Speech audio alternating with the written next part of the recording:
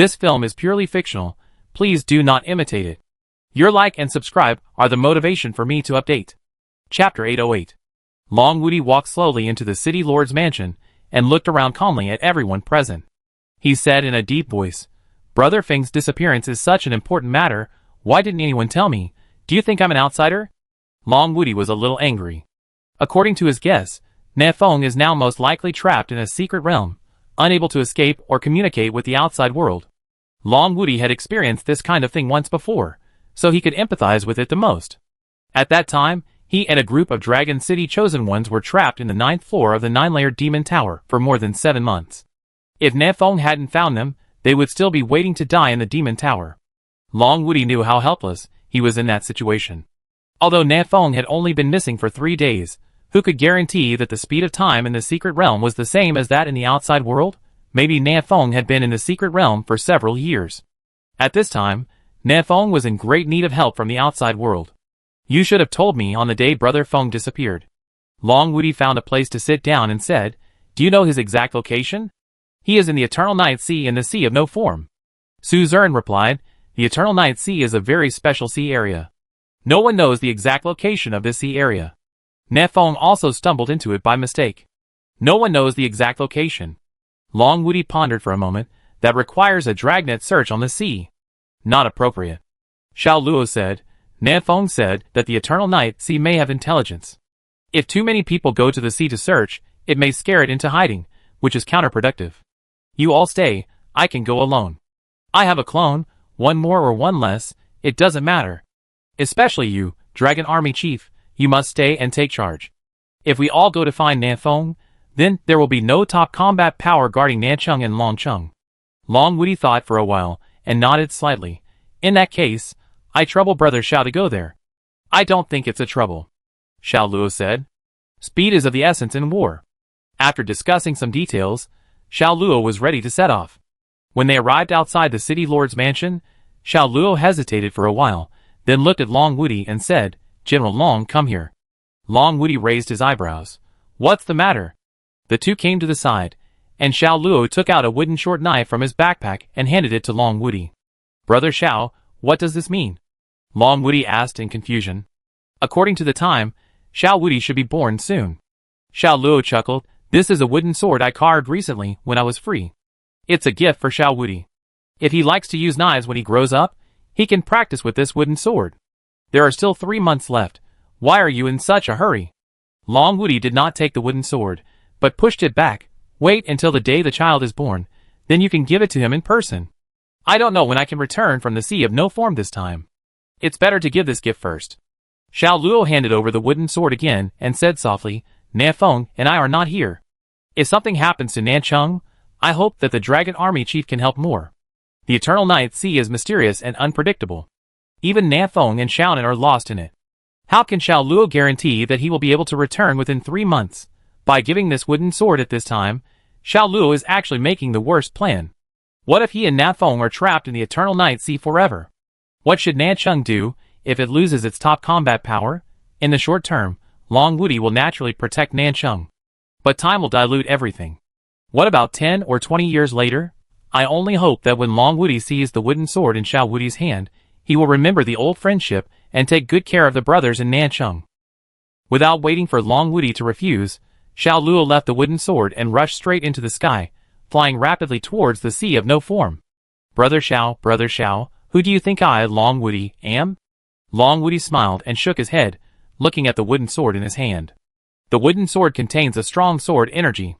Even if an ordinary person holds it, he can easily kill a beast of level 20 or 30.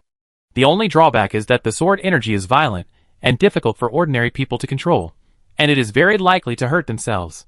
Otherwise, if hundreds of thousands of ordinary people in Nancheng are equipped with one, it will also be a considerable force. It's too dangerous for a newborn baby to play with this thing. Having said that, Long Woody still put away the wooden sword. He walked slowly towards the direction of Longcheng, muttering silently in his heart, "Sword. My child should be like me and like boxing. Well, if he really likes to use a knife, that's good too. I know how to do it anyway, and can teach him. Wait, what if it's a girl? It's not good for a girl to fight with a knife. Just learn Wing Chun. If the child is not interested in this and likes to recite poems and paint, I, as a father, will fully support him. It's my first time being a father. Why am I still a little nervous? Long Woody was thinking wildly, and the corners of his mouth slightly raised, revealing a smile. Suddenly, his legs softened, and the strength in his body seemed to be drained away, and he fell back softly. Shadow of the Night standing up from the shadow of Long Woody, he stretched out his hands to hold Long Woody to prevent him from falling to the ground. A few seconds later, Long Woody gradually regained his strength. He stood up straight and exhaled gently. This was not the first time that this happened to him. Especially in recent times, this situation has become more and more frequent. Long Woody knew that this was his unborn child, constantly absorbing the energy in his body. Suyana weakened Long Woody in this way, and the effect was indeed obvious. Energy loss is getting faster and faster. When the child is born, I may drop to level 45, or even lower. Long Woody murmured in a low voice, in the last 3 months, I must absorb enough energy. Long Woody had a hunch that in 3 months, when his child was born, Suyana would definitely come. That was Suyana's only chance to kill Long Woody. Long Woody had to stabilize at level 46 at least to protect himself, his child, and Dragon City. Thinking of Suyana, Long Woody closed his eyes, and sensed the misty air in the distant horizon in his heart. A few months ago, Long Woody injected a trace of misty air into Suyana's body, and until now, Suyana still has not been able to eradicate it. You are not feeling well, are you? Long Woody sneered and said inwardly, if you really dare to come in 3 months, I will give you a big gift. He looked at his panel, and in the level column, it clearly showed, level 46, 88%. This is not Long Woody's peak. Just a few minutes ago, it was still shown here, level 46, 90%. If it weren't for Long Woody's child who had been absorbing his energy. At this time, Long Woody would have been level 47. Chapter 809. Year 2 of the Dragon Calendar, January 26th. Another 10 days passed in a flash. Xiao Luo searched in the sea of no form for 10 days and 10 nights, but found nothing. When this news was passed back to Nancheng, everyone in Nancheng felt very heavy. Because this basically meant that their city lord, Nafeng, had completely lost contact. In the city lord's mansion, seeing that everyone was in a very depressed mood, Su Zuran said, "What are you doing? Nafeng is not dead. Why are you pretending to be in mourning? Maybe in 10 days or half a month, he will come back by himself." That's right. Yu Ran encouraged, it's only been 10 days. Isn't it normal that we haven't found it? Instead of being depressed here, we should think of more ways. Wang Yuanning was quick-witted and soon thought of a way. The primitive world has a history of hundreds of thousands of years, and someone must have been to the Eternal Night Sea. We can check the ancient books, and maybe find clues about the Eternal Night Sea. Shen Pan pondered, speaking of ancient books. The first thing I thought of was the ancient book. The Tang family should have copied the original ancient book. We can borrow it and read it. This is a good idea. I will go to the Tang family now. Then I will go to the imperial capital to see if I can find out anything. Go to the imperial capital? You are so brave. Are you going to die? Don't worry, the emperor has been missing for a long time. I guess his grave is overgrown with grass. The imperial capital is not in danger now. Then I will go to the Moon God Palace to take a look. The previous Moon Emperor died not long ago, and the new Moon Emperor has an unstable foundation. He dare not attack me, don't worry. Everyone dispersed quickly, each trying their best to find Nafeng. Yunfei, I'm going to the Moon Palace. Do you want to come with me?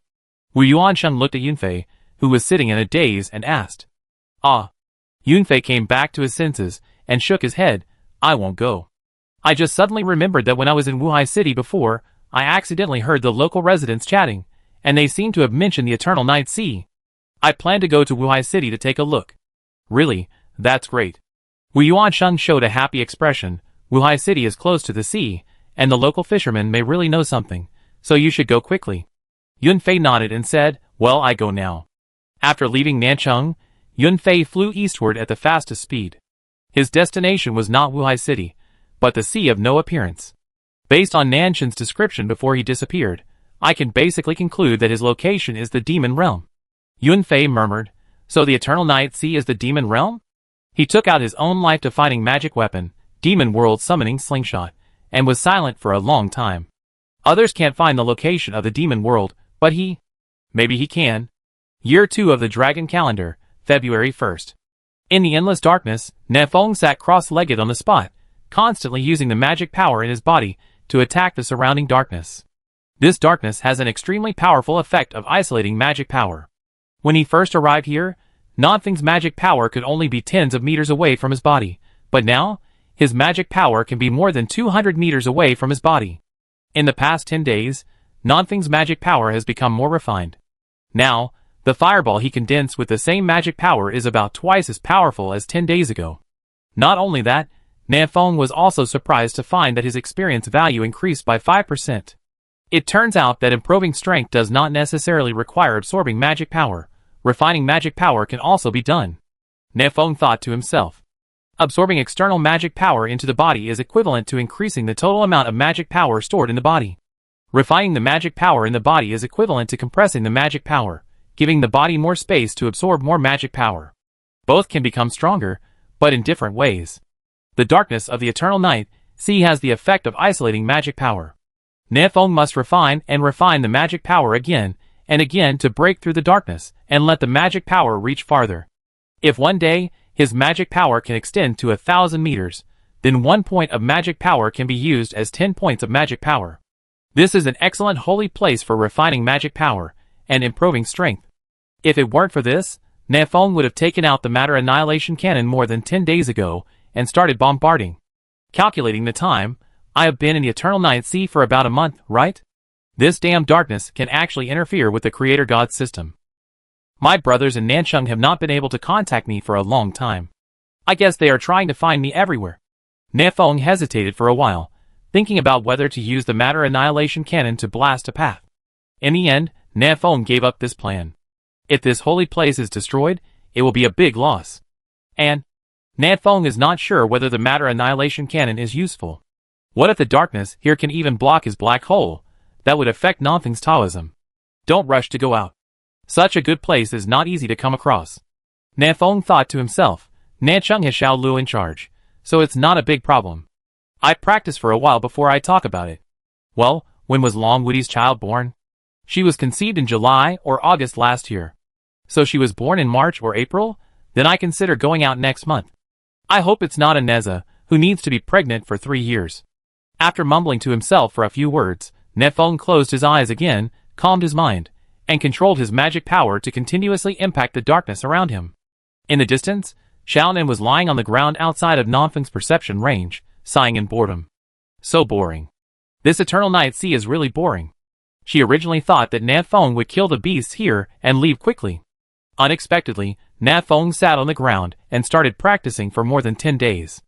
And judging from the situation, he had no intention of stopping at all. You are a chosen one. Why do you practice? Can you respect the cheats given to you by the God of creation? Killing ferocious beasts can improve your strength. Isn't that good?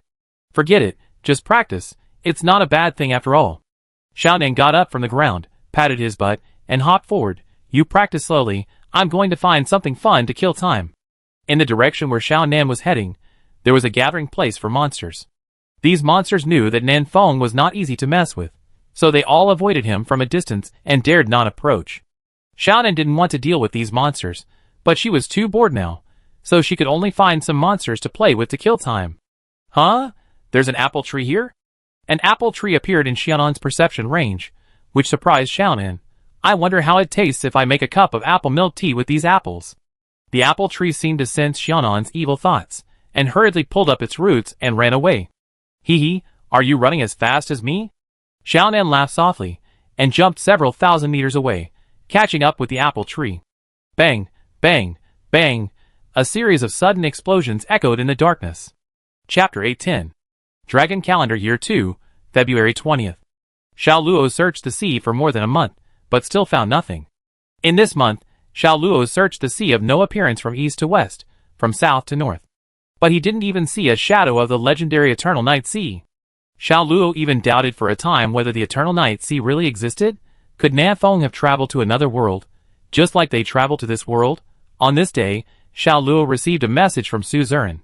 The content roughly said that there are 3 special seas in the Sea of No Form, namely the Arctic Ice Sea, South, Arctic Ice Sea, North, and the Eternal Night Sea. Compared with the mysterious Eternal Night Sea, the other 2 Arctic Ice Seas are much easier to find, in the southernmost and northernmost parts of the world. There are creatures in the Arctic Ice Sea, and they may know how to go to the Eternal Night Sea. After receiving the message, Xiao Luo rushed to the Antarctic, which was closer to him. In the primitive world, Antarctica has less than an hour of sunshine every day, and the temperature here is extremely low, maintaining at -70 to 100 degrees Celsius all year round. In such a low-temperature environment, most creatures cannot survive. The few creatures that can adapt to this environment will gradually die due to lack of food. Today, there is only one elemental beast called Son of Ice Crystal. This beast does not need to eat, it only needs the surrounding temperature to be low enough to survive, and the polar ice sea is a paradise for them. The second year of the Dragon Calendar, February 21st. Today was Xiao Luo's first time to set foot in the Arctic Ocean, south, and he was soon warmly welcomed by the Sons of Ice Crystal's tribe. Tens of thousands of ice balls were thrown at Xiao Luo. This was the way of hospitality of the Sons of Ice Crystals. Xiao Luo knew that friendship could only last if courtesy was exchanged, so he decisively slashed out 999 blades of energy in return. The second year of the Dragon Calendar, February 23rd. It took 2 days for Xiao Luo to fight his way from the outermost part of the Arctic Ocean to the center. Along the way, he had chopped countless Sons of Ice Crystals into ice chips. But the vitality of these beasts was so strong that physical damage could not kill them at all. Even if they were crushed into powder by the sword, they could recondense into ice crystals after a period of time and attack Xiao Luo again. They are all guys with low intelligence and unable to communicate. Xiao Luo calmly swung his sword and cut the iceberg in front of him, opening up a path. But these Sons of Ice Crystals attack and defend in an orderly manner, and they have tactical coordination with each other. It is obvious that there are creatures with higher wisdom secretly directing them. Speaking of this, Xiao Luo suddenly raised his voice and said loudly, "Show yourself, hiding is meaningless." Crack, crack. As Xiao Luo's voice fell, 2 cracks appeared on a huge iceberg towering into the sky right in front of him. The 2 cracks opened bigger and bigger, like a pair of eyes slowly opening. "Human, leave here." The iceberg made a dull sound, as if it was a call from ancient times. Xiao Luo's eyes condensed, and he looked at the huge iceberg with eye of insight. Ice Crystal Giant, level 46. Here, there is actually a level 46 beast. Xiao Luo was stunned for a moment, then said, "Tell me the location of the Eternal Night Sea, and I will leave immediately." The iceberg was silent for a while, and said in a muffled voice, "You are not qualified to negotiate with me. Let's go, while I don't want to do it." Swish. The sword energy was crisscrossed, leaving a deep scar on the iceberg. "Do you want to fight now?" Xiao Luo held Qingyao in his hand, and walked forward step by step. "Come on, after the fight, I will be qualified to negotiate with you." "Human, how dare you?" On this day, a violent earthquake occurred in the polar ice sea, setting off waves tens of meters high. The second year of the Dragon Calendar, the first day of March, Dragon City. Today's Dragon City is very lively, and people in the streets and alleys are discussing one thing: the child of the military leader Long Wudi is about to be born. Have you heard? The due date of the little military leader is March 5th, which is 4 days later. So soon? Didn't they say it would be around the end of March? Who knows? Maybe it's a little premature. After all, this is not the blue planet, the magnetic field is different, and there might be some impact. Before, I heard someone say that the chosen ones are infertile. Now it seems like nonsense. Do you think the little military leader is a boy or a girl? Who knows? Compared to the relaxed feeling of the residents of Longcheng, Long Wudi seemed a little nervous. When he thought that he was about to become a father, he couldn't calm down. No, I must hold my breath and concentrate, and I can't continue to think about it. Long Wudi took a few deep breaths and forced himself to calm down. The due date was advanced, which was not good news for Long Wudi. In fact, at this juncture, any variables were not good news. There are still 4 days left, and I may not be able to break through level 47. Long Wudi thought to himself. Recently, Xiao Wudi has been absorbing energy more and more frequently. Several times, Long Wudi was about to touch the door of level 47, but was interrupted by Xiao Wudi. Long Wudi suspected that Sui Yana was deliberately interfering with his breakthrough. "Sui Yana, are you afraid that if you delay any longer, I will break through level 47, so you can't wait to fight me to the death? How can you beat me now? Do you have any other means to turn the tables?" Long Wudi closed his eyes, released his mind, and searched for the mist that penetrated into Sui Yana's bones. He felt that mist was slowly approaching him. 4 days later, Sui Yana would arrive in Longcheng. It was foreseeable that she would take action when the child was about to be born, which was when Long Wudi was at his weakest.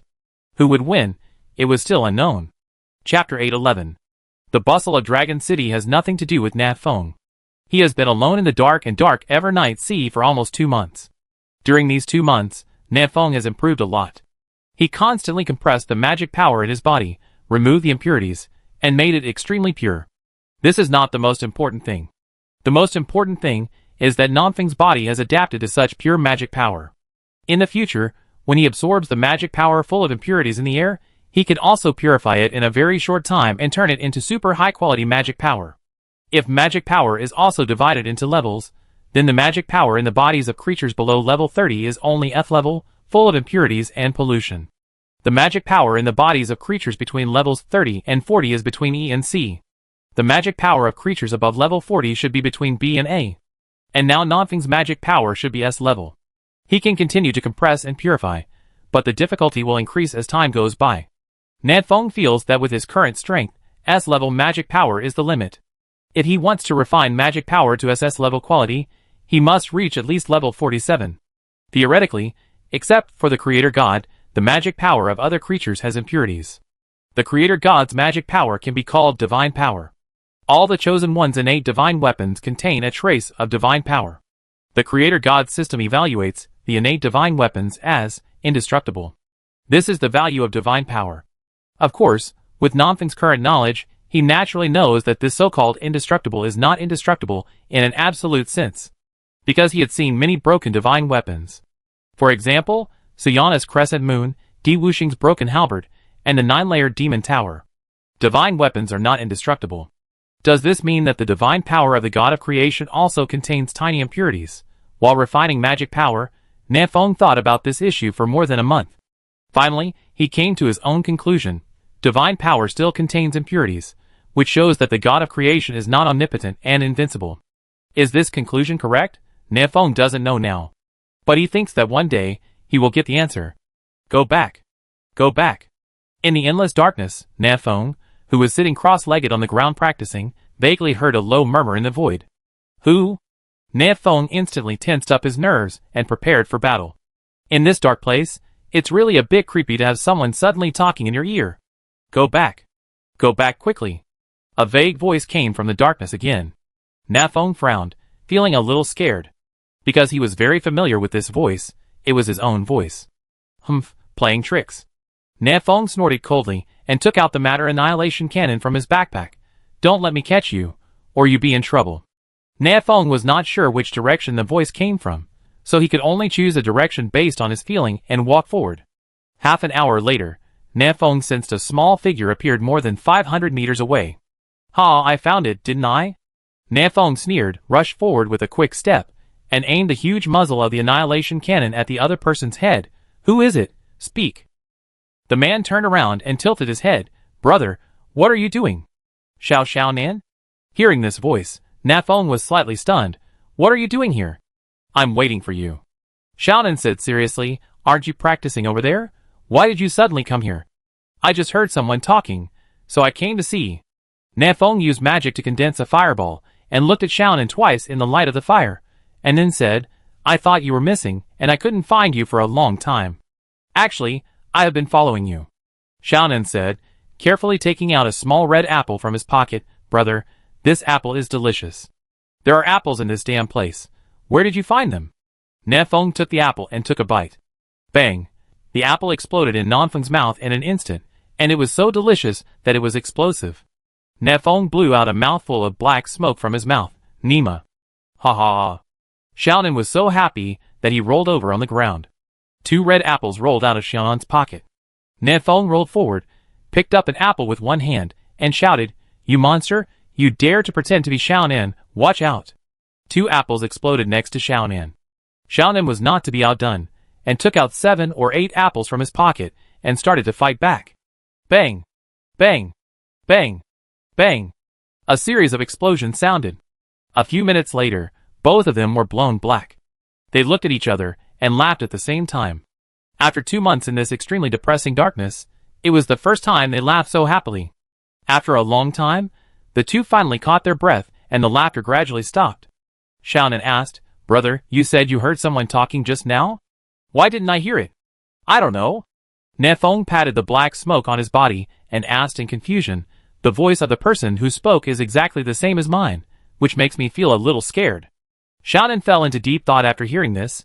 I can't hear? The voice is exactly the same as my brother's? Nanfeng nodded. Yes. Do you know what is causing the trouble? I don't know. Xiaonan thought for a long time, but still shook his head and said, we are not far away. The other party can block me, and only let you hear the voice. His strength must not be underestimated. By the way, what did the other party say? He said. Nanfeng imitated the other party's tone and said, go back. Go back quickly. Go back? That's it? Yes, that's what he said. I don't quite understand. Xiaonan thought for a while, and was a little confused. He didn't know who the other party was, and what he wanted to do. Calculate the time, it should be March now, right?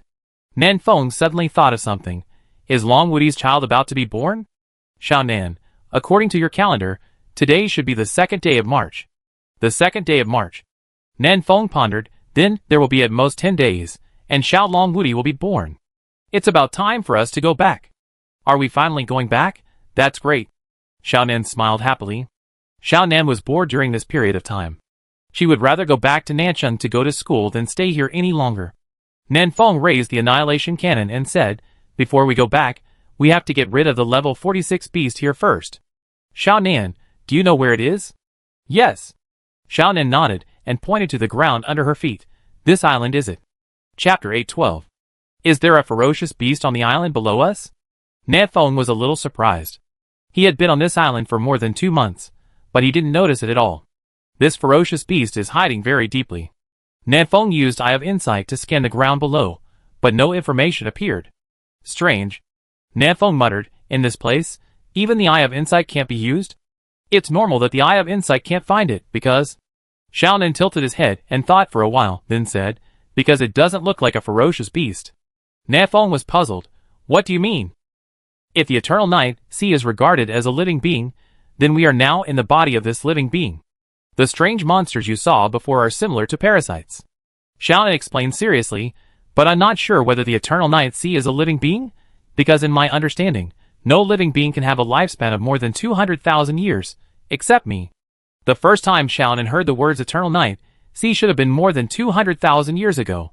If the Eternal Night Sea is really a living being, then it has lived for at least more than 200,000 years, almost the same generation as Xiaonan.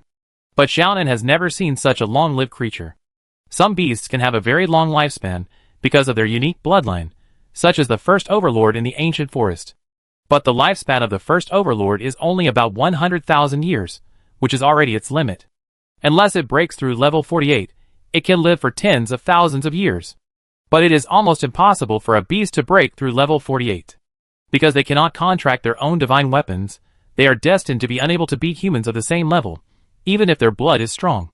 In Xiaonan's more than 200,000 years of life, she has never seen a beast of level 48, and she has never even heard of it. Therefore, it is very strange that this beast of only level 46 in the Eternal Night Sea can live for more than 200,000 years. Xiaonan even doubted whether he had made a mistake. After staying here for 2 months, Xiaonan knew that his judgment was correct. The Eternal Night Sea was indeed only level 46. The reason why it can have such a long life is because it has no emotions. Xiaonan said seriously. No emotions? Nanfeng thought about it for a while, and understood what Xiaonan meant. You mean, it is a dead thing? Xiaonan nodded. It's okay for you to understand it this way. She put her hands behind her back, looked like an old scholar, and said with a shake of her head, you have a good old saying in your dragon country, if the sky has emotions, it will also grow old. Living beings with 7 emotions and 6 desires, and true feelings, will always grow old one day. Even the way of heaven is no exception. Then what will not grow old? A stone on the roadside, a grain of sand on the beach, the clothes you throw away. These dead things have no concept of lifespan. They can exist until the end of time. The Eternal Night Sea is the same. It has no emotions, no wisdom, and even no instinct to survive. It's not accurate to say it's a fierce beast. It should be said that it's a... Nanfeng answered quickly, it's a magical stone. Xiaonan's eyes lit up. Yes, it's a magical stone. This metaphor is very appropriate. The Eternal Night Sea is a stone, which means Nanfeng doesn't need to fight. But this makes Nanfeng feel troubled. If the Eternal Night Sea was a fierce beast, after Nanfeng killed it, The Creator God's system would directly convert the magic power in its body into experience points and inject it into Nanfeng's body. But it happened to be a stone. Blowing up a stone, there is no experience point to be gained. Well, according to my experience. Xiaonan pondered, brother, you can blow up this stone from the inside, let the magic power in the stone flow between heaven and earth, and then you can absorb it. That's too much trouble. Nanfeng shook his head, and didn't intend to do so. The primitive world is still full of magic power. Where can it be absorbed? Why must we absorb the magic power in the Eternal Night Sea? Moreover, if we keep the Eternal Night Sea, we can come here to refine magic power in the future. There is no need to destroy it. Forget it, let's go back first. Nanfeng gave up the idea of destroying the Eternal Night Sea and said, I have been feeling uneasy since just now. I wonder if something went wrong in Nanchang? Let's go, Xiaonan, let's go home. Go, are we going back now? Xiaonan hesitated for a moment. The magic here is enough for an ordinary person to break through from level 1 to level 46. Are you sure you don't want it? Nanfeng shrugged. Leave it for now. No one else will come to this place anyway. Let's go, I have a bad feeling, let's go home quickly. Well, okay. Xiaonan turned around, chose a direction, and walked. Come with me, keep walking this way, and you will be out in about 3 days. 3 days? It takes that long? Nanfeng followed Xiaonan's steps, with a hint of doubt in his tone. Don't you think about how long it took you to get here? Then should we walk faster? Or fly back directly? No, the darkness here is very strange. If we go too fast, we will just go in circles. If we want to get out, it will take at least 3 days. Okay. Nanfeng had no choice but to follow Xiaonan forward because he couldn't find the right way. But he felt that Xiaonan was a little strange. She seemed not to want to leave here too soon. The two stopped talking and walked forward silently. After a long time, Nanfeng suddenly said, By the way, Xiaonan, do you think Long Wudi's child is a boy or a girl? Xiaonan didn't even think about it, and answered directly, Boy. Nanfeng raised his eyebrows. Really? How do you know? Xiaonan snorted proudly. Who am I? Is there anything I don't know in this world? Nanfeng asked again. Then do you know when his child will be born? Xiaonan hesitated for a while. It should take about 10 days? Should? Nanfeng's voice gradually became cold. You are lying, Xiaonan. Xiaonan said nothing. Nanfeng, is that child about to be born? Xiaonan still said nothing. Nanfeng, will Siyana take this opportunity to get rid of Long Wudi? Xiaonan still said nothing.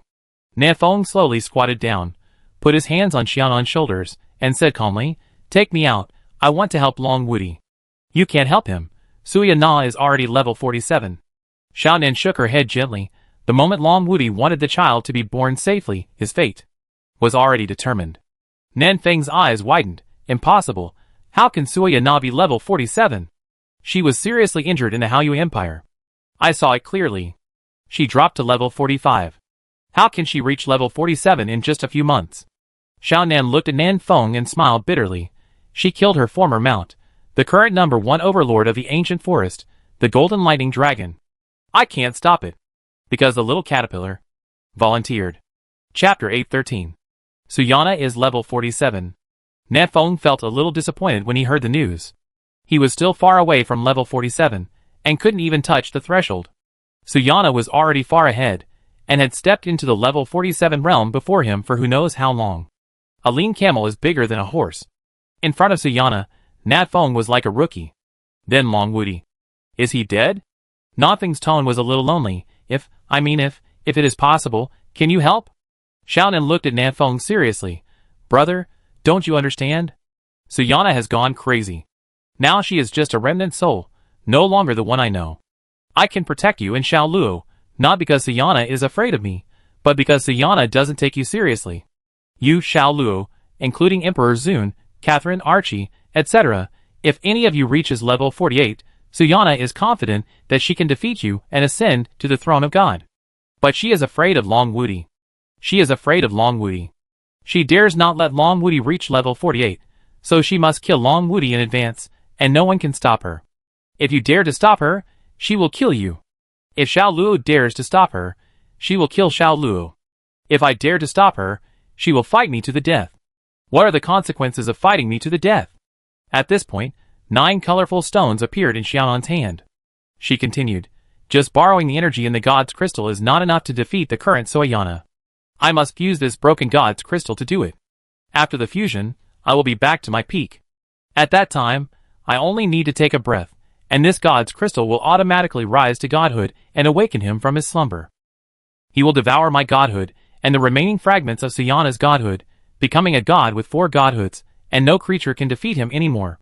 Even if Longwoody can survive this time, what does it matter? When he becomes a god in the future, he will be easily wiped out by him. If he cannot be defeated, then the curse he has placed on the chosen ones cannot be lifted, and all chosen ones will die in more than 90 years. This is a way of mutual destruction. Suyana and I will die first, and you can live for a few decades before dying. Brother, are you sure you want me to do this? After listening to Xiaonan's words, Nefeng was silent for a long time. This is a trolley problem. On one track, there is Longwoody. On the other track, there is the curse on Xiaonan and all the chosen ones. Now, Suyana is driving the trolley aggressively. What should Nefeng choose? He doesn't know. He can't make a choice now. Before in the Haoyue Empire, she should have been killed, so that Longwoody would not. Speaking of this, Nefeng was suddenly stunned, and then smiled bitterly. At that time, it was Longwoody's own choice to let Suyana go. Why did Longwoody make such an irrational choice at that time? Was he confused by Suyana? Or was he dreaming? I just said that the moment Longwoody wanted the child to be born safely, his fate was already determined. Xiaonan said softly, "Do you think Longwoody doesn't know what he is doing?" "No, he knows everything. Every decision he makes is carefully considered." Nefeng showed an ugly smile. "He is about to die. Is this also something he has carefully considered?" "Yes." Xiaonan nodded. "The night before we set off, Longwoody came to see me." Nefeng was stunned. How could he not know this? "Why did he come to you?" Nefeng asked. "He asked me a question." Xiaonan pointed to the sky and said, "He asked me if the god in the sky still has humanity." "What is this question? Does the god of creation have humanity? What does it have to do with Longwoody?" Nefeng pondered for a while, and vaguely figured out why Longwoody asked this question. Perhaps he has been hesitating and struggling about whether to have this child. So he asked Xiaonan such a question. If the god of creation still has humanity, then Longwoody might give up the child, and then work hard to become a god, and then pass on the fire of civilization of Blue Star as a god. If the god of creation has no humanity, then his becoming a god has lost its meaning. Because in the eyes of the god of creation who has no humanity, the civilization of Blue Star is as unimportant as the weeds on the roadside. Therefore, Longwoody needs a Blue Star person who can inherit his will and live long enough to pass on the civilization of Blue Star. And his child may be a good choice. Although he had guessed the answer given by Xiaonan, Nefeng still asked seriously, "What is your answer?" Xiaonan looked into Nefeng's eyes. "My answer is, he has no humanity." Sure enough. Nefeng smiled bitterly, lying on his back on the ground, staring blankly at the dark sky. After a long while, he asked calmly, "Where is Xiao Luo? Is he in danger in Nancheng? And the brothers and sisters in Nancheng?" Xiaonan said, "Suyana will not touch the people in Nancheng, because she doesn't want to fight with me." "That's good." Nefeng closed his eyes and stopped talking. Year 2 of the Dragon Calendar, March 5th. 3 days passed in a flash. If Xiaonan's judgment was correct, Longwoody's child would be born today. Nefeng and Xiaonan stayed in the endless darkness for another 3 days. During these 3 days, they were silent, and no one spoke. "Go back, tell!" Suddenly, Nefeng heard that familiar voice again. That voice exactly like his own. "Who is it? Get out of here!" Nefeng, who was lying on the ground in a shape, suddenly turned over and roared at the darkness around him. No one. Except Xiaonan, there was no one in the darkness. "Brother, did you hear that voice again?" Xiaonan looked at Nefeng in confusion. "Yes." Nefeng nodded, his eyes widened like copper bells, and he kept looking around. 9 colorful stones burst into dazzling light and rotated around Xiaonan. With the help of the power of God's crystal, Xiaonan instantly saw through the entire eternal night sea. Apart from the monsters that already lived here, Xiaonan did not find anything unusual. Strange. Xiaonan lowered his head and thought for a long time, then asked, "Brother, what did the voice say?" Nefeng said in a deep voice, "He told me to go back." This. Xiaonan looked Nefeng up and down, and suddenly laughed. "Then congratulations to you, brother." Nefeng frowned. "Huh? Congratulations to me for what?" "Congratulations, you can go back." Xiaonan grabbed Nefeng's hand and chuckled. "I will take you back now. Whatever choice you make after you go back, I will support you. Xiaonan jumped lightly and took Nafeng straight into the sky. Nafeng felt dizzy. Indistinctly, he heard the same voice again. Hurry. Tell. There is. A little. Chapter 814. Nafeng was led by Xiaonan and rushed out from the bottom of the sea. He was suspended above the sea and looked at the moon above his head in a daze. The moonlight was very soft, and he liked it very much. That voice, what did it say? Nafeng murmured to himself in a low voice. The moment he left the Evernight Sea, he heard the voice that was exactly the same as his own again. It's a pity that he couldn't hear it clearly, but only vaguely heard a few words. Forget it, don't worry about it for now. Nafeng hurriedly opened the panel, and a lot of information came to him. The brothers and sisters in Nancheng were very concerned about Nanfeng's situation, and sent him messages every day, which made Nafeng feel warm in his heart. Even though Nafeng had been missing for 2 months, no one gave up the hope of finding him. Nafeng didn't have time to reply one by one. He quickly went through all the information accumulated in the past 2 months, and roughly understood what happened during this period. It was the 2nd year of the Dragon Calendar, the 5th day of the 3rd month, more than 4 o'clock in the morning, and it was still dark. According to the chat records of everyone in the chat channel, Long Wudi's child had not been born yet. The child's due date is around 6 p.m., which is 14 hours away. This made Nafeng feel relieved. He came back in time. He didn't rush back to Nancheng because he saw the chat records in the Handsome Dai group that Xiao Luo went to the Arctic Ocean, and there had been no news for several days. Why did this kid go to the Arctic Ocean? Didn't I say I was in the Eternal Night Ocean? Nafeng turned off the panel, turned his eyes to the south of the world, and said, Xiaonan, let's go to Antarctica first. Okay. The two figures flashed, and they tore through the clouds in the sky and flew to the southernmost part of the primitive world. There were only 2 white traces left in the sky, like a plane flying by. 10 minutes later, a figure flew here along the traces in the sky. Did any ferocious beast pass by here just now? Yunfei looked at the sky, and then looked at the surging sea below, and his heart suddenly beat twice. He had been flying over this sea for more than a month, but he still couldn't find any trace of the Eternal Night Sea. But now, he had a vague feeling that the legendary and extremely mysterious Eternal Night Sea was right under his feet. Although in his eyes, the sea below was no different from the seas in other places. But he just had this feeling. Let's go down and take a look. Maybe this is the entrance to the Eternal Night Sea. Before landing, Yunfei was careful and sent the coordinates here to the Handsome Guy's group. In case of any emergency, the brothers in Nancheng can also come to find them in the first time. After doing all this, Yunfei dived down and dived deep into the sea. The deeper he dived, the dimmer the moonlight in the water became.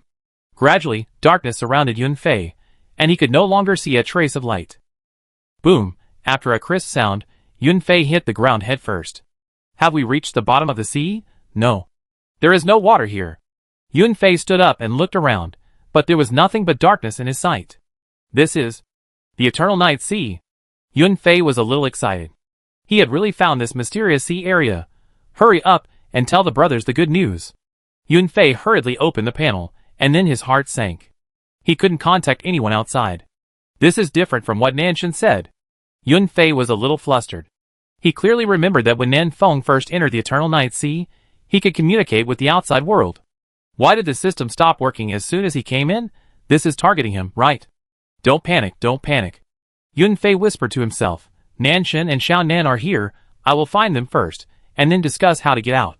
After calming down, Yunfei randomly chose a direction and began to explore in the dark. What he didn't know was that all around him were full of various demon creatures. Red scarves, high heels, brand new armor, sharp holy swords, and cute apple trees. It was a little after 8 o'clock in the morning, in the primitive world of Antarctica. When they were still more than 100 kilometers away from the South Pole, Nanfeng heard the sound of fierce fighting coming from the depths of the glacier. What level is the beast in the polar ice sea? It can actually fight Xiao Luo for several days. Nanfeng asked Xiaonan beside him. A level 46 ice crystal giant. Xiaonan replied, this is a semi-elemental life form, very tough, and extremely difficult to kill. Nanfeng raised his eyebrows. Ice crystal giant? What is its relationship with the ancient ice crystal giant in the 9-layer demon tower? It doesn't matter. The king of this race is called Ice Crystal Giant God, but the one in the 9-layer demon tower is just a beloved king for more than 100,000 years. Xiaonan explained, back then, The owner of the 9-layer demon tower wanted to kill the ice crystal giant god and break through level 48. But they fought for more than 8 months, and the owner of the demon tower failed to kill the ice crystal giant god. In the end, he could only take it into the demon tower to enhance the strength of the demon tower. But the owner of the demon tower wasted 8 months in vain, which also made him lose the qualification to compete with Sayana for the throne. A chosen one named Jerry overtook the opponent and reached level 48 before the owner of the demon tower, becoming Sayana's final opponent. Listening to Xiaonan's story of the past, Nanfeng became interested. What happened next? The battle between Jerry and Sayana should have been exciting, right? Xiaonan shook his head slowly. Not exciting.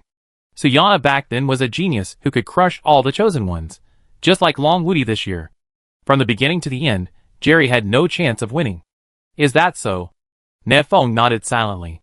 But Nanfeng was a little puzzled, because he felt that Sayana was strong, but not strong enough to crush all the geniuses with 2 palms. Were the Red Star people so weak back then? No one could fight? Between the same level, he and Xiao Luo both had the capital to fight Sayana. Although they might not win, at least they would not be crushed by her. Xiaonan guessed what Nanfeng was thinking and added, "Don't forget, the current Sayana is not the complete Sayana, she is just a remnant soul. And her memory is not complete." Nanfeng asked in confusion, "Oh, what do you mean?" Xiaonan pursed her lips, thinking about how to express it. But in a few words, the two had already flown to the polar ice sea. From a distance, Nanfeng saw Xiao Luo who was fighting with the ice crystal giant. "Let's talk about the story later, I go help first." Nanfeng took out the matter annihilation cannon, thought for a while, and put it back. He rushed to a height of 10,000 meters, retracted his left leg, stretched his right leg, gathered a lot of magic power in his right foot, and then fell down suddenly. "Look at me, Leo flying kick." Chapter 8:15. Nanfeng fell rapidly from a height of 10,000 meters. His body rubbed against the air, emitting a red light representing high temperature. This kick was like a bolt from the blue, stepping hard on the iceberg. Boom! The dull sound filled the entire polar ice sea area, and as shock waves swept away, smashing all the suns of ice crystals around. But even with such a powerful kick, only a dozen suns of ice crystals were crushed to death. As Xiaonan said, this kind of semi-elemental life form is indeed very tenacious. It is impossible to kill them just by the aftermath of the battle. Crack, crack. With Nanfeng's right leg as the center, the iceberg was soon covered with spider web-like cracks. This iceberg is actually the head of the ice crystal giant. Its head is above the water, and its larger body is hidden under the sea. Damn human. Its head was almost kicked to pieces by Nanfeng, which made the ice crystal giant very angry. Its huge hands stretched out from the bottom of the water, and slapped Nanfeng on the head. I dodge. Nanfeng did a backflip, jumped off the iceberg, and landed next to Xiao Luo. Xiao Luo looked at him. "When did you come out?" Nanfeng replied, "Just now." Ice crystal giant, seeing that the two humans were still chatting, he became more and more angry, and slapped them with his 2 big hands, just like slapping a fly. But its huge body looked extremely clumsy in the eyes of Nanfeng and the others. It was impossible to hit the 2 people with such an attack method, just like it was difficult for humans to slap a fly on the table with bare hands. Before the iceberg fell, the 2 had retreated thousands of meters away. "What do you mean? Do you want to kill it?" Nanfeng asked. "I'm afraid it's difficult. Its vitality is very tenacious."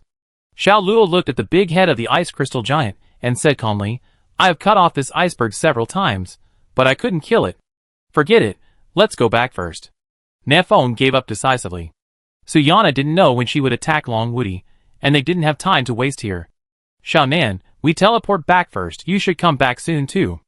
Nanfeng said hello to Xiaonan, and teleported back to Nancheng with Xiao Luo. As soon as they left, the angry ice crystal giant immediately turned his attention to Xiaonan. "You are also their accomplice, don't even think about running away." As he said that, his big hand slapped Xiaonan fiercely. Xiaonan, who was less than 1.5 meters tall, looked up and saw this several thousand-meter-long glacier hand smashing down, feeling like the sky was falling. "Do you have ping-pong balls in your eyes? I didn't hit you just now." Just as Xiaonan was about to leave, she suddenly had an idea. She took out the top 2 layers of the 9-layer demon tower and swooshed in. Boom! When the big hand came down, only 2 layers of the demon tower were left on the ground.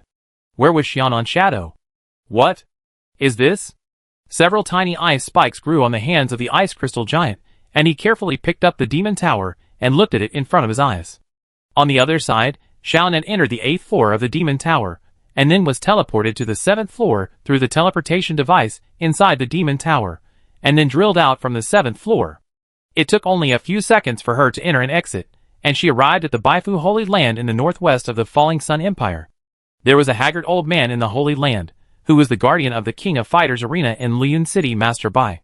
At this time, Master Bai no longer had the aura of a strong man in the past.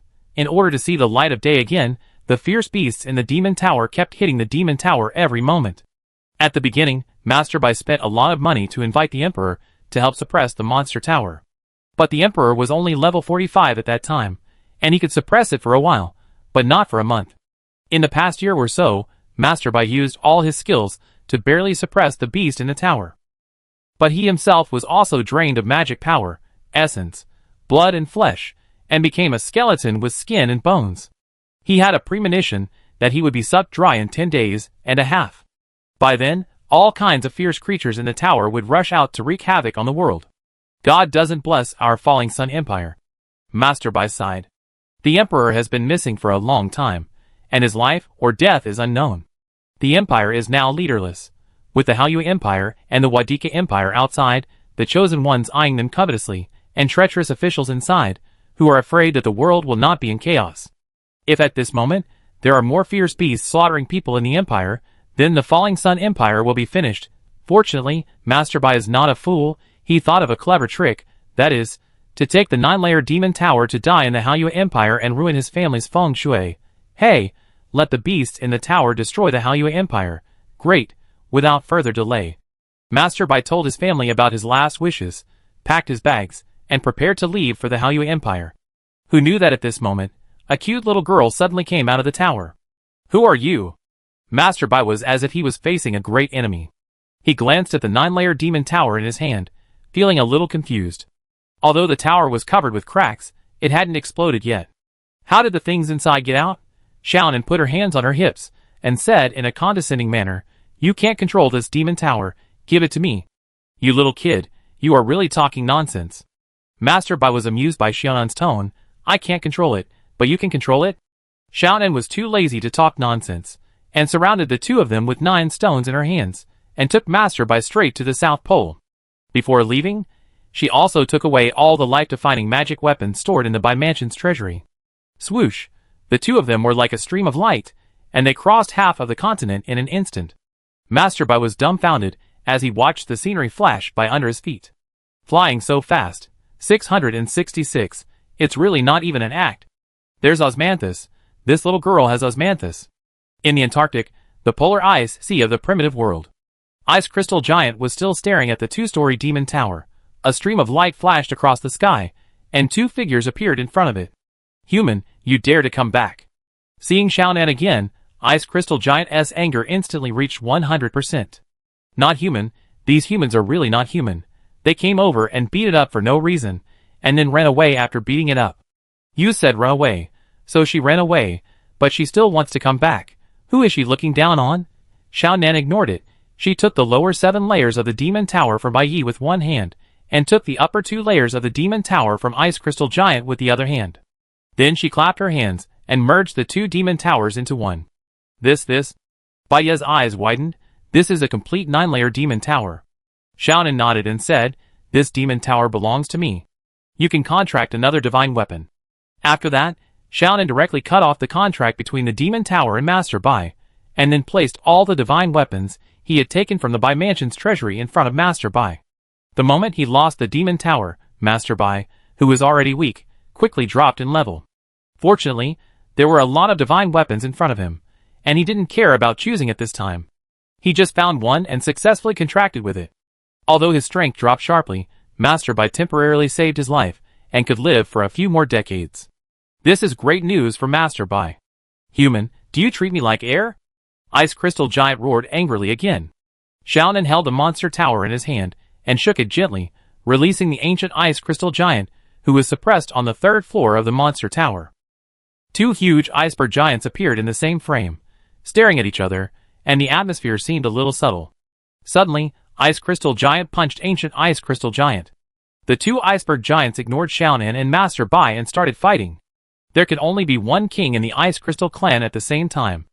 Xiaonan thought to himself, between them, the loser will be eliminated, and the winner will be promoted to level 47 and become the backup hidden energy source for my brother. I just don't know if my brother can keep the prey I prepared for him. Don't let Emperor Zun, Xiao Luo and others snatch it away. It will be a bit embarrassing. I think my brother can do it. After all, I can't transmit the sound back, and as far as I know, neither can he. Chapter 816. Ancient Ice Crystal Giant at its peak, it was a super beast of level 47. But it had been suppressed in the 9-layer demon tower for more than 100,000 years, and it was no longer as brave as it once was.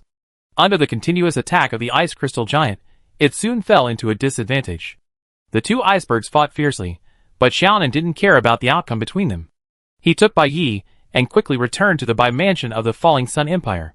We're at your house, get off the car. Xiaonan put Bai Yi down and returned all the life magic weapons he had just taken to him. Xiaonan doesn't like these rubbish life-saving weapons. Senior? Seeing Xiaonan was about to leave, Master Bai said quickly, I have no way to repay you for saving my life. This is the jade token of the elder of my Bai family. Please accept it. If you need my Bai family in the future, just show this jade token, and my Bai family will definitely help you. Xiaonan pondered for a moment and accepted the jade token. Okay, I give you a face, old man. Let's go! As soon as he finished speaking, Xiaonan disappeared in front of Master Bai without a trace. What a fast speed! Master Bai thought to himself, this senior's strength is probably not weaker than that of the Emperor. Thinking of the Emperor, Master Bai sighed again. I don't know if the Emperor is dead or alive. When can he return? What can we do in this huge Falling Sun Empire, without the Emperor, to lead the overall situation? Deep in the ancient forest South City, Nefeng and Xiao Luo teleported back at the same time. Nefeng, Xiao Luo, you are finally back. Suzerain saw the two of them, and smiled on his tired face.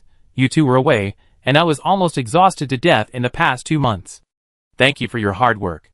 Nefeng patted his shoulder and asked, where is Long Wudi? Has his child been born? Suzerain shook his head and said, not yet. According to the news from Longcheng, the child should be born around dusk. Long Wudi has been in seclusion for some time, and no one knows where he is. In seclusion?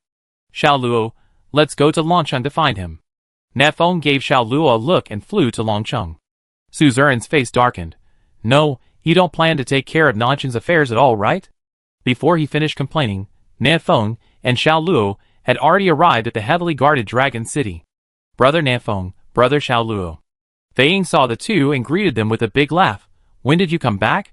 I heard that you were missing before, which made us brothers worry for a long time. Xiao Luo corrected. He is missing, I am not. Nefeng also corrected. I am not missing either, I am in seclusion. By the way, where is Long Wudi? I want to see him. Long Junshou, he is also in seclusion. Fei Ying replied, sorry, Nefeng brother, Long Junshou has given an order that no one can disturb him at this time. Nefeng said firmly, no, I must see him, otherwise I will not be at ease. The place where Long Wudi is in seclusion may not be safe. What if Suyana has sneaked in? It is not impossible for her to drag Long Wudi into a dream while he is in seclusion and unable to be distracted. Although this possibility is relatively small. Military orders are as firm as a mountain. Sorry, Lord Nefeng, you can't see the Dragon Army Chief now. Flying Eagle's tone was equally firm. As a soldier, Flying Eagle completely obeyed Long Wudi's orders. Even if the King of Heaven came today, Flying Eagle would stop him. The surrounding Dragon City chosen ones all stepped forward and surrounded Nefeng and Xiao Luo without making a sound. The atmosphere suddenly froze. It seemed that they were going to fight if they disagreed. Flying Eagle, let them come.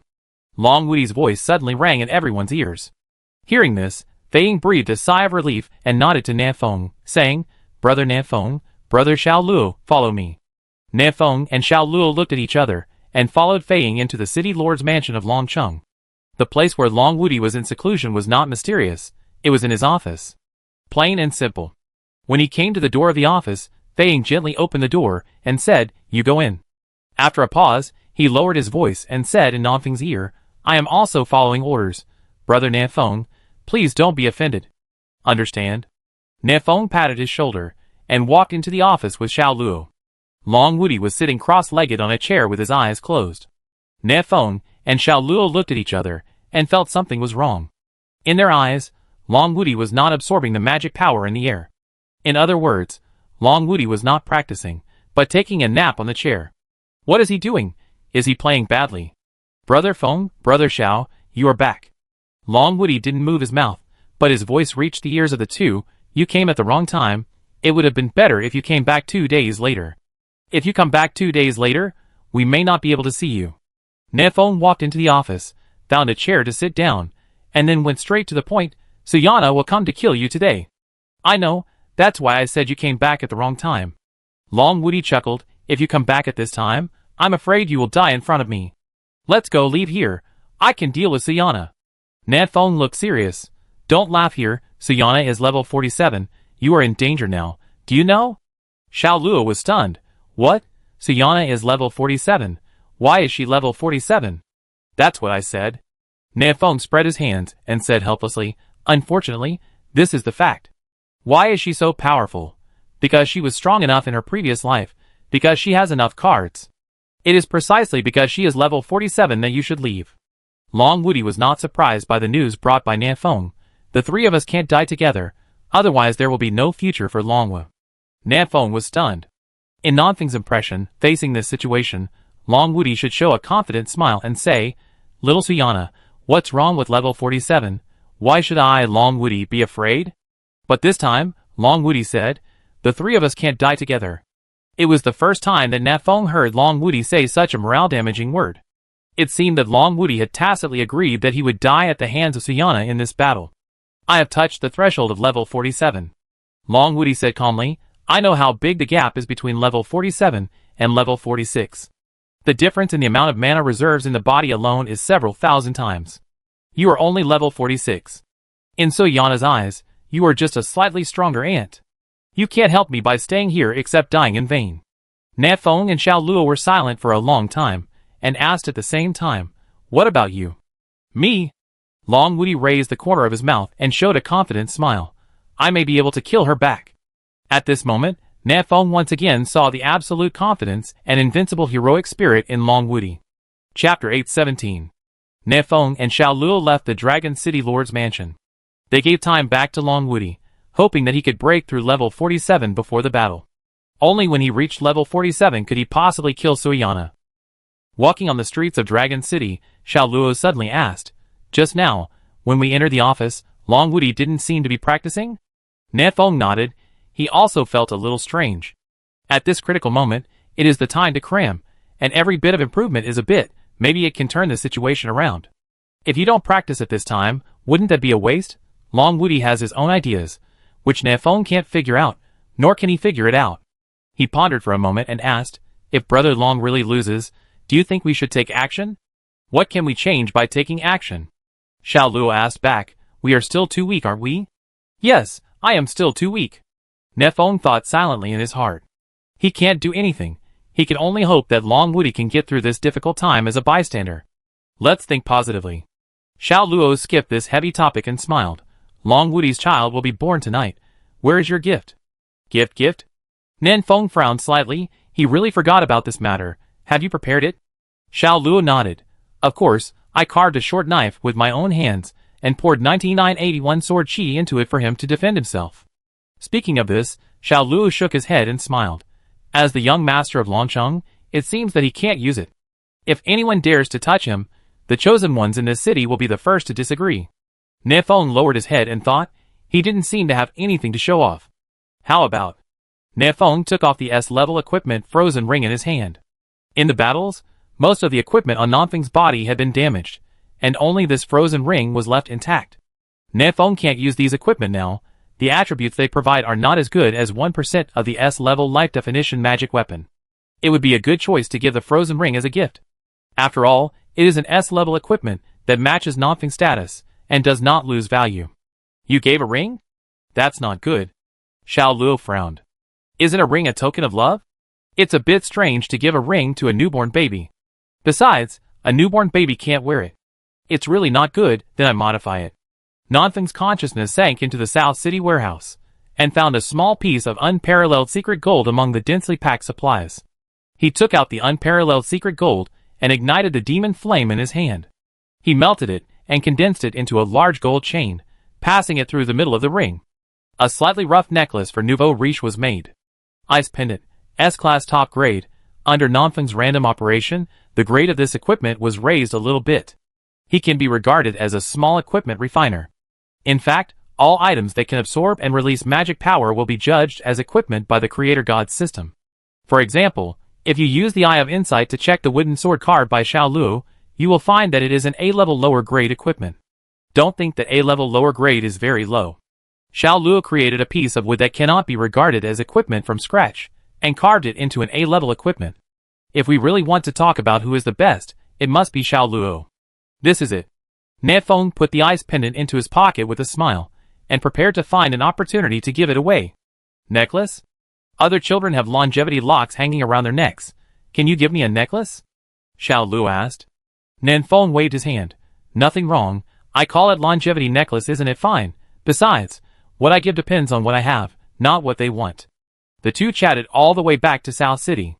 Tonight, if Suyana really attacks, South City will be affected to some extent. They need to notify the brothers to enter a state of war readiness, and let the civilians in the city quickly move to the underground shelter. In the office of Long Woody, in the Dragon City Lord's mansion. At this time, Long Woody is facing a very vexing math problem. Xiao Ming is the manager of the swimming pool. There are 2 pipes in the swimming pool, one for draining water, and one for adding water. Question: when will the water in the swimming pool be filled? The answer is, it will never be filled. Because the pipe for draining water is thicker than the pipe for adding water. Long Woody is Xiao Ming, his body is the swimming pool. The magic power in his body is the water in the swimming pool. The speed at which he absorbs magic power is the pipe for adding water, and the speed at which the child absorbs his magic power is the pipe for draining water. Since 3 days ago, the speed at which he absorbed magic power could not keep up with the speed at which the child absorbed his magic power. The unborn child was like a blood pump, constantly sucking the power from Long Woody's body. Nanfeng and Xiao Luo were not wrong. Long Woody was indeed not practicing. But he was not giving up. He was thinking about how to crack it. Time is too short. It's too late to improve the technique now. The only way may be, pull out the water pipe. The edge of the ancient forest. Suyana stood on a mountain peak, looking at the location of Dragon City. Her face was calm, but the magic power in her body was constantly surging. The magic power quickly moved throughout her body, chasing a wisp of pure white gas, which was a trace of misty air that Long Woody poured into her body. What a troublesome thing. Suyana murmured in a low voice, no wonder you dared to let me leave at that time. If it were someone else, I'm afraid they would never be able to turn over in this life. Unfortunately, I am different from others. Under the endless pursuit and interception of magic power, the wisp of misty air was finally forced out of Suyana's body. Shwa! Suyana waved her hand and grabbed the wisp of gas in her palm, silently looking at it for a moment. Then, a trace of divine power emerged from her brows, completely wrapping up the misty air and sealing it here. Cleverness backfires. Your life weapon is not even complete. How can you beat me? Do you have any other means of turning the tables? Chapter 818. Around 12 noon. The scorching sun hung high above people's heads, scorching the earth. Xiaonan held a cup of milk tea in her right hand, and held the 9-layer demon tower in her left hand, flying in the ancient forest. Suddenly, her eyes focused, and she slowly slowed down. To outsiders, Xiaonan was in front of a beautiful scenery of mountains and rivers and spring, like a dream. But in Xiaonan's eyes, she was in front of a desolate place, with only a tall woman in a white dress, facing away from her. Suyana. Xiaonan walked slowly into this desolate place, stretched out his right hand and handed over the milk tea. Would you like some? Shrimp soldiers and crab generals bobo tea. Suyana turned around, glanced at the milk tea in Xiaonan's hand with some disdain, and shook her head. What are you doing here? I came to see you. Xiaonan sat on a big rock nearby, her 2 white and tender legs shaking gently. Suyana said calmly, if you are here to stop the fight, then go back. Xiaonan stretched out his index finger and shook it. I'm not here to stop the fight, I'm here to negotiate. Suyana raised her eyebrows. What to talk about? Xiaonan said, I don't care how you fight with Long Woody. But it can't affect Nancheng and Longcheng. Suyana thought for a moment and nodded in agreement. Okay, provided they don't attack me. Don't worry, I will keep an eye on them. Xiaonan thought for a while and asked again, when do you plan to go? When Long Woody reaches level 47. Suyana said calmly, I will give him a fair fight. In fact, it's not fair. Xiaonan thought to herself, but didn't say it out loud. After all, there is not so much fairness in this world. Conspiracy is also a kind of strength. Okay, I'm going back. The negotiation went smoothly. Xiaonan was in a good mood, and was about to leave after jumping off the stone. By the way, Suyana. Xiaonan suddenly thought of something, turned around and asked, did you fight with him back then? No, I committed suicide before he came. Suyana shook her head slightly, with a puzzled look on her face. Why are you asking this? Xiaonan said seriously, but the little caterpillar told me that you fought with him. Suyana frowned tightly. Fought? But why? Doesn't she remember it at all? 2 o'clock in the afternoon. In the cabin, Nanfeng sat cross-legged on the bed, emptying his mind and letting himself enter a mysterious state. He was meditating. He was carefully recalling the voice he heard in the eternal night sea. That voice is indeed my voice. Who is the other party? What did he say in his last sentence? Nanfeng thought hard, but he couldn't remember that sentence no matter what. It felt like there was an invisible wall of air blocking Nanfeng from finding the truth. 4 p.m. Lin Mimi began to have abdominal pain, and beads of sweat covered her forehead. All priests above level 40 in Longcheng and Nancheng, as well as many white-haired old Chinese medicine practitioners and nurses with experience in delivering babies, all rushed over to ensure that Lin Mimi and the young master of Longcheng were safe. Nanfeng also gave up meditation, and came to the wall of Dragon City with Xiao Luo. When do you think Suyana will come? Nanfeng looked at the outside of the forest and asked. Now is the best time. Xiao Luo looked back at the city and whispered, the child is about to be born, and Long Wudi has not yet broken through. If she takes action at this time, her chances of winning will be infinite. After a pause, Xiao Luo added, if Xiaonan does not take action, Xiaonan can't do anything. Nanfeng whispered, this time, we can only rely on us. No, we can only rely on Long Wudi himself. Nanfeng and Xiao Luo could no longer control the situation. The sun was about to set, and the sky was red. On the city wall, Nanfeng and Xiao Luo suddenly looked at each other, and their hair stood up. At the end of their vision, a woman in a white dress was walking slowly. Every step she took was full of oppression. Large patches of dark clouds came from all directions, blocking the sky above Longcheng. This world was shrouded in darkness in just a few minutes. Suyana is here, Nanfeng said softly. He turned his head and glanced in the direction of the city lord's mansion, feeling a little anxious. Long Wudi, haven't you made a breakthrough yet? The chosen one of Dragon City stationed on the city wall also saw Suyana's figure. Thaying looked solemn and roared. Everyone, first level combat readiness. Hula la. The orderly footsteps sounded beside Nanfeng's ears. The 10-kilometer-long city wall was soon filled with the chosen ones, who held their weapons tightly and looked ready to die. They had only one mission, which was to delay Long Wudi for enough time. Even though they knew in their hearts that this mission was almost impossible to complete. Nanfeng silently set up the matter annihilation cannon and stroked the gun. He hadn't fired a gun for almost 5 months. He did it, and no longer relied on his lifelong magic weapon as before. But today, Nanfeng felt that he would break his vow once. Before Long Wudi came out of retreat, if Suyana showed any signs of taking action, Nanfeng would directly drain his magic power and give her a hard blow. As if sensing what Nanfeng was thinking, the matter annihilation cannon made a slight humming sound and cheered. Duh. Suyana strolled about 2 kilometers outside the city and stopped. She glanced at the people on the city wall with a hint of ridicule. In her eyes, Nanfeng and the others were just a group of pathetic ants trying to stop a chariot with their arms. Thaying was nervous and asked Nanfeng in a low voice, why did she stop? I don't know. Nanfeng couldn't guess what Suyana was thinking. He thought for a while and said, Thaying, let the brothers retreat. They will only die in vain here. Thaying shook his head firmly. We don't have such soldiers in Longwood to escape without fighting. Who among the people on the wall didn't come up with the determination to die? Nanfeng knew that he couldn't persuade her, so he didn't say anything more, but stared at Suyana. Time passed by minute. Suyana still maintained the same posture, standing there with her hands behind her back, without any further plans. What does she want to do? This question lingered in everyone's mind. Now that she was here, why didn't she do anything? What was she waiting for? Swish! Suddenly, a figure jumped down from the city wall and strode towards Suyana. Nanfeng was startled, looked at the man's back, and shouted, Shirji, what are you doing? Come back to me. The person who rushed towards Suyana was the big guy Shirji. He seemed to have lost his mind, ignoring Nanfeng, and rushed straight to Suyana, standing straight. Are you Suyana? Shirji asked in a muffled voice. Suya Na glanced at him, and a question mark popped up in her mind, not understanding what this big guy wanted to do. Yes. Suya Na responded calmly. Are you here to kill the head of the dragon army? Shirji asked again. Yes.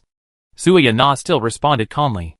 Shirji stood there in silence for 2 seconds, and suddenly his face was full of anger, and he punched Suya Na. I'm going to fight you. Chapter 819. Shirji, the original chosen one of War Zone 17 in World 9, later joined Nancheng with Xiao Angran. After hearing about Long Wudi's deeds, he always regarded Long Wudi as a role model. After coming to World 0, Shirji often hung out with the chosen ones of Longcheng, learning to stand at attention and goose step, wanting to become a master like Long Wudi. After Long Wudi knew about this, he admired Shirji very much and personally taught him for a period of time. But Shirji's cerebellum was not fully developed, and he learned things very slowly. No matter how hard Long Wudi tried, the effect was not obvious. In this regard, Long Wudi's evaluation is, Shirji is a piece of stone, it takes time to polish it slowly. Long Wudi spent 2 months and only taught Shirji one move, punching. This move is simple, practical, and has a high lethality, which is very suitable for Shirji, who is a stubborn person. At this moment, when facing the powerful Suya Na, Shirji's eyes flashed with wisdom, and launched the strongest attack in his life. If you want to kill Long Junshou, step over my body first. Left punch, right punch, continuous punch. I fight you. Shirji's sudden attack made all the chosen on the wall gasp. Whose general is this? Has he lost his mind? Even Suyana was stunned. She just stood there, and shocked nearly 10,000 chosen on the wall. Even Nan Feng and Xiao Luo, who were level 46, looked solemn, and did not dare to act rashly. But this big guy dared to attack her? Is he brainstem missing? Suyana's eyes flashed with cold light, and she instantly dragged Shirji into a dream. In the dream, Shirji waved his fists and chased Suya Na, hitting her so hard that she ran away with her head in her hands. Ha! You are just like that. Shirji laughed. You want to kill the dragon army chief? Can you pass this level? On the city wall, nearly 10,000 chosen ones cheered. Shirji, come on! Shirji, you are our hero. Shirji, Shirji, Shirji. Hearing these voices, Shirji held his head high with a determined look on his face. I will protect Longcheng. Da. He rushed forward and continued to attack fiercely, and soon beat Suyana into a pig head. What is Shirji doing? Flying Eagle asked in confusion. In their eyes, Shirji was outputting to the air, mumbling something in his mouth. Nefeng said in a deep voice, he fell asleep, and he is now immersed in the dream and can't extricate himself. He can't hold on for too long. Xiao Luo slowly pulled out Qingyao. He saw clearly that Shirji's magic power and physical strength were being consumed at an alarming rate. If nothing unexpected happens, Shirji will die of exhaustion in a few minutes. Nefeng held Xiao Luo's hand and shook his head slowly. Wait a little longer. Suyana didn't kill Shirji directly, which means that there is still room for both sides to ease the situation. Rescuing people now will make the situation worse. Suyana? Nefeng shouted at the top of his lungs. He has no brains. Why are you bothering with him? Let him go. Suyana ignored Nefeng, but opened her red lips slightly, and her graceful voice echoed over Dragon City. 10 minutes. Long Wudi, I give you another 10 minutes. If you don't show up, I can only kill you. After that, Suyana stopped talking, closed her eyes, and quietly waited for Long Wudi's arrival. On the city wall, everyone looked at each other, a little at a loss. Mad Wolf murmured, there are 10 minutes left. Can the dragon army break through? Nefeng pondered for a moment. Flying Eagle, Mad Wolf, you immediately transfer the civilians in the city to the South City. Suyana will not touch the South City. If Brother Long fails to break through, we can save as many as possible. Yes. Flying Eagle and Mad Wolf immediately arranged it. The chosen ones in the city started to work like a huge machine, quickly transferring the civilians in the city to the South City. After 10 minutes, if Long Wudi has not appeared. Nefeng looked at Xiao Luo. What should we do? I suggest you just watch quietly. Before Xiao Luo could answer, Xiaonan's voice came from behind them. There are only 3 results in this battle. Either Long Wudi dies, Suyana dies, or all of us die together. If you take action, it will only trigger the 3rd result, which is the worst result. So, brother, leave the result of this battle to Long Wudi. Xiao Luo patted Nefeng on the shoulder and nodded. Believe in Long Wudi. Yes. Nefeng nodded heavily. Long Wudi, who was in the city lord's mansion, naturally heard Sayana's voice. He looked calm and did not panic. Because Long Wudi was at the most critical moment. The leakage of his swimming pool was getting worse and worse, and the speed of magic loss was much faster than the speed of absorption. A few hours ago, Long Wudi thought of a solution, blocking the water outlet or cutting off the water outlet. But he estimated that even if he cut off the water outlet, it would be too late. Before dark, he could not absorb enough magic to break through. So Long Wudi changed his mind temporarily. Since saving money is not an option, he should increase the source of income. But increasing the source of income is not a simple matter. The energy gap he has now is too large. Even if he adds another water inlet pipe and doubles the speed of absorbing magic power, it will be too late. What should he do? Long Wudi calmed down and looked at the vast world outside the window. An idea flashed in his mind. This world is full of magic power, just like an endless sea. Everyone is thinking about how to absorb the water in the sea into their bodies, and take it for themselves, but no one has ever thought about merging into the sea. My body is like a container, used to store magic power. It is true that the magic power in the container belongs to me alone, but this container also isolates the magic power from the outside world, leaving only a small bottle mouth for absorption. But if I break the container and merge with the world, then the magic power of the entire world will be my magic power. So how can I merge with the world? Time does not allow Long Wudi to think too much. He can only go all out, first force himself to death, and then look for a ray of hope before the gates of hell. Almost without hesitation, Long Wudi detonated his dantian. His level was slowly falling, and the magic power in his body was rapidly overflowing, raising the magic power concentration in the room by several levels. Now, the container has been broken. What should be done next? Long Wudi didn't know. He slowly closed his eyes, and his mood had never been so calm. He was wandering in the vast universe. Vaguely, he saw a pair of ruthless eyes. Just looking at these eyes for a moment, Long Wudi felt that he had seen through the secret. At this moment, he felt that he was sharing magic power with this world. He reached the state of I am the world is me. Chapter 820. Year 2 of the Dragon Calendar, March 5th, 5:59 in the evening. There was only 1 minute left before Sayana's 10-minute appointment. Outside Dragon City, Shirji, who had been attacking the air, was exhausted and bleeding from all the pores. He can't hold on any longer. Nefeng gritted his teeth and fired the mountain climbing claw, trying to pull Shirji back. Sayana, who had been motionless, suddenly opened her eyes, clenched her right hand in the air, grabbed the claw out of thin air, and pulled it back. The unmatched force attacked, almost dragging Nefeng off the city wall. Fortunately, Xiaonan took action in time, and 9 colorful stones spun around Nefeng, helping him to stabilize his body. Boom! Sayana slapped her palm in the air, and the terrifying air pressure made the thick walls of Longcheng begin to shake violently. Xiaonan blew out a breath, and the 9 stones scattered, forming a shield wall to resist Sayana's palm. Sayana, we agreed before, do you want to regret it? Xiaonan's face turned pale. It was obvious that blocking Sayana's attack was not as easy as it seemed. She could not compete with Sayana just by borrowing the energy in the stone. Unless she could fuse these 9 stones into God's crystal again, but in that case, there would be no way out in this battle, and it would only lead to the worst result. This is the first time, and the last time. Sayana said softly, if he dares to attack again, I don't mind dying with you. We have no future on Red Star, and neither do you on Blue Star. Brother. Xiaonan looked at Nefeng. Nefeng stared at Sayana coldly, but he was powerless. He could only shake his wrist and retract the flying claw. Sorry Shirji, it's not that I, Nan, don't want to save you, but that I don't have the ability to save you. 10 minutes have passed. Sayana's voice spread over Dragon City again. Long Wudi, I gave you a chance, but you didn't. Speaking of this, Sayana suddenly paused, and her figure flashed in the air, staring at the direction of the city lord's mansion with puzzled eyes. Then, she slowly raised her right hand, and then slowly pressed it down. The dark clouds above Longcheng were torn open, and a palm that was big enough to cover the sky, and the sun stretched out from the crack and slapped Longcheng fiercely. Nefeng looked up and stared at the scene in a daze. This is the scene. In his dream, this scene appeared countless times. It turned out. This big hand belonged to Sayana. It turned out. The city that this hand smashed was Longcheng. The feeling of oppression that could not be described in words, the feeling of powerlessness and helplessness, enveloped the hearts of everyone in Longcheng. In the city, people who had not yet evacuated collapsed to the ground.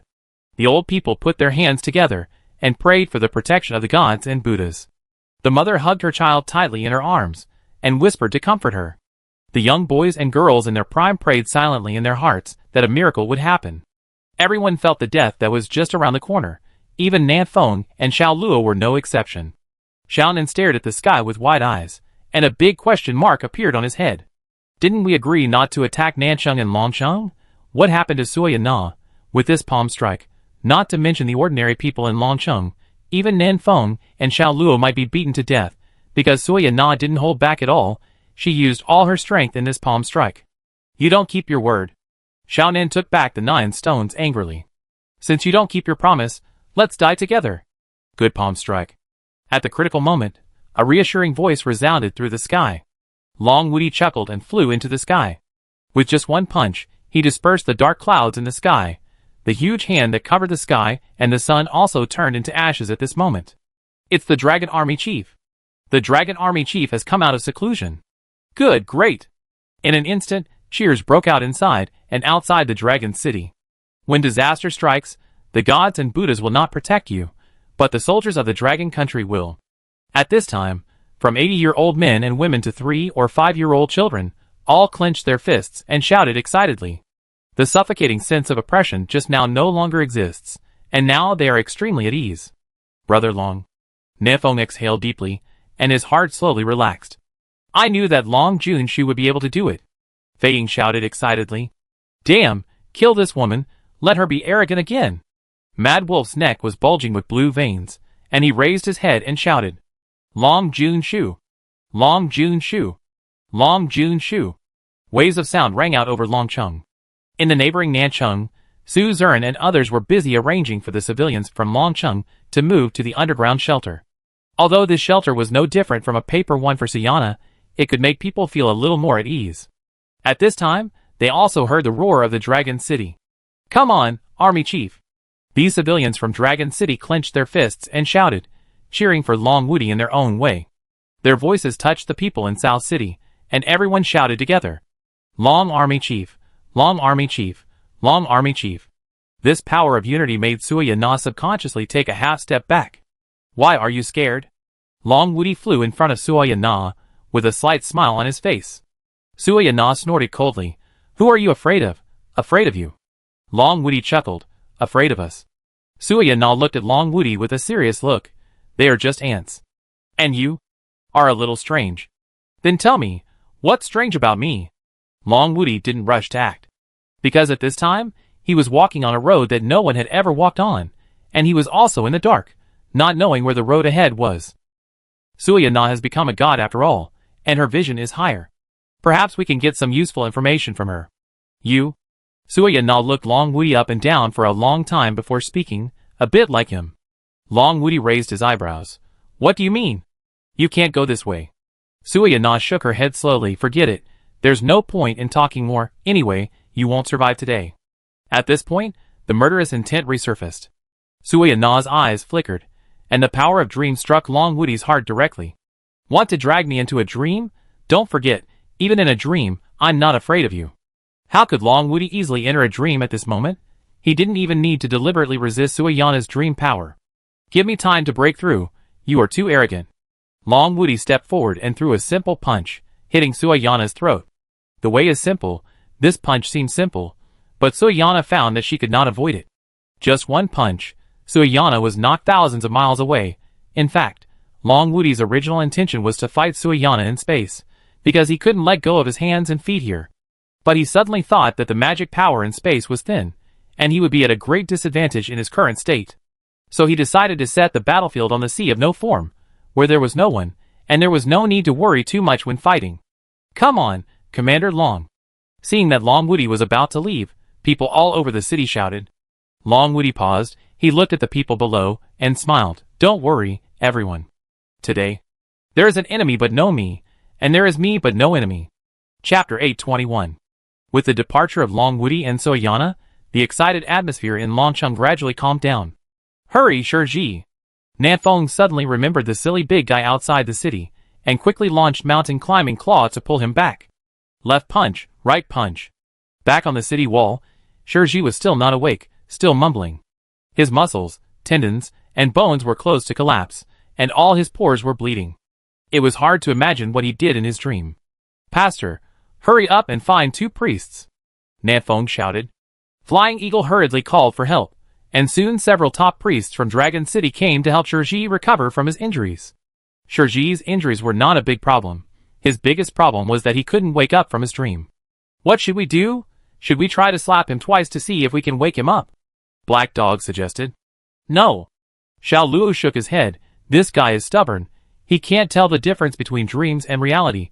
He won't wake up until he kills Suyana in the dream." "Let me do it." Xiaonan came over, stretched out her index finger, and gently touched Shirji's forehead. She entered Shirji's dream, and helped to eliminate the Suyana, who had been beaten into a pig's head in the dream. Sure enough, after Suyana died in the dream, Shirji finally regained consciousness and slowly woke up. He lay on the ground, his eyes rolling, looking at the people around him. "I won."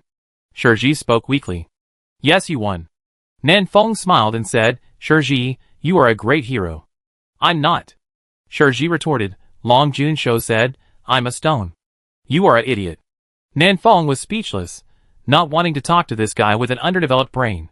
He stood up and looked towards the distant sea of no form. What will be the result of this battle between Long Woody and Suya Na? Long Woody should win, right? Sea of no form. Long Woody elbowed Soya Na all the way to the center of the sea. "Why don't you fight back?" Long Woody asked in confusion. "Because I don't want to fight in Longcheng either." Suyana twisted her neck, and the wounds on her body healed quickly. "If I accidentally kill someone from Longcheng, it will be difficult. After all, my goal is to kill you, not to perish with you." Long Woody thought for a while, and guessed who Suyana was afraid of. "I understand. It seems that after I go back, I have to thank Brother Feng and Xiaonan." "No, you can't go back." During the conversation, the two fought again. The battle between them was not too fancy. Each move was simple and unpretentious, but the power of each move was earth-shattering. Even without using the power of dreams, Suyana was still powerful. The Red Star people were martial, and their large palms were born for fighting. Before level 30, Suyana relied on her hands to kill her way to the top of the Red Star. "You just said that I am a bit like him. Can you tell me in detail?" During the battle, Long Woody was able to spare a little energy to chat with Suyana. Suyana said nothing, and blasted out with all her strength. Endless magic power set off a huge wave, and the whole sea was shaking. There was no skill in this palm. It was just a simple output of magic power. Long Woody smiled crookedly. "Are you competing with him to see who has more magic power? It's interesting." Long Woody blasted out with a punch, using his fist to fight his palm, and all the magic power in the world was his. He shared magic power with the world, and the magic power in the world was his magic power, even the magic power that Suyana's palm burst out, and now it was his. The magic power in Suyana's body will only decrease with each fight. But Long Woody's magic power is close to infinite. The two sides fought each other for about 5 minutes, and Suyana was finally defeated, with half of her body broken by a punch. "Awesome, but still a little worse than me." Long Woody smiled and attacked again, not giving Suyana a chance to breathe. "Arrogance is your biggest sin. If you attack before I break through, then I can only accept my fate." "Huh? Wait, with Xiaonan here, you don't seem to dare to do anything? So it's not that you are too arrogant, but you have no choice?" Long Woody kept chattering.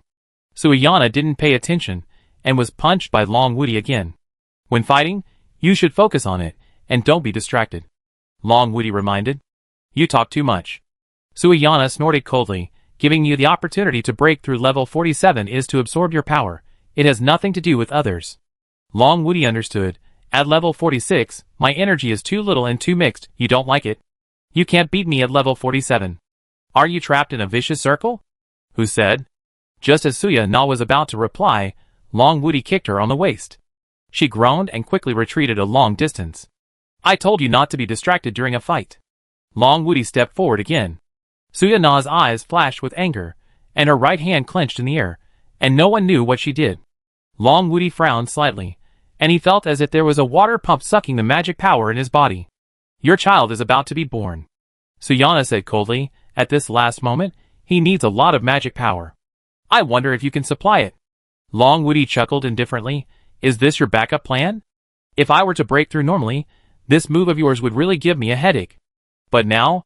Hee hee, As a father, I don't have anything else but a lot of magic power. My child, all the magic power in the world belongs to your father. You can have as much as you want. Chapter 822. Quality is not enough, quantity makes up for it. It is too late to refine magic power now. Long Woody can only continuously draw magic power from the world and fight against Suayana. If you look down at the primitive world from the sky, you will find that the magic power of the whole world is slowly flowing towards Long Woody. Boom, boom, splash, splash. The sea is surging, and the volcano deep under the sea begins to erupt. The energy fluctuations caused by the battle between the two raised the sea water tens of thousands of meters high, and then turned into huge waves and hit it heavily. The battle between them fell into a stalemate. At present, Suayana has the upper hand temporarily with her super high quality magic power, but this slight advantage is not enough to kill Long Woody. As time goes by, the magic power in Suayana's body will become less and less, but Long Woody will not be affected by this. In other words, the longer the fight lasts, the higher the chance of Long Woody's victory will be. Suayana naturally understands this, so she must kill Long Woody before the magic power in her body is completely consumed. 129,600 years ago, there were 3 continents in the primitive world. Suayana suddenly said, "You are not trying to distract me by talking to me, are you? Then you will be disappointed." "I will not be distracted." Long Woody punched and laughed. "Tell me, where are the other 2 continents?" "Suayana, Jerry and I sank the other 2 when we were fighting for the throne." Long Woody, "Then you are quite powerful. Do you know, your current state is very similar to his." Suayana changed the topic abruptly, and at the same time accelerated the rhythm of the attack, slapping Long Woody's right leg with one palm. "How is it similar?" Long Woody asked back while accepting the attack. "In theory, he is the sky, and he is the earth." Suayana said softly, "You share magic power with the heaven and the earth, which is equivalent to sharing magic power with him." Speaking of this, Suayana suddenly felt cold all over, and a strong sense of despair came over her heart. Long Woody noticed Suayana's abnormality, and seized the opportunity to use a series of silky tricks to knock her into the depths of the sea. "Why are you distracted while talking?" Long Woody plunged into the depths of the sea, attacking continuously, not giving Suayana a chance to breathe. Suayana herself was also very strange. When she finished speaking just now, several pictures flashed in her mind. But no matter how she concentrated, she couldn't see these pictures clearly. "My memory is incomplete," Suayana thought to herself. But she was once a god. Who else in this world could tamper with her memory? The god of creation? Or? When Suayana came to her senses, Long Woody's iron fist was already in front of her. The resistance in the deep sea had no effect on strong men of their level. She stretched out her hand to catch the punch, and the magic power in her body instantly became violent. She slapped Long Woody's right leg again. "Why did you lose focus just now?" Long Woody asked, while dodging the palm. Suayana said nothing, but just kept attacking Long Woody's right leg. To be precise, she was attacking Long Woody's right knee. Long Woody's heart skipped a beat. He thought of what Nen Feng had said to him. "Your weakness is at your right knee." Is the right knee really his weakness? Long Woody checked many times, and he felt that there was nothing wrong with his knee, and it was definitely not a weakness. But he also believed that Nen Feng would not lie to him. In addition, now that Suayana kept attacking his right leg without saying a word, Long Woody was a little unconfident. Maybe there was something wrong with his knee, but he just didn't notice it. Bang! Another palm came, and the terrifying palm force compressed the sea water to the extreme. Long Woody's eyes condensed, and he stopped dodging, but kneed him. Bang! His right knee collided fiercely with Suayana's palm, and both of them flew backwards thousands of meters away. "I told you, how could I have a weakness?" Long Woody laughed. This was Suayana's full-strength palm, and his knee could not lose to it. How could this be considered a weakness? But Long Woody's smile soon froze on his face. He felt numbness in his right leg, and tiny cracks appeared on his kneecap. He seemed to have lost this fight. However, this injury was harmless to Long Woody. The magic power would flow through his body, and the cracks on his bones would be repaired. In the distance, the sea water separated to both sides, forming a channel, and Suayana flew over lightly. "I haven't finished what I said just now." Suayana whispered, "You share magic power with the world, which is equivalent to sharing magic power with him. To him, you are the second personality born in his mind. If you were him, what would you do?" Long Woody's face darkened. "If I were him, I would erase this personality." Suayana nodded. "He thinks so too. Instead of being killed by him, you might as well fulfill my wish and die in my hands. In the future, Maybe I will have a chance to defeat him and avenge you. Long Woody fell into deep thought and chuckled after a moment. Interesting, I almost believed it. Are you trying to kill me with your words, sister? Do you have no other means to use? Heh. Suyana sneered. I just want to give you a decent exit. Don't you realize? His will is eroding your will. You won't survive tonight. Heh. Long Woody also sneered. His will is eroding me. Then why didn't I notice it? Because you are too weak. Suyana raised her hand slightly, and the surrounding sea water disappeared instantly.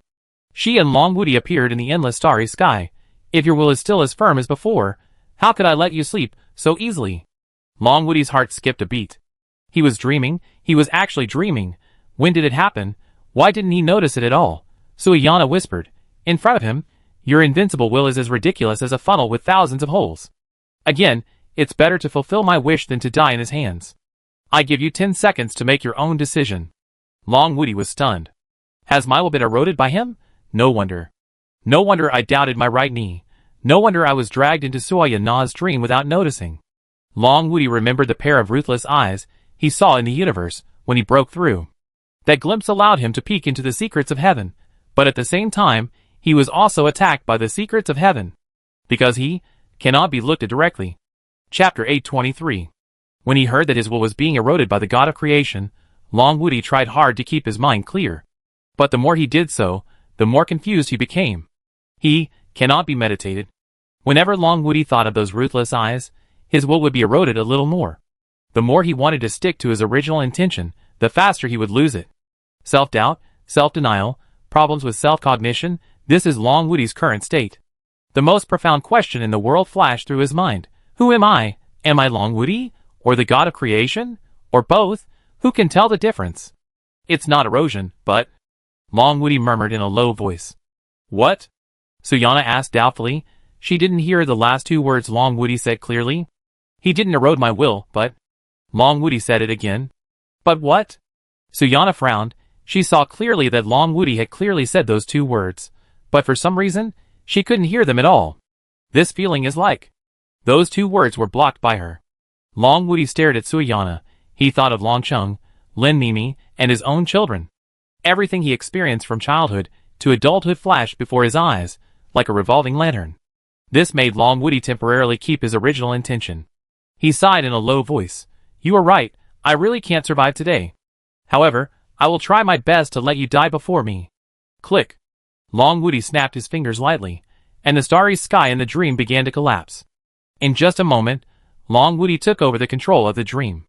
At this moment, he was the master of the dream. Suyana was shocked. You? She felt Long Woody's breath rising step by step, rising faster and faster, rising faster and faster. In just a few breaths, Long Woody had broken through level 48. Suyana looked at Long Woody in horror.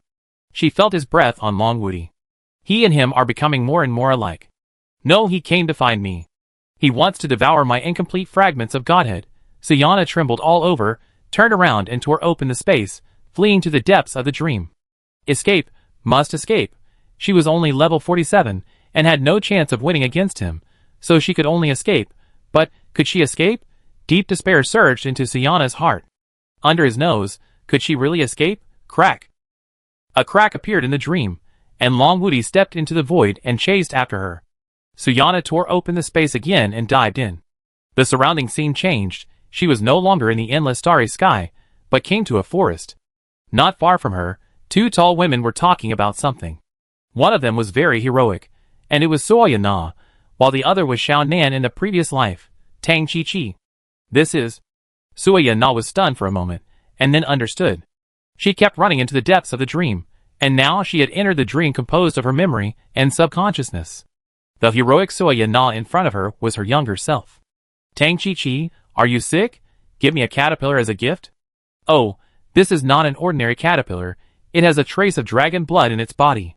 It only needs a little training to turn the insect into a dragon. You want to turn it into a dragon with such a little blood?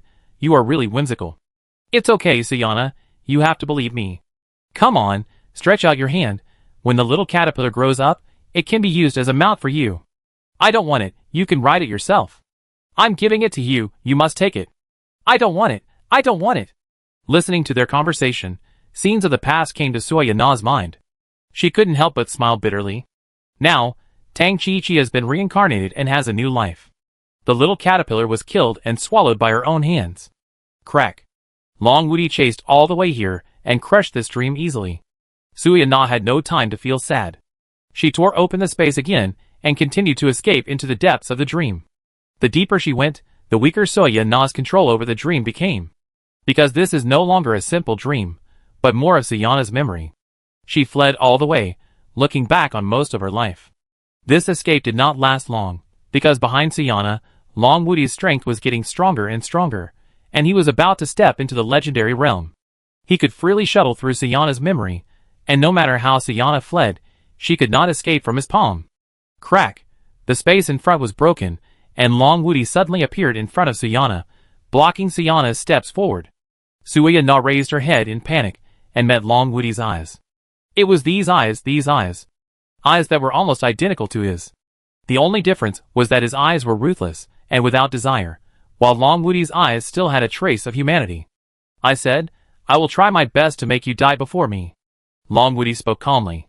He stretched out his hand, and easily grabbed Suya Na in his palm. With just one move, Suya Na fainted, and her breath fell to the bottom, so weak that a breeze could blow out the fire of her life. Crack, crack. The dream began to collapse, and the surroundings suddenly became blank. Long Woody tilted his head slightly, with a hint of doubt in his eyes. How could there be a blank memory in Suyana's brain? Who deleted this memory? Long Woody thought about it, raised his hand lightly, and used the power of the gods to restore this memory. Colors appeared on the blank paper, and dots of stars decorated the starry sky. Long Woody returned to the endless starry sky. He once again saw those ruthless eyes in the starry sky. But his heart was not touched at all. He looked at those eyes, as if he was looking at himself in the mirror. God of creation, die? Suddenly, a beautiful figure passed by Long Woody. She was faster than light, and killed in front of those eyes in an instant. A war began. Long Woody was shocked. This blank memory that was deleted was the memory of the battle between Sayana and the god of creation 129,600 years ago. Long Woody witnessed the whole process of this battle from the perspective of a bystander from beginning to end. Then, a strong sense of despair surged from the depths of his soul. Just by watching, Long Woody felt endless despair, so desperate that he wanted to commit suicide. In fact, Suya Na did the same thing back then. When Long Woody saw Suya Na detonate the godhead, and use a wisp of residual soul to escape back to the primitive world with a fragment of the godhead, a gleam of light flashed in Long Woody's eyes. So that's how it is. Long Woody raised his head and laughed. At this moment, he made the same choice as Suya Na, committing suicide. Chapter 824. Long Woody had heard Nafeng say that back then, Suya Na knew that she had no chance of defeating the god of creation, and she was afraid and even dared not fight with the god of creation, so she chose to commit suicide in despair. But after observing all of Suya Na's memories, Long Woody found that this was not the case. Back then, Suya Na fought with the god of creation, and she was not afraid of the god of creation. Come to think of it, as the strongest person in Red Star, Suya Na fought her way out of a sea of blood and corpses. How could she be afraid before fighting? Her fear and despair all came from her fight with the god of creation. Because she found that no matter who wins or loses, no matter who lives or dies, the final result is the same. Failure means being assimilated by him, and becoming a part of him. Victory means replacing him, and becoming a new him. What is he? He is the way of heaven in this universe. The way of heaven is ruthless. The way of heaven has no desires. The way of heaven is selfless. The way of heaven has no humanity, only divinity. The way of heaven is the way of nature. It will not have any thoughts about anything. It will not interfere with the development of anything. It tolerates all things in the world, and everything goes with nature. There is no difference between the new heavenly Tao and the old heavenly Tao. It was because Suya Na discovered this that she felt desperate. Even if she defeated the god of creation, what would happen? As the new heavenly Tao, she would not have any selfish desires, would not have her own ideas, would not resurrect the dead Red Star people, and would not do anything. Is he Suya Na or the god of creation? What is the difference? Who can tell the difference? Long Woody was desperate because of this. He was being assimilated by the god of creation bit by bit. His will was gradually eroded, and his own emotions were slowly dissipating. He embraces everything. He allows Long Woody to use his power, and even allows Long Woody to become the new heavenly Tao. But the price of becoming heavenly Tao is to be ruthless, desireless, selfless, and completely lose one's humanity, leaving only divinity. At that time, what difference does it make whether he is Long Wuti or the god of creation? So Long Wuti wants to commit suicide. He wants to commit suicide while he still has humanity, get rid of his assimilation, and retain his humanity. In this way, he has the possibility of survival. Suicide is not about wanting to die, but wanting to live. Just like Suyana back then. But before committing suicide, Long Wuti still has a few things to do. He felt the tremendous energy in his body and murmured, "In 10 seconds at most, I will break through level 49 and be completely assimilated by him. Now I am equivalent to using the Heavenly Tao Experience card. While having humanity, I can also use part of his power. It would be a waste if I don't take this opportunity to do something." Long Wuti looked at the unconscious Suyana. The first thing he had to do was to think about how to deal with this woman. If Suyana was killed now, her godhood fragments would be devoured by him, which was not a good thing. Therefore, Long Wuti decided to spare Suyana's life. You are no longer the invincible Suyana of the past.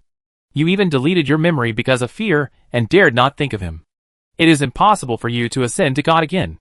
In the future, both Brother Feng and Brother Shao can defeat you. Long Wuti shattered the dream with a flick of his finger, and returned to the depths of the sea of nothingness. He ignored Suyana, who fainted in the seawater, and instantly appeared above Longcheng. His speed was so fast that time seemed to have stopped relatively. In his eyes, everyone in Longcheng slowed down by 1,000,000 times. There was no other way. Long Wuti only had 10 seconds left, and he had to race against time. He returned to his home, and the small house was full of people, including doctors, pastors, his parents, and relatives and friends. His father, Long Aotian, was holding a newborn baby, his face full of excitement. Next to Long Aotian, his mother, Lu Tsuehua, was smiling. Time was still. Long Wuti took 2 steps forward and looked at the child in Long Aotian's hands calmly. Long Yuan. Qianlong Ziyuan. This is the name your mother and I gave you. Then, he turned around and came into the room. Lin Mimi was lying on the bed, her face was full of endless fatigue, but there was still some joy in her eyes. Long Wuti's heart was still calm. He knew that his feelings had been mostly wiped out. He slowly reached out his hand to help Lin Mimi comb her messy hair, and said softly, "Thank you for your hard work." After a long pause, he said again, "I'm sorry." Then, he turned around and left the house. To the people in this family, it was as if he had never appeared. On the street, Long Wuti found Xiaonan, who was jumping and standing still in the air. "Thank you for protecting Longcheng for me," Long Wuti spoke. But in this state where time was almost still, Xiaonan couldn't hear what he said at all, and naturally couldn't answer. Long Wuti suddenly discovered something. That is, in his eyes, Xiaonan couldn't hide at all. Xiaonan thought that if she didn't say the 3 words Creator God, and didn't use all her strength, he wouldn't be able to find her. In fact, it wasn't. Everything in this world is in his eyes, including Xiaonan and Suyana. The reason why he didn't devour them is because he has no selfish desires, tolerates everything, and allows anything to exist. The current Long Wuti is equivalent to half of him, possessing nearly omniscient and omnipotent power. With his current vision, he can naturally see through Xiaonan's origins. A creature from a higher dimension? So that's it. Long Wuti didn't stay for long, flew past Xiaonan and flew towards the city wall. The moment he turned around, Xiaonan's eyes moved 0.0001 millimeters in his direction. In this relatively static time, only Xiaonan could observe Long Wuti. On the city wall, Long Wuti's eyes turned back and forth between Na Feng and Xiao Luo. Among this generation of the Chosen, only Na Feng and Xiao Luo had the chance to become gods. Long Wuti knew that in the future, one of them would definitely fight against the god of creation in the sky. He closed his eyes and felt the remaining energy in this world. The energy is not enough. If you all reach level 47, one of you must die so that the other can break through to level 48. What a pity. Long Wuti shook his head slightly and turned to leave. No, I can't just leave like this, I have to do something. Long Wuti suddenly stopped in the air. If I just leave like this, without caring about anything and doing nothing, wouldn't I be no different from him? I am not him yet, I am still Long Wuti, I want to do something for them in this last bit of time. He stretched out his hand and grabbed the air, and 2 godheads appeared in his hand. This is the godhead that belongs to him. What Long Wuti has to do now is to release the energy in the godhead. Even if it is just a little bit, it is enough. Chapter 825. On the 5th day of the 3rd month of the dragon calendar, at 6:30 in the evening, little dragon Wuti was born successfully, and both mother and child were safe. This news quickly spread throughout Dragon City, then to South City, Xian City, Liming City, until all the chosen ones, all the Blue Star people. This was the first Blue Star person born after coming to the primitive world. For all the Blue Star people, this was exciting good news. This meant that the civilization of Blue Star could continue to be passed on, and would not be cut off like the Red Star civilization. Even those countries that were not very friendly to Dragon Country sent their congratulations. Xiaonan jumped off the city wall with excitement, wanting to see what the newborn baby looked like.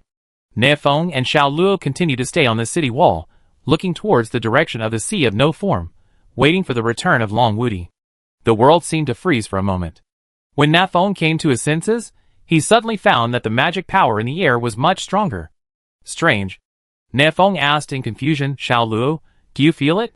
Xiao Luo nodded. Well, the magic power has become stronger. I don't know what's going on. Nefeng looked far away and observed the surroundings, but did not find anything unusual.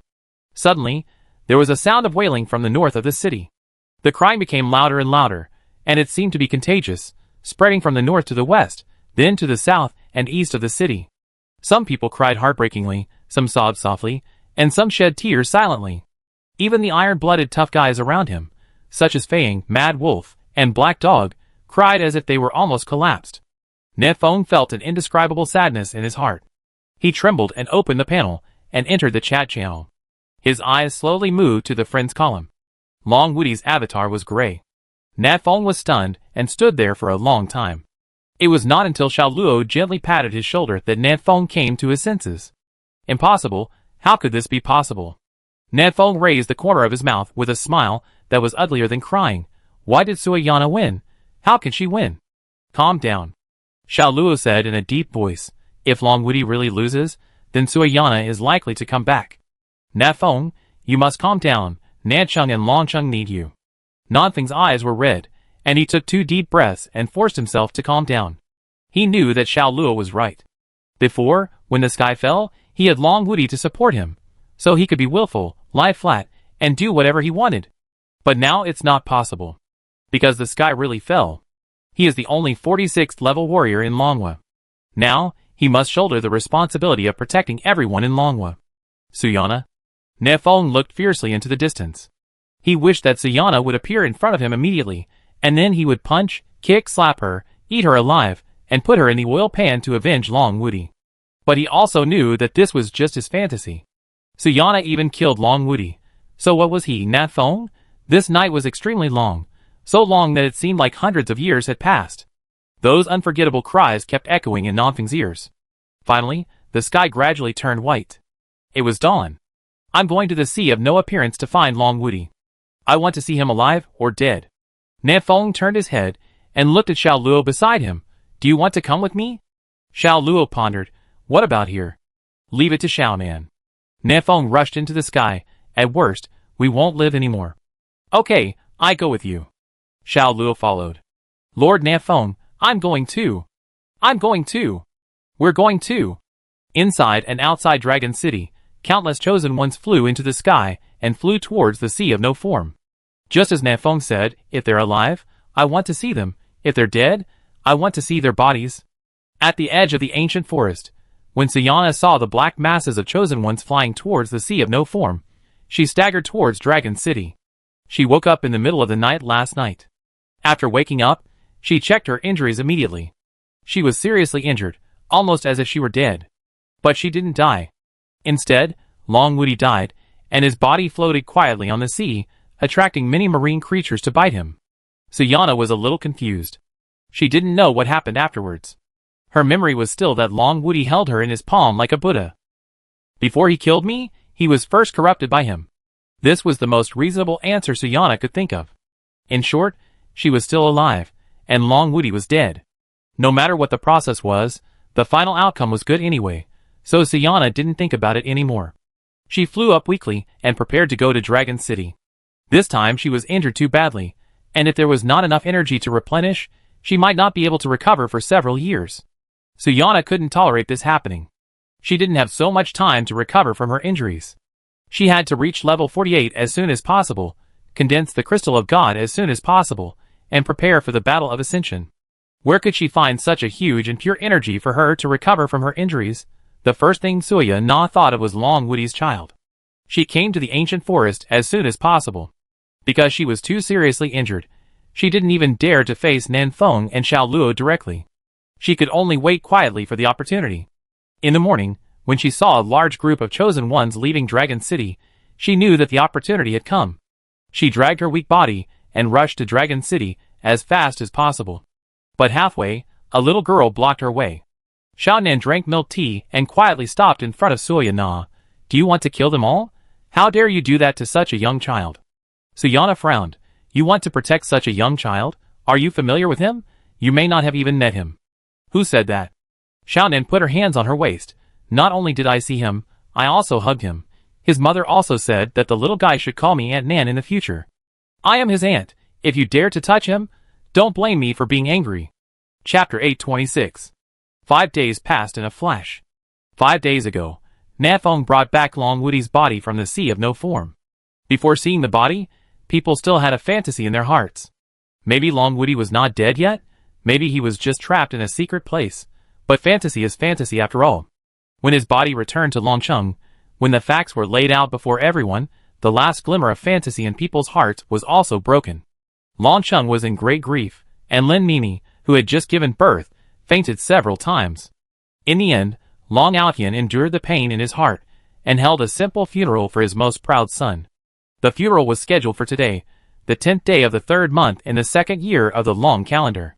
Dong, dong, dong, there was a knock on the door. Nafeng, it's almost time to start. Xiao Luo's voice sounded outside the door. Here it comes. Nafeng, who was sitting cross-legged on the bed, slowly opened his eyes, and responded in a deep voice. For the past 3 days, Nafeng has been staying at home, and did not dare to go to Longcheng. He was afraid to see those sad faces. He could only meditate and practice to numb himself.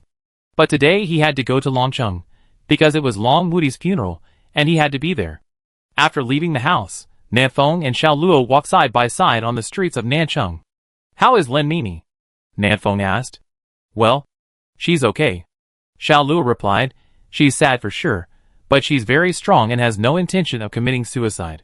She's been taking care of Xiao Longyuan these 2 days. That's good, that's good. Nafeng breathed a sigh of relief.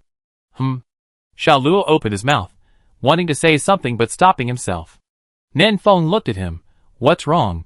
Just say whatever you want to say, don't be shy. If you are worried about me, then don't worry, I'm not that fragile. I'm not worried about you, but there is something I want to tell you in advance. Xiao Luo's tone was still a little hesitant. What? Just say it. While preparing Long Woody's remains, Fei Ying discovered. What did you find? I found that there was no scar on Long Woody's body except. Xiao Luo took a deep breath and said, only his right knee was broken, that was the only injury on his body.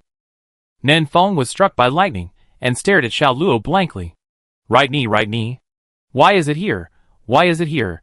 How did Suyana know that Long Woody's weakness is here? When Long Woody was alive, he asked the priests of Longcheng to check his right knee many times. Xiao Luo said, many people in Longcheng know that you found Long Woody's weakness. Nafeng trembled and said, What do you mean? Xiao Luo took a deep breath and said slowly, now, there are many rumors in Longcheng that you told Suyana about Long Woody's weakness, and Long Woody lost. Why should I tell Suyana? How could I tell Suyana? Nafeng was puzzled. He didn't understand why those people said that. Xiao Luo, because you are the second strongest person in Long Country, because you and Suyana have known each other the longest, and because Long Woody is dead, you, me, and Nancheng can get the greatest benefits. Nafeng felt dizzy when he heard this, as if he had returned to the night when Long Woody just conquered Nanjiang City. Nafeng was suspended above Nanjiang City, and there was a temporary camp below. In the center of the camp, Nafeng and Xiao Luo joined forces, and were sparring with Long Woody. They were very measured, and after fighting for a long time, they didn't even affect the weeds around the camp. Nafeng felt dizzy, as if he had drunk fake wine, and staggered to the camp. At this time, the 3 people in the camp also stopped fighting. Brother Feng, why do you keep staring at my right knee? Is there a reason? Long Woody looked at Nafeng and asked. Oh, it's like this, I have a skill. The other Nafeng opened his mouth to answer. Nafeng suddenly woke up. Yes, it was today, at this time, Nafeng told Long Woody. His weakness was in his right knee. If I didn't tell Long Woody his weakness at this time, would the result of his battle with Sienna be different? Thinking of this, Nafong used all his strength and shouted loudly, "Don't tell him his weakness." The other Nafong looked dazed for a moment. Nafong was overjoyed. He heard it. He must have heard it. No, I heard it. Nafong suddenly froze in his tracks. He remembered that night he did hear a voice in his ear, saying don't tell him his weakness. It turned out that it was his own voice. I have a skill called weakness insight, which can see through other people's weaknesses. Brother Long, the only weakness in your body is at your right knee. The past Nafong ignored the strange voice and told him Long Woody's weakness. For the past Nafong, how could such a thing be hidden? If Long Woody had been told earlier, he would have been able to take precautions. Bang! The scene in front of Nafong suddenly shattered, and he returned to Nanchung. What's wrong with you? Xiao Luo asked in confusion. You were a little strange just now. Nafong shook his head vigorously. He didn't know what happened just now, travel to the past, or was it an illusion? He recalled the scene that just happened, and smiled bitterly. Xiao Luo, if I hadn't told Long Woody where his weakness was that night, would he have one? Xiao Luo shook his head. At our level, the injuries on our bodies are minor injuries. Even if we are cut in half or beheaded, we will not die. Do you think a minor injury like a broken knee can kill Long Woody? I don't know. After all, he only has one wound on his body. Nanfeng sighed. Xiao Luo, do you believe what they said? Xiao Luo firmly denied. Of course I don't believe it. I told you this just to prepare you mentally. Later at Long Woody's funeral, someone might bring this up and embarrass you in public. Nanfeng thought for a moment and said, then let's go later. I don't want anything unpleasant to happen at Brother Long's funeral. Wait until there are fewer people later, and I go to see him off for the last time. Chapter 827. Late at night, Longcheng. People in front of the tombstone left one after another, and only Long Aodian stayed here. He sat in front of the tombstone carelessly, holding the wine jar and gulping down 2 big mouthfuls. Come on, son, you drink some too. As he said that, Long Aodian poured the fragrant wine in front of the tombstone. There were 5 simple words engraved on the tombstone, Tomb of Long Woody. Nafeng and Xiao Luo walked out of the dark corner, and came to the tombstone with heavy steps. Hearing the footsteps, Long Aodian wiped his eyes, and slowly turned his head. It's you. Sorry uncle, we are a little late. Xiao Luo had a trace of apology on his face. It's okay as long as you can come. Long Aodian stood up shakily, carrying the wine jar to the side, and gave up his place. Long Woody's tomb is very simple, a small mound of earth, a simple stone tablet, that's all.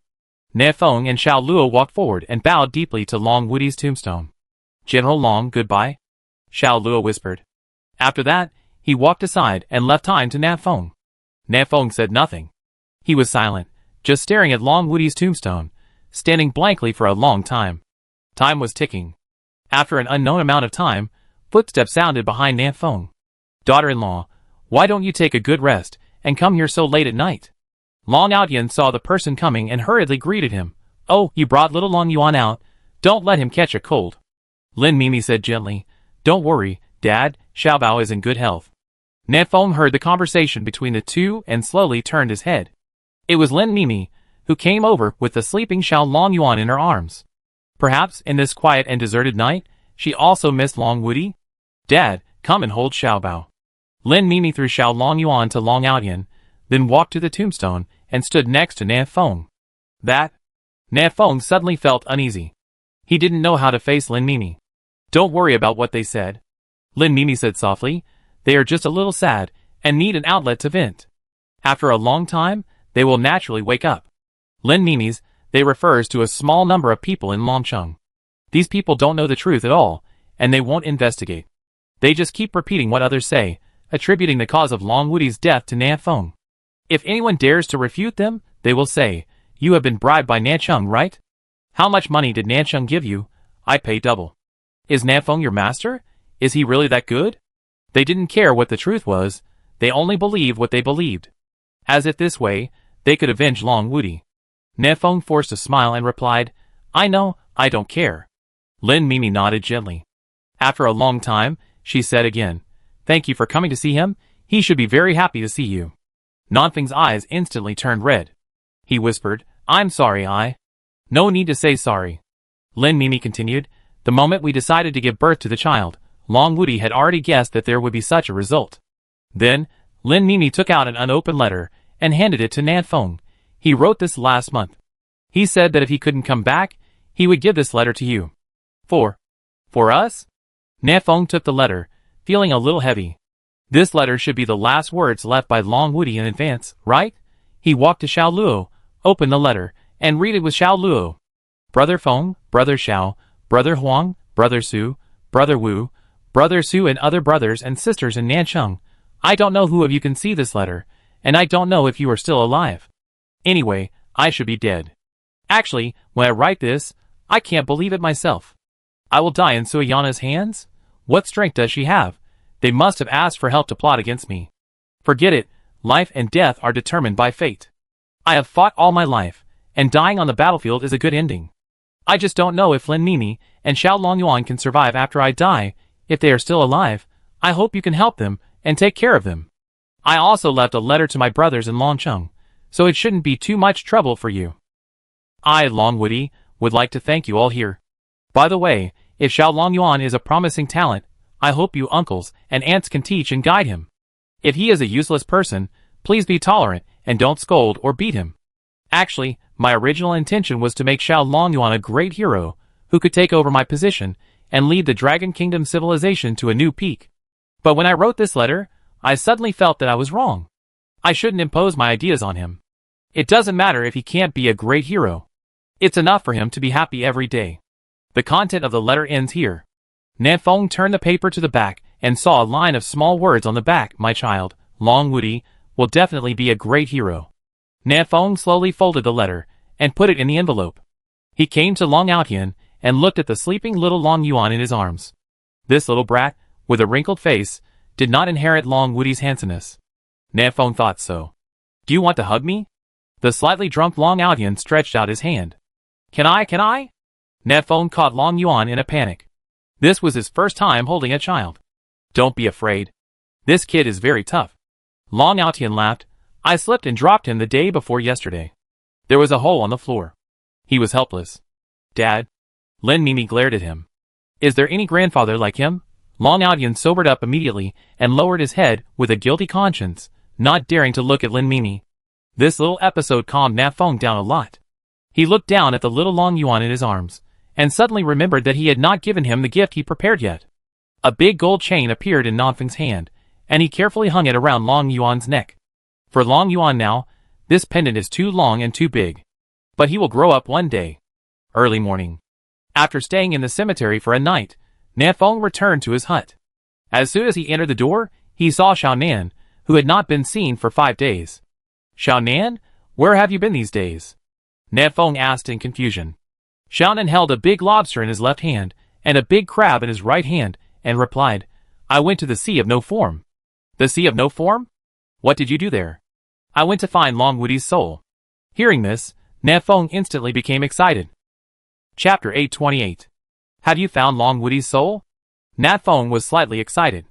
Unfortunately, Xiao Nan's answer was different from what he thought. No. Nan Feng's hope was extinguished again. Even you can't find it, it seems that he is really... Nan Feng lowered his eyebrows. Suyana is really cruel. Long Woody's death is a bit strange. I don't think. It's Suyana who did it. As Xiao Nan said this, a kitchen knife appeared in his hand. She chopped off the shrimp heads, peeled off the shrimp shells, and minced the shrimp meat into mud to make shrimp paste. Are you trying to excuse Suyana? Nan Feng said in a deep voice. If she didn't do it, who else could have done it? Who else in this world could have killed Long Woody? Xiao Nan chopped the shrimp meat and said without raising his head, I'm not speaking for Suyana, but thinking about the real cause of Long Woody's death. Brother, don't you think Long Woody died too quickly? Nan Feng lowered his head and pondered after hearing this. Died too quickly? It seems a bit. From the time Long Woody left Longcheng to his death, it was only about half an hour. This time is indeed not right. Even if Suyana is really stronger than Long Woody, it is impossible to kill him in half an hour. Just as Long Woody wrote in the letter, what strength does Suyana have? How can she kill him, and kill him in half an hour? Xiao Nan continued, level 47 strongmen have extremely terrifying vitality. It is not easy to kill them. I remember that when Suyana was at level 47, she fought with a Red Star warrior of the same level for 9 days, and 8 nights before she could decide the winner. Later, she spent another day, and a half to completely kill the other party. Long Woody is much stronger than that Red Star warrior. How could he last only half an hour? Not only did he die, but even his soul dissipated so completely. Do you still remember Sikon Bushua? He was only level 45 when he died. Even so, he was able to survive for a while, in the form of consciousness, and could still send messages to you. Do you think Long Woody's spiritual power is not as good as Sikon Bushua? There are some things that Xiaonan didn't say. That is, before Long Woody died, Xiaonan, who was in Longcheng, seemed to have a vague glimpse of Long Woody's figure. But that figure only appeared for a moment, and it disappeared quickly. Xiaonan even doubted whether he had seen it wrong. According to what you said, Long Woody's cause of death is indeed a bit strange. Nanfeng walked forward and asked urgently, is it possible that he didn't die at all, so you and Xuanqing couldn't find his soul? Brother, don't be anxious. There are many strange things about this matter. Let's talk slowly. Xiaonan pointed to the big crab with its claws bared and said, help me get the crab roe out first. Nanfeng split the big crab in half with a stroke of his finger, and then picked out the crab roe with a chopstick. Xiaonan took out another big shrimp from his bag, and made shrimp paste in the same way.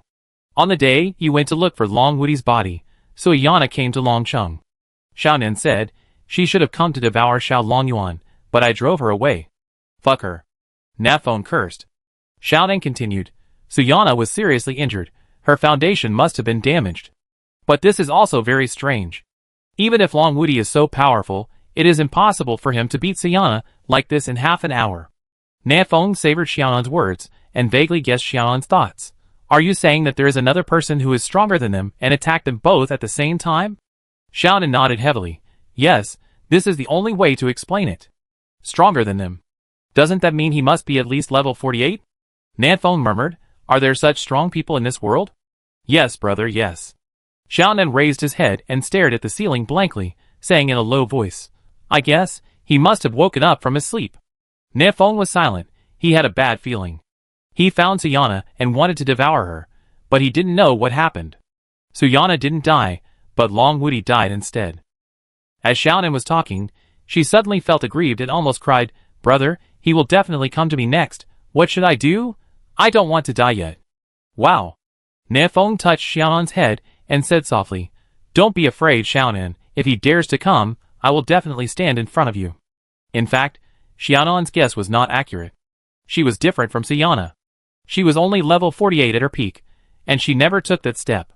So Xiaonan could only rely on her own guesses about everything about him. Xiaonan thought she was hiding well, but in fact, in his eyes, Xiaonan had nowhere to hide. Xiaonan thought he would come to devour her, but in fact, he would not do anything at all. In other words, before Xiaonan condensed her godhood, she could even live like this. Xiaonan cried for a long time, and her tears dripped into the chopped shrimp meat. She picked up the shrimp meat, opened the window, and shouted outside the window, Xiao Ma Speed 7, come over for breakfast. Slurp! The sound of cheerful horse hooves rang out, and a unicorn rushed over, swallowed the shrimp paste in one gulp, and then ran away. All you do is flirt with a little mare. Xiaonan wiped away her tears, returned to the table, took out another big shrimp, and started chopping it. She wanted to make herself less afraid in this way. Nanfeng silently accompanied her, killing crabs and picking crab roe. Until noon, the two of them had a full plate of shrimp paste and crab roe. Okay, that's it. Xiaonan clapped his hands contentedly, cooked them into porridge first, then dry them into powder, and then you can brew shrimp soldiers and crab generals bobo tea. With so many, it should be enough to make 10 tons of milk tea, right? Are you using it to make milk tea? Nanfeng's mouth twitched slightly. I thought you were feeding it to the horses. What a joke. I caught these shrimps and crabs for a long time. It's such a waste to feed them to the horses. So, Nanfeng suddenly changed the subject and looked at Xiaonan calmly. So Long Woody really can't come back, right? Xiaonan was silent for a while, but still nodded cruelly. At that time, Suiyana, who was level 49, was left with only a remnant soul to survive. Long Woody was only level 47. In his hands, his soul should have completely disappeared, so we can't find him. Nafeng looked calm. Xiaonan had laid so much groundwork just now, and even pretended to cry. How could Nafeng not guess what she wanted to say? He had already thought of this result. What Nafeng didn't understand was that if it was really him who took action, why did Long Woody die instead of Suiyana? Would Long Woody's broken right knee be related to his cause of death? If I hadn't told him where his weakness was that day, It would have been better. Chapter 829. I want to find a place to practice in seclusion. In the afternoon, Nadphone was helping Xiaoning cook her shrimp soldiers and crab generals porridge, and suddenly said, "Before he comes to find you, or before I break through, I will stay there and won't come out." Xiaoning was stunned for a moment, and said, "Then you will have to retreat for a long time." "Well, no matter what decision you make, I support you, brother." "Thank you," Nadphone said seriously. "Have you decided where to retreat? Eternal Night Sea?"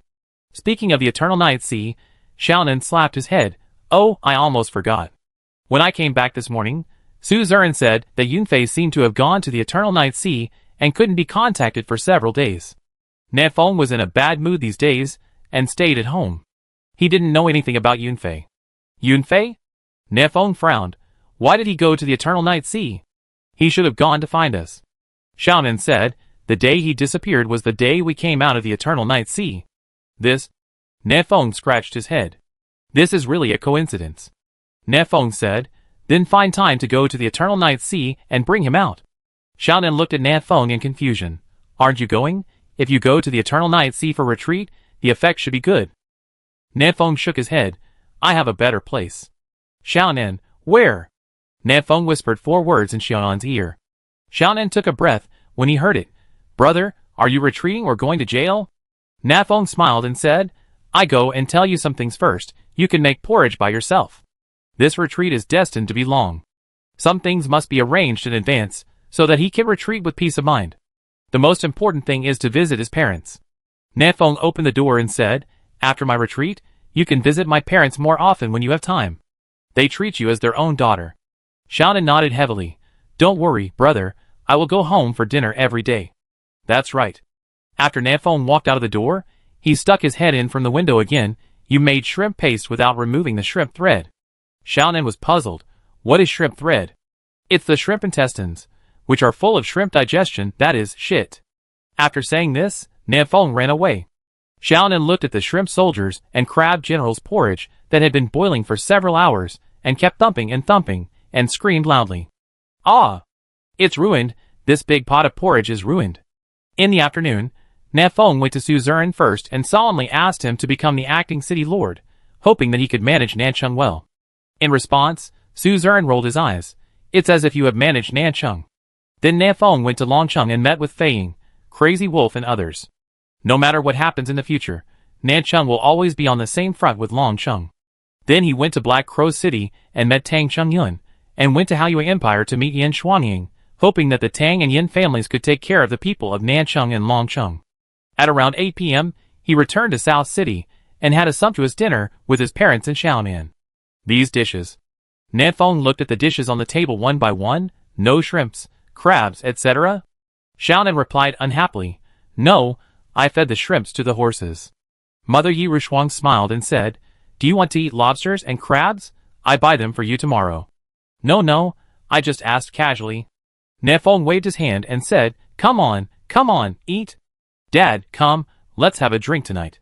After dinner, Nadphone brought more than a dozen jars of good wine, and called the brothers from Nancheng to the back mountain. They talked about everything, from pursuing young girls during school days, to deasing the boss with colleagues during work days, to the battles after crossing. Thinking about it now, I was really brave at the time. I said a few words in the chat channel, and dared to go out and meet Su Ming. I tell you, my sliding tackle at that time was so cool. I really missed the days when I first crossed over and sold water with Nanshan. At that time, I must have been the richest person in the entire war zone. I sell barbecue and make more than you. I sell herbs and make more than you. I cut down 20 trees a day and make, well, not as much as you.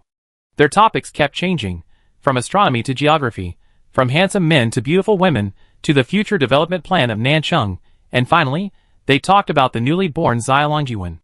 Xiao Luo took a sip and chuckled. If he is interested in swordsmanship, then I will pass on the Xiao family's 8 swords to him.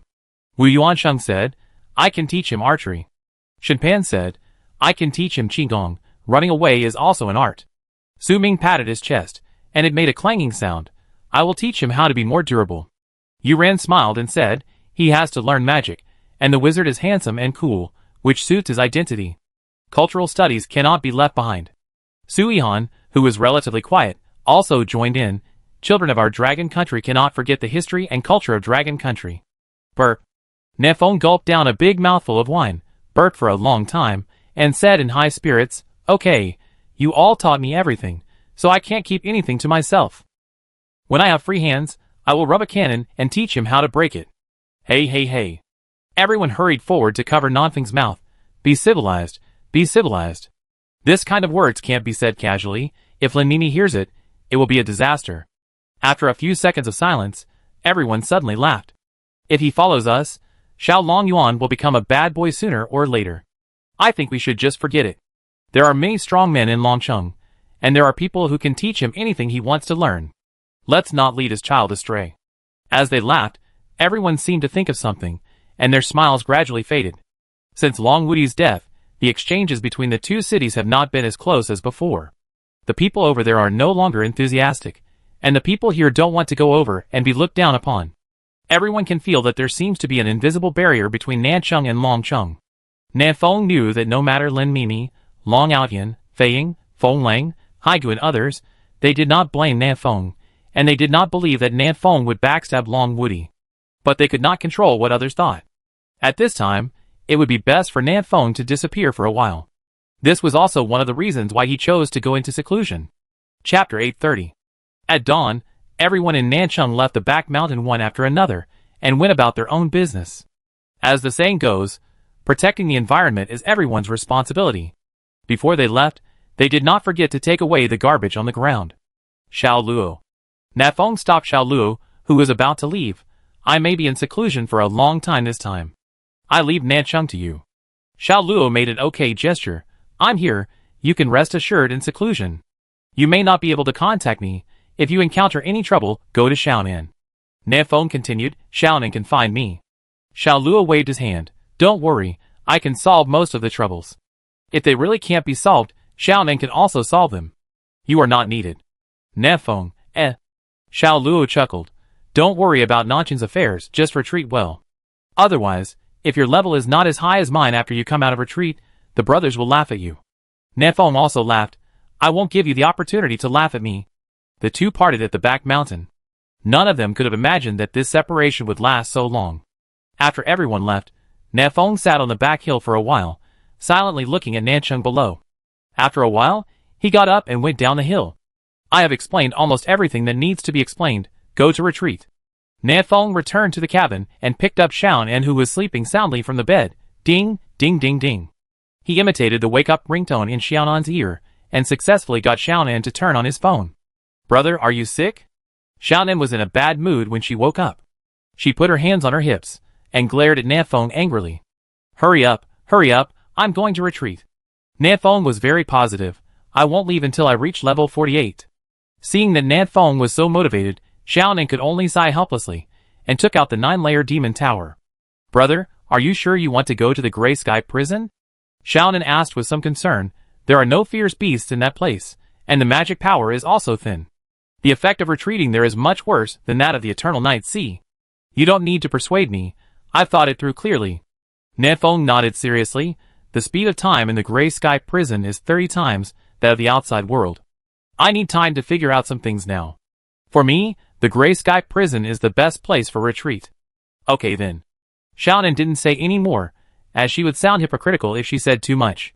Anyway, she is now the controller of the 9-layer demon tower, and Nafeng can come out anytime she wants.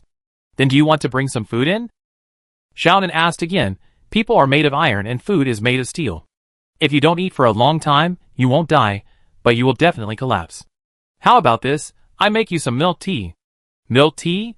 Nafeng thought of what Xiaonan cooked yesterday, and waved her hands in fear. No, I have to rely on my spiritual will to resist the temptation of food. Quick, put me in jail. Okay. Xiaonan said no more, the 9-layer demon tower in her hand sparked light, and in a flash, she sucked Nafeng into the 9th floor Gray Sky prison. Brother, you are such a fool. You don't want to stay in this wonderful world, but go to jail. Now you are really a jailbroken man. Xiaonan yawned, washed up, and went out to school.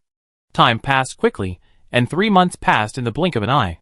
In these 3 months, the primitive world was very peaceful, and almost nothing major happened.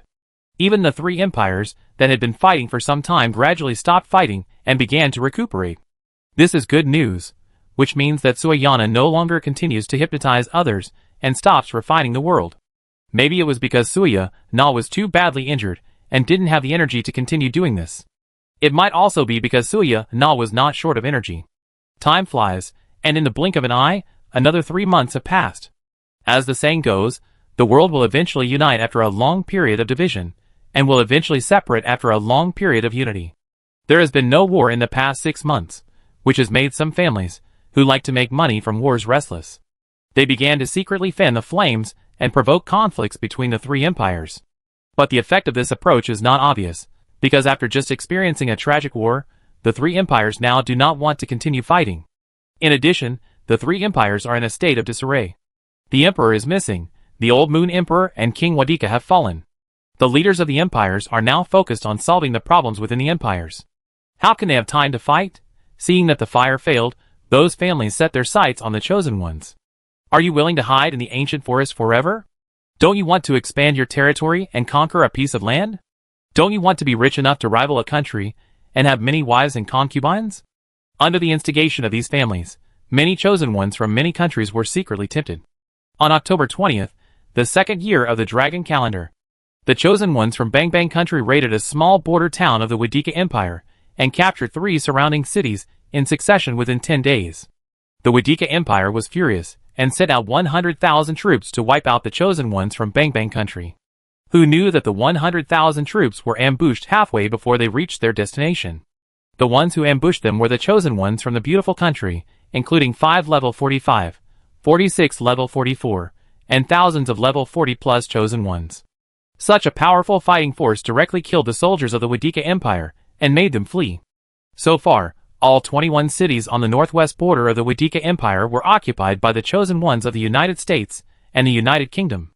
It is worth mentioning that the chosen ones of the United Kingdom only got one of the cities, and the remaining 20 cities were all from the United States. In December of the same year, Archie and Catherine joined forces and led the chosen ones of the Kingdom of Fact to attack the Haoyui Empire. The New Moon Emperor had only been on the throne for more than a year, and his foundation was unstable. The ministers under him were lip service to his orders. This also led to the rapid fall of the southeastern border of the Haoyui Empire. In the end, it was Yen Shuangyang who personally took action and had a man-to-man duel with Archie, and successfully won, and the French kingdom stopped its offensive. Even so, the Haoyui Empire still lost 13 cities, which was a heavy loss. Among the three empires, the situation was slightly better in the Falling Sun Empire. Because the emperor was just missing, no one knew whether he was dead or alive, so the chosen ones were not willing to take action against the Falling Sun Empire. What if the emperor is not dead? What if he suddenly comes back one day, when the emperor strikes with a heavy punch? Who on the scene can withstand it? In addition, the southern part of the Falling Sun Empire has been occupied by Longcheng and Nancheng, and the chosen ones of other countries do not want to compete with Longwu for territory. Although Long Wudi has died in the battle, Longwu still has Nanfeng and Shaoluo. In terms of combat power, Longwu is still far ahead, and no one wants to mess with him. After all, the fate of Sakura country is there. Year 3 of the Dragon Calendar, January 1st. It has been more than 9 months since Nanfeng entered the Grey Sky Prison. This is the time in the outside world. In the Grey Sky Prison, he has spent more than 20 long years alone. Chapter 831. It's the new year, it's the new year, it's the new year. It's a new year again. Nancheng and Longcheng are decorated with lights and colors, full of joy and laughter. Cities such as Black Crow City, Yingjiang City, Magic City, and Beijing City, far away in the south of the Falling Sun Empire, have also been affected and celebrated the traditional festival of the Dragon Kingdom, the Spring Festival. At the gate of the Nancheng City Lord's Mansion, everyone looked at the couplets hanging on both sides of the gate and fell into deep thought. This couplet was written by Nanfeng himself in the first year of the Dragon Calendar.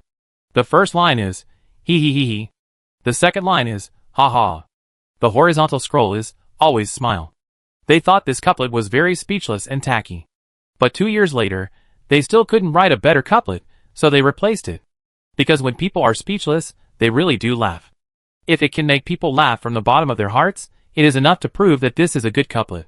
Forget it, I give up. Suzerain gestured with the brush for a long time, and finally shook his head and said, I really can't think of a better one. Who has any ideas? You guys come." The people behind him waved their hands, not wanting to take the job. The couplet at the entrance of the city lord's mansion should be written by the city lord. Su Ming said, "I think this couplet doesn't need to be changed. Wait until the southern god comes back." "I think it's okay." "Then don't stay here. Let's go cook. After dinner tonight, let's go to my foot bath center to relax." Okay, that's good. After the foot massage, go to my swimming pool for a party. I found a lot of girls wearing bikinis." Okay, this is better." A group of people laughed, and the atmosphere of happiness filled the city lord's mansion. The third year of the dragon calendar, April 16th. Longcheng, which had been silent for a long time, suddenly made a major decision. They wanted to continue to expand their territory and gradually transfer ordinary people outside the forest to connect with the world. In fact, when Long Wudi was still alive, he had already done this. However, not many people went out at that time, less than 1,000th of the population of Longcheng. Now, Longcheng is preparing to migrate to the capital on a large scale. As for the current Longcheng, it will be left as a secret research base for some old scholars with inconvenient legs and feet to do scientific experiments. Of course, they will also leave some of the chosen ones to guard this place. That day, Xiaonan went to Longcheng alone and found Lin Mimi. "Are you leaving here?" Xiaonan asked straight to the point. "Yes." Lin Mimi smiled softly, her tone gentle. "The soldiers are expanding the territory, and of course, I have to go to the front line to command the war and advance and retreat with the soldiers." He did the same when Long Wudi was still here. "Oh." Xiaonan nodded silently and asked, "What about Xiao Longyuan?" "The front line is too dangerous. I will let Xiao Longyuan stay here." Lin Mimi said, "I hope you uncles and aunts in Nancheng can take care of him." Xiao Nan's eyes lit up. "Do you want Xiao Longyuan to go to Nancheng?" That's not the case." Lin Mimi explained, "His grandparents will stay here to take care of him. But everyone has left. I'm afraid he will be lonely without friends. So I want you to play with him more."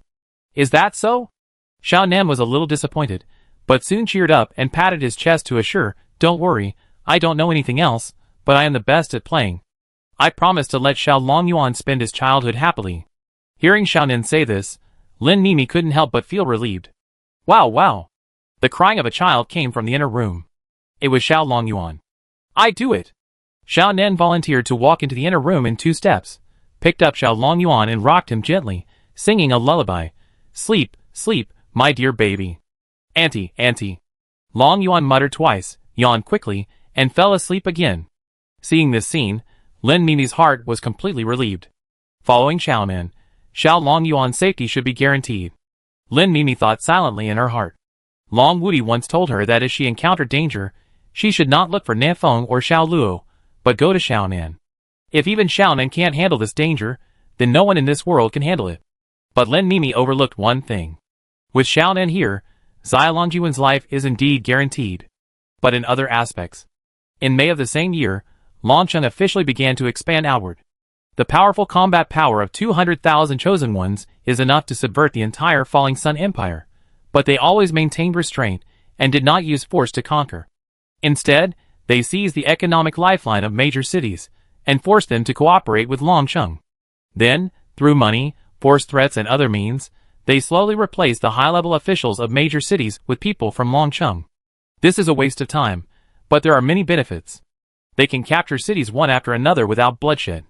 These cities have not been devastated by war, and can enter a high-speed development mode in a very short time and connect with the capital. Moreover, the civilians in the city can accept Longcheng from the bottom of their hearts. Of course, there are also many cities that are unwilling to accept the cooperation conditions proposed by Longcheng. At this time, they will know that the 200,000 chosen ones in Longcheng are not vegetarians. With the United States, France, and Dragon as role models, the chosen ones of other countries also seize this opportunity to seize as much territory as possible, hoping to have a place to live in this world. The borders of the 3 empires are basically in full bloom, and there are wars everywhere. This has made the top leaders of the 3 empires very worried. If they fight, they can't win. If they don't fight, they will have to watch their own territory being occupied by alien races. Who wouldn't be worried? The people of all countries were full of complaints against the chosen ones. Gradually, the people began to organize organizations to resist the chosen ones. The strength of the people in these organizations varied greatly, with the weakest being more than 10 levels, and the strongest being more than 40 levels. They each performed their duties, and tried every possible way to trap and kill the chosen ones. Many wealthy and powerful families also secretly joined the battle. For them, they could turn a blind eye to the Three Kingdoms War. After all, this was a civil war in their primitive world, with their own people fighting against each other. But the chosen ones are aliens. How could the major families allow aliens to occupy their homes? These families have nothing but a lot of money and thugs.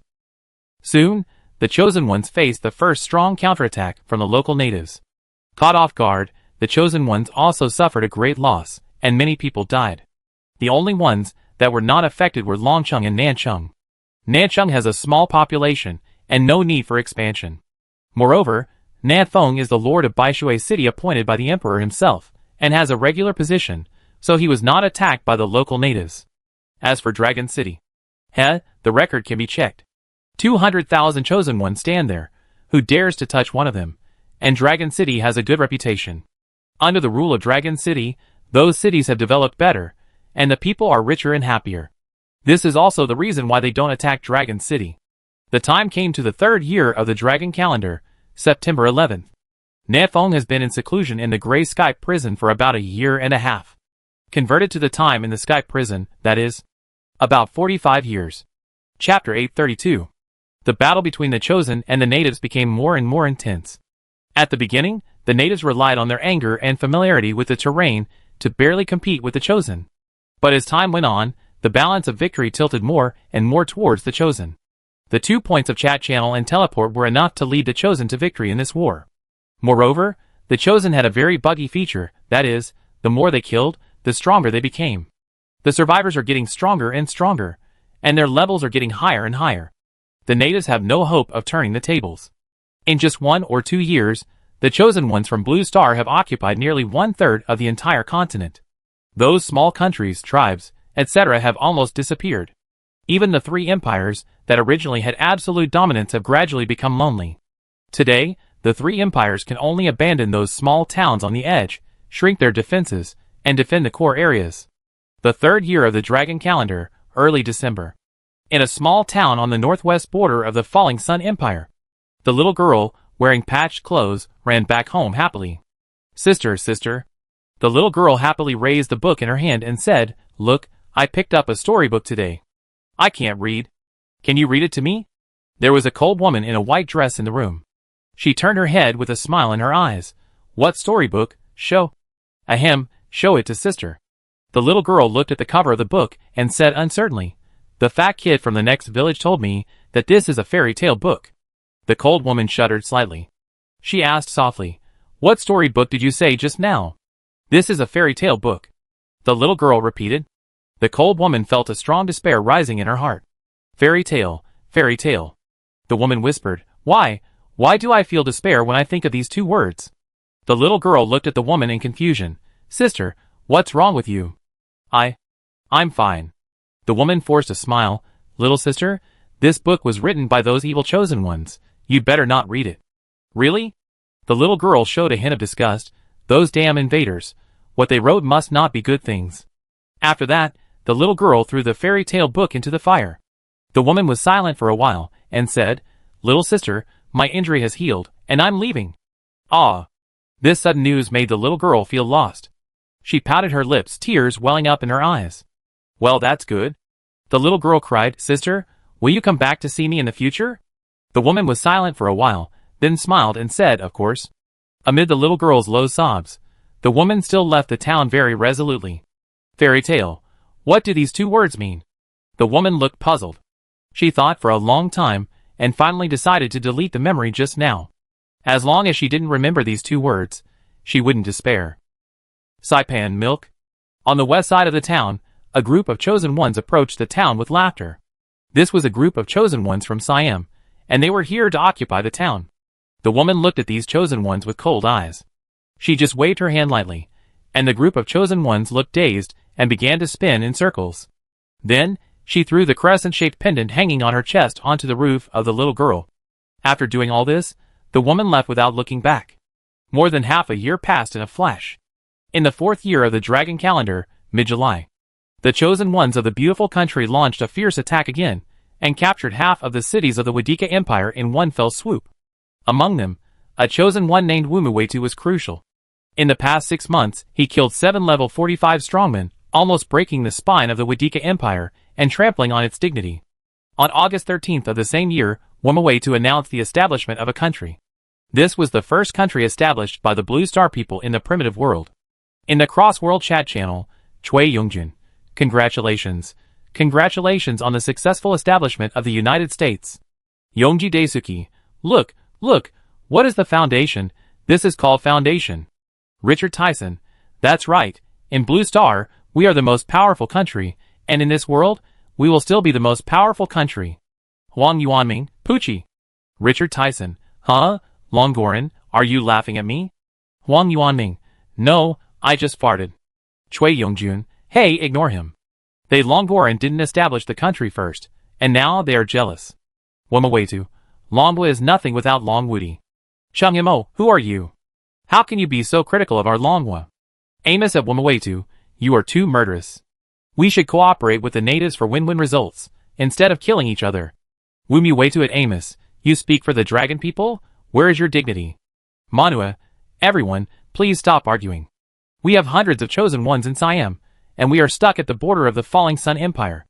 Is there anyone who can help us? After Longwudi's death, the chosen ones from other countries began to take advantage of others. Lin Mimi ignored these people. She is now wholeheartedly developing Dragon City, and does not want to conflict with other chosen ones. The 4th year of the Dragon Calendar, September 12th. Nanfeng has been in seclusion for 2.5 years, which is equivalent to the time in the Grey Sky prison. 75 years. This made Xiaonan a little worried. Under his curse, the chosen one only has a lifespan of 100 years, and Nanfeng's time is running out. Brother Lao, it's been 75 years, have you made a breakthrough? Xiaonan couldn't help but walk into the Grey Sky prison to see what Nanfeng's strength is now. By the way, remind Nanfeng that he should go out. The prison was grey. Xiaonan searched for a while, and found a savage in the open space. This savage was unkempt, with hair and beard long enough to be used as a mop. Brother, you. Xiaonan looked disgusted, and was about to say something bad to Nanfeng, when he suddenly glared. No, brother, why are you still level 46? What have you been doing for the past 75 years? Hearing Xiaonan's voice, Nanfeng turned his head stiffly and opened his mouth. Hashtag BA. Xiaonan was stunned. It's over, brother is stupid, he can't even speak. Haha, I'm just kidding you.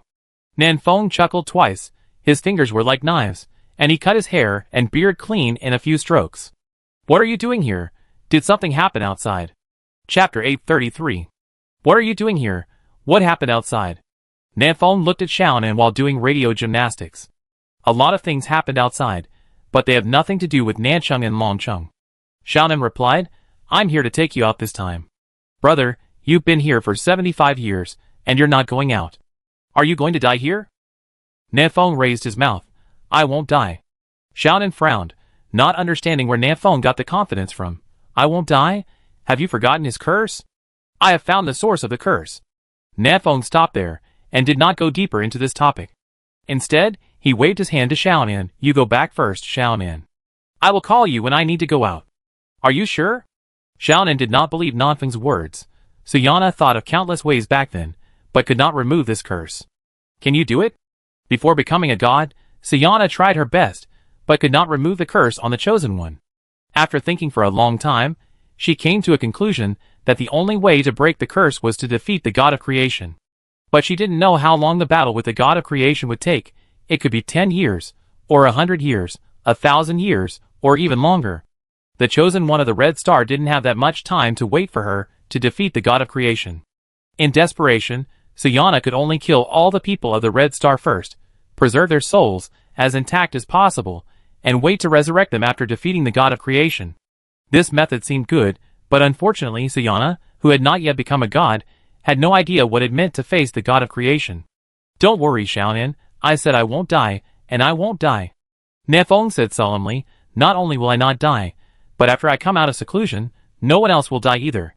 With Nanfeng raising 4 fingers, and making a serious promise, Xiaonan finally chose to believe it. She left the great prison, allowing Nanfeng to continue his quiet seclusion. South City, 9-layered demon tower outside. Seeing Xiaonan coming out, Xiao Luo asked, "How is it?" Xiaonan spread his hands. "My brother said he has a way to break the curse on the Chosen One, so I have to stay in seclusion for a while." "Okay." Xiao Luo nodded and left. Auntie Nan." A childish voice sounded at Xiaonan's feet. Xiaonan bent down and picked up Zai Longjuan, who was wearing open-crotch pants. "Little brat, what do you want me to do?" "I want to play this."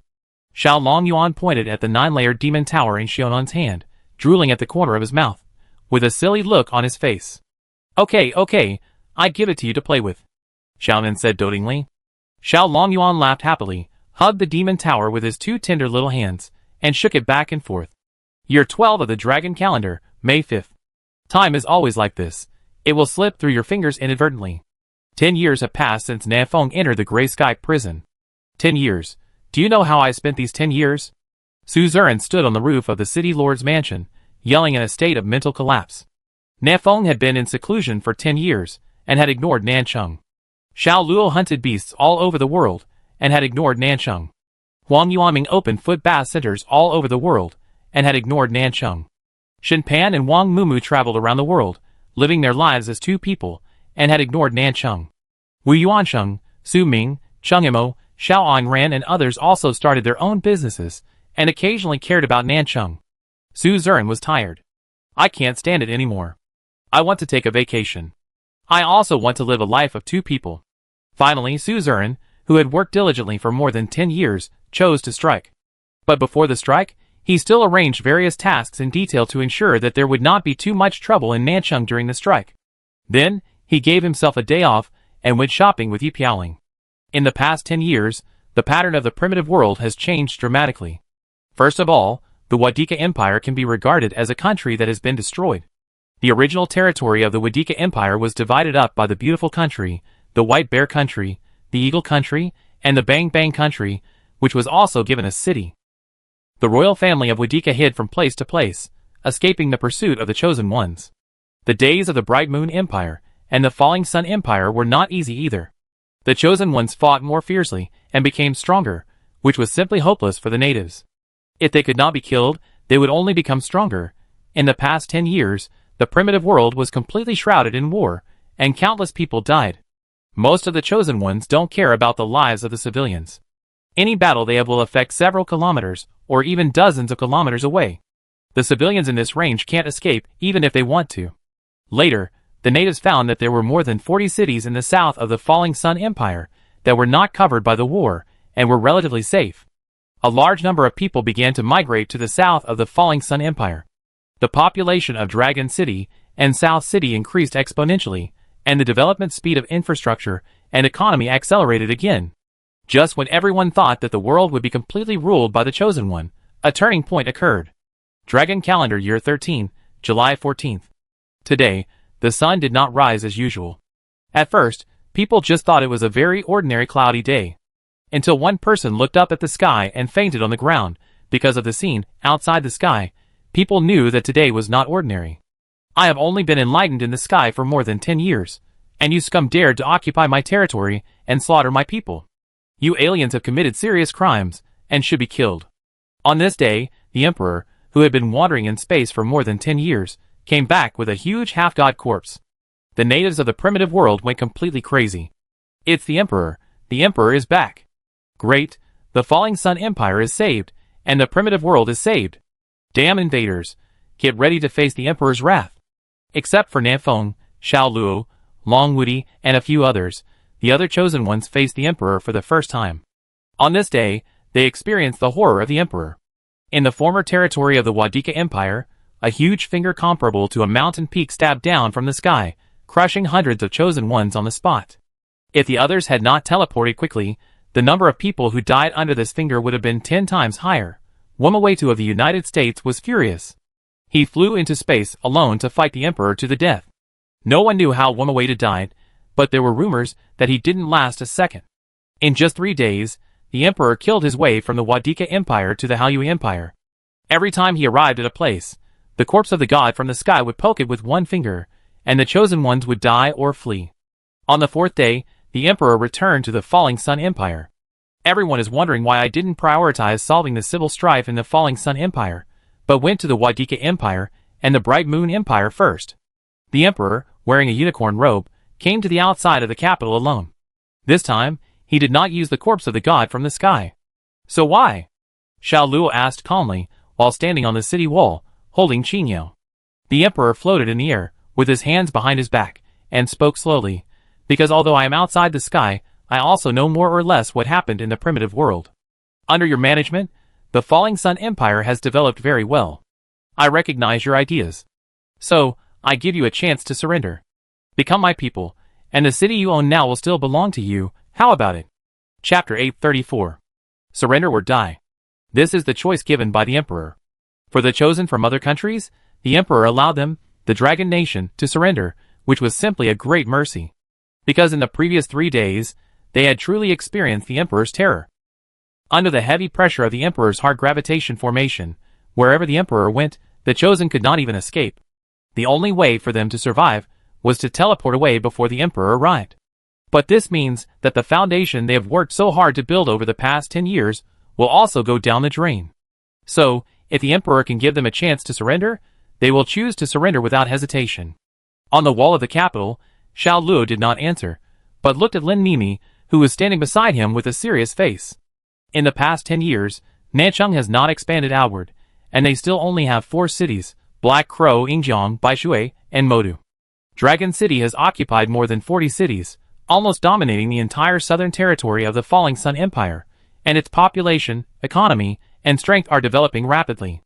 If we surrender now, wouldn't Dragon City's 10 years of hard work be in vain? Working for nothing is fine, but what about Dragon City's face? Surrendering now is equivalent to Dragon Country's spine being broken by the Emperor. In the future, all Dragon City's chosen ones will live the rest of their lives with shame. But if we don't surrender, what should Dragon Country's chosen ones do? Without Long Wudi, who can stop the Emperor? You don't need to think too much, just follow your heart. Xiao Luo said calmly, if you don't want to surrender, I will do it myself. Lin Mimi said worriedly, but the strength of the Emperor. Lin Mimi is only level 44, she can't see through the strength of the Emperor, and she doesn't know who is stronger between the Emperor and Xiao Luo. She is worried that her decision will harm Xiao Luo. Nanfeng has been in seclusion for 10 years. If he finds out that he killed Xiao Luo in the future, the already delicate relationship between Longcheng and Nancheng will become even more tense. I understand. Xiao Luo nodded slightly. There is no need for Lin Mimi to say anything more. Xiao Luo rushed to the sky with a knife. Emperor, do you dare to fight in the sky? Emperor Zun laughed and said, why not? In the blink of an eye, the two disappeared from everyone's sight and came into space. Below, the chosen of Dragon City and South City were all very nervous. They prayed silently, hoping that Xiao Luo could win. At this time, in the boundless starry sky, Xiao Luo and Emperor Zun did not fight. In the past 3 days, I have heard some things. Emperor Zun said with some regret, I never thought that Long Wudi would fall after all these years of enlightenment. I have always believed that among all the chosen ones, only he is qualified to be my opponent. You will know in a moment that I am also qualified. Xiao Luo said lightly. No, you are different from him. All the chosen ones are different from him. The Emperor shook his head gently. Without the blessing of the God of creation, you will never reach your current level. But he can. Xiao Luo was silent. He could not refute. He felt that what the Emperor said was right. If there was no God of creation system, if there was no experience in hunting fierce beasts, he would never be able to reach level 46 in his life. 10 years have passed. Long Wudi had already broken through level 47 10 years ago. But Xiao Luo is still one step away from level 47.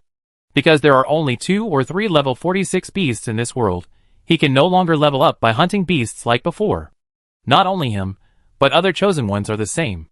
Most of the chosen ones are stuck at level 44. There are less than 100 level 45 chosen ones in all countries, and level 46 is even rarer. As of now, there are only 6 level 46 chosen, Long Wudi, Xiao Luo, Nafeng, Amos, Wumawetu, Archie, in order of time to reach level 46. Among them, Long Wudi and Wumawetu have fallen. Archie was seriously injured by the Emperor 2 days ago. He escaped by luck, but there is a sign of falling to level 45. The reason why the level of the chosen cannot be raised is that they only know how to kill people and beasts to gain experience, but they don't know how to practice themselves. Fortunately, they also realized the problem. 3 years ago, the chosen ones of various countries began to study the skills written by Long Woody. National Crossing. I can upgrade by breathing. Womawatu and Archie both broke through to level 46 because they learned the invincible breathing method. Seeing Xiao Luo silent for a long time, Emperor Zun said again, "Where is Nanfeng? Why doesn't he show up? Is he afraid to face me?" Xiao Luo shook his head. "He is in seclusion. I will face you. I have always remembered the revenge of Diyuan." The Emperor slowly stretched out a hand. "I wonder if he can empathize with me if I kill you." Behind the Emperor, a demigod corpse emerged. The corpse was terrifyingly large, and the primitive world next to it was like a basketball in front of him. Xiao Luo looked at the corpse and commented, "Gaudy." The battle was about to start. "Before the fight, I have another question." The Emperor flew quickly toward Xiao Luo. "Where is the dream god?" Xiao Luo slashed out a blade of energy tens of thousands of meters long. "I'm looking for her too." The Emperor punched out, and the corpse behind him synced with him and punched hard at the blade. "Is she hiding again? She's in the dark, and we're in the light. If we both lose, she get the upper hand." As they spoke, the distance between the two of them narrowed rapidly, and soon there was only a body length left. The Emperor whispered, "Then let's stop here." Xiao Luo hesitated for a moment and nodded. "Okay." The two fought for 10 days and 10 nights. The final result should be that both sides were injured. Of course, this is speculation by outsiders. Because after this battle, Emperor Zun returned to the Imperial Palace and stayed indoors, and Xiao Luo also returned to South City and disappeared from the public eye. There are rumors that both of them were injured and were not far from death. Dragon Calendar 19th year, early September. 7 years have passed since the battle between Xiao Luo and Emperor Zun. Ancient Forest, South City. A young man strode and ran to a very simple farmyard. In the yard, Xiao Luo was leisurely brewing tea, feeling very comfortable. "Master Xiao Luo." The young man rushed to the table breathlessly, picked up the teapot and poured it into his mouth in big gulps. "Drink slowly." Xiao Luo spoke calmly. "Master Xiao Luo, I heard that there are many fools in the capital, and they are all saying that you are dead." The young man reached out to wipe the tea from the corner of his mouth, and said angrily, "When I go to the capital this time, I will definitely teach them a lesson for you." Xiao Luo chuckled. "Just don't let them teach you a lesson." The young man looked unconvinced and pointed at himself with his thumb. "Who dares to teach me a lesson? I am the young master of Longcheng, the bully in the capital. The military chief is my father, the sword master is my master, and I have an Aunt Nan, who knows everything about astronomy and geography, punches the god of creation and kicks Soyana. Who dares to teach me a lesson?" Xiao Luo shook his head helplessly. Long Yuan, did Xiao Nan teach you all this?" "Yes, it was Aunt Nan who taught me." Long Yuan looked proud. Ruined, a good child, was ruined by Xiao Nan just like that. Don't follow Xiao Nan in the future, she will lead you astray. Alas, she has already led you astray. Xiao Luo said, got up and walked into the inner room, took out a finely carved wooden sword, and threw it to Long Yuan. "I heard that you are going to the capital alone this time. The journey is long, take this wooden sword to protect yourself." Long Yuan took the wooden sword and said with a smile, "Thank you, master. With this wooden sword to protect myself, I will kill any ferocious beast on the road." Xiao Luo said meaningfully, "Ferocious beasts are not scary. What is scary is people." Long Yuan, who was only 17 years old, could not quite understand what Xiao Luo meant. He scratched his head and bowed respectfully to Xiao Luo. "Master, I should leave soon. I will bring you some delicious food when I come back from the capital." "Go ahead." Xiao Luo waved his hand gently, indicating that Long Yuan could leave. Long Yuan left Xiao Luo's courtyard. He came to the city gate and saw Xiao Nan from a distance. "Auntie Nan!" Long Yuan waved happily and ran toward Xiao Nan. 17 years later, Xiao Nan is now graceful and elegant, like a fairy descending to the earth. Xiao Nan looked at Long Yuan with a smile and said, "Are you ready?" "Yes, everything is ready." Long Yuan nodded vigorously. "Everything is ready, including food, drink and daily necessities. My original wooden sword was broken, so Master Xiao Luo made me a new one for self-defense." Long Yuan waved the wooden sword in his hand to show off. "This is your first time traveling far away alone, so be careful." Xiao Nan whistled, and a small wild horse galloped from a distance. "Pony speed 7? Long Yuan's eyes lit up. Xiao Nan chuckled. "The journey is long, you can ride pony speed 7. "Okay, thank you Aunt Nan." Long Yuan was very happy and jumped on the horse. "Oh, and here is this." Xiao Nan raised the 9-layered demon tower in her hand and handed it to Long Yuan. This demon tower contains many ancient beasts. If you encounter danger, just shake it hard to shake the beast out. It will protect you. Long Yuan was a little confused. Can the beast protect me? This is so cool. Thank you, Auntie Nan. By the way, there is also this. Xiao Nan said, wanting to take out something. A ray of knife energy flew out from the South City, passing by Xiao Ma Speed 7's eyelids accurately. Sigh, Xiao Ma Speed 7 was shocked and ran away like a fly. Long Yuan's voice came back from a distance. Auntie Nan, there is no need for anything else. I'm leaving first. I bring you delicious food when I come back from the capital. The voice was getting farther and farther away, and soon, Xiao Ma Speed 7 rushed into the depths of the jungle with Long Yuan. Xiao Luo's figure flashed and appeared next to Xiao Nan. Xiao Nan said angrily, "What are you doing? I haven't finished talking yet. Why are you so anxious to drive him away?" Xiao Luo said calmly, "Long Yuan has grown up. He must learn to face danger on his own. He must learn to face danger on his own." Xiao Nan twisted his mouth and imitated Xiao Luo's tone. "Then why did you give him that S-level wooden sword?" Xiao Luo touched his nose and didn't answer the question, but asked, "Why did you give him the 9-layer demon tower?" Xiao Nan said, "I'm afraid he will encounter troubles that he can't solve. And brother has been in seclusion for so many years. It's time for him to come out and move around." Xiao Luo silently estimated in his heart. In the gray sky prison, Nan Feng should have been there for 527 years. Chapter 835. In the vast ancient forest, there is a smooth cement road that goes straight from the center of the forest to the capital. This road is called the Invincible Road. It was first planned and built by Long Wuti. In the more than 10 years after his death, the road has been widened and reinforced several times to make it more perfect. The Invincible Road is about 380 kilometers long, of which about 250 kilometers are located in the forest. When building this road, in order to prevent ferocious beasts from attacking pedestrians on the road, Long Wuti specially invited the 4th Overlord, the 5th Overlord, and the 8th Overlord of the ancient forest to guard this road. These 3 Overlords are all level 45 super beasts, powerful, and generally no one will come to provoke them. So theoretically, this road is very safe. But today, there may be some surprises. 5 masked bandits were lying behind a small hill, quietly observing the invincible road ahead. "Boss Huang, it's almost noon. Why hasn't the young master come yet?" one of the chubby bandits asked. "Don't worry, wait a little longer." Huang Yuanming asked a few questions in the chat channel, and after getting specific information, he said to the 4 people around him, "The young master went to the South City before leaving, which delayed him for a while, but according to the time, he should be here soon." The other 4 bandits immediately perked up after hearing this. Except Huang Yuanming, the other 4 bandits are all security guards of Huang Family Foot Bath Center. Yesterday morning, Huang Yuanming brought the 4 of them here, saying that they were going to carry out a secret mission. If they completed it well, the bonus at the end of the year could be doubled. The 4 were quite excited at first, but when they learned that they were going to ambush the young master of Longcheng, they all frowned. "Actually, I don't quite understand why we came here to ambush the young master," a bandit asked, puzzled. Huang Yuanming patted his head. "Why ask so many questions? Just follow my orders. Also, we are not ambushing the young master, we are testing him, understand?" "What's the point of testing?" a bandit muttered. "No matter what, he can't compare to the leader of the dragon army."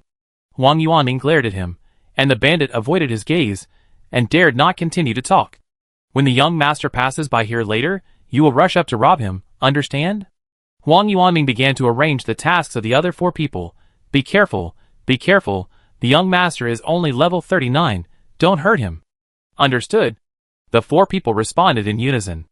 After 2 seconds, the chubby bandit at the beginning asked, "Boss Huang, are you not going?" "I won't go. If the young master recognizes me, this test will be ineffective." As Huang Yuanming spoke, he saw a young man on horseback, rushing towards this place. He hurriedly said, "Hurry, hurry, the young master is here, act according to the plan." The chubby bandit took the lead and rushed down the hill. Go, Fobril. The other 3 bandits hurriedly followed.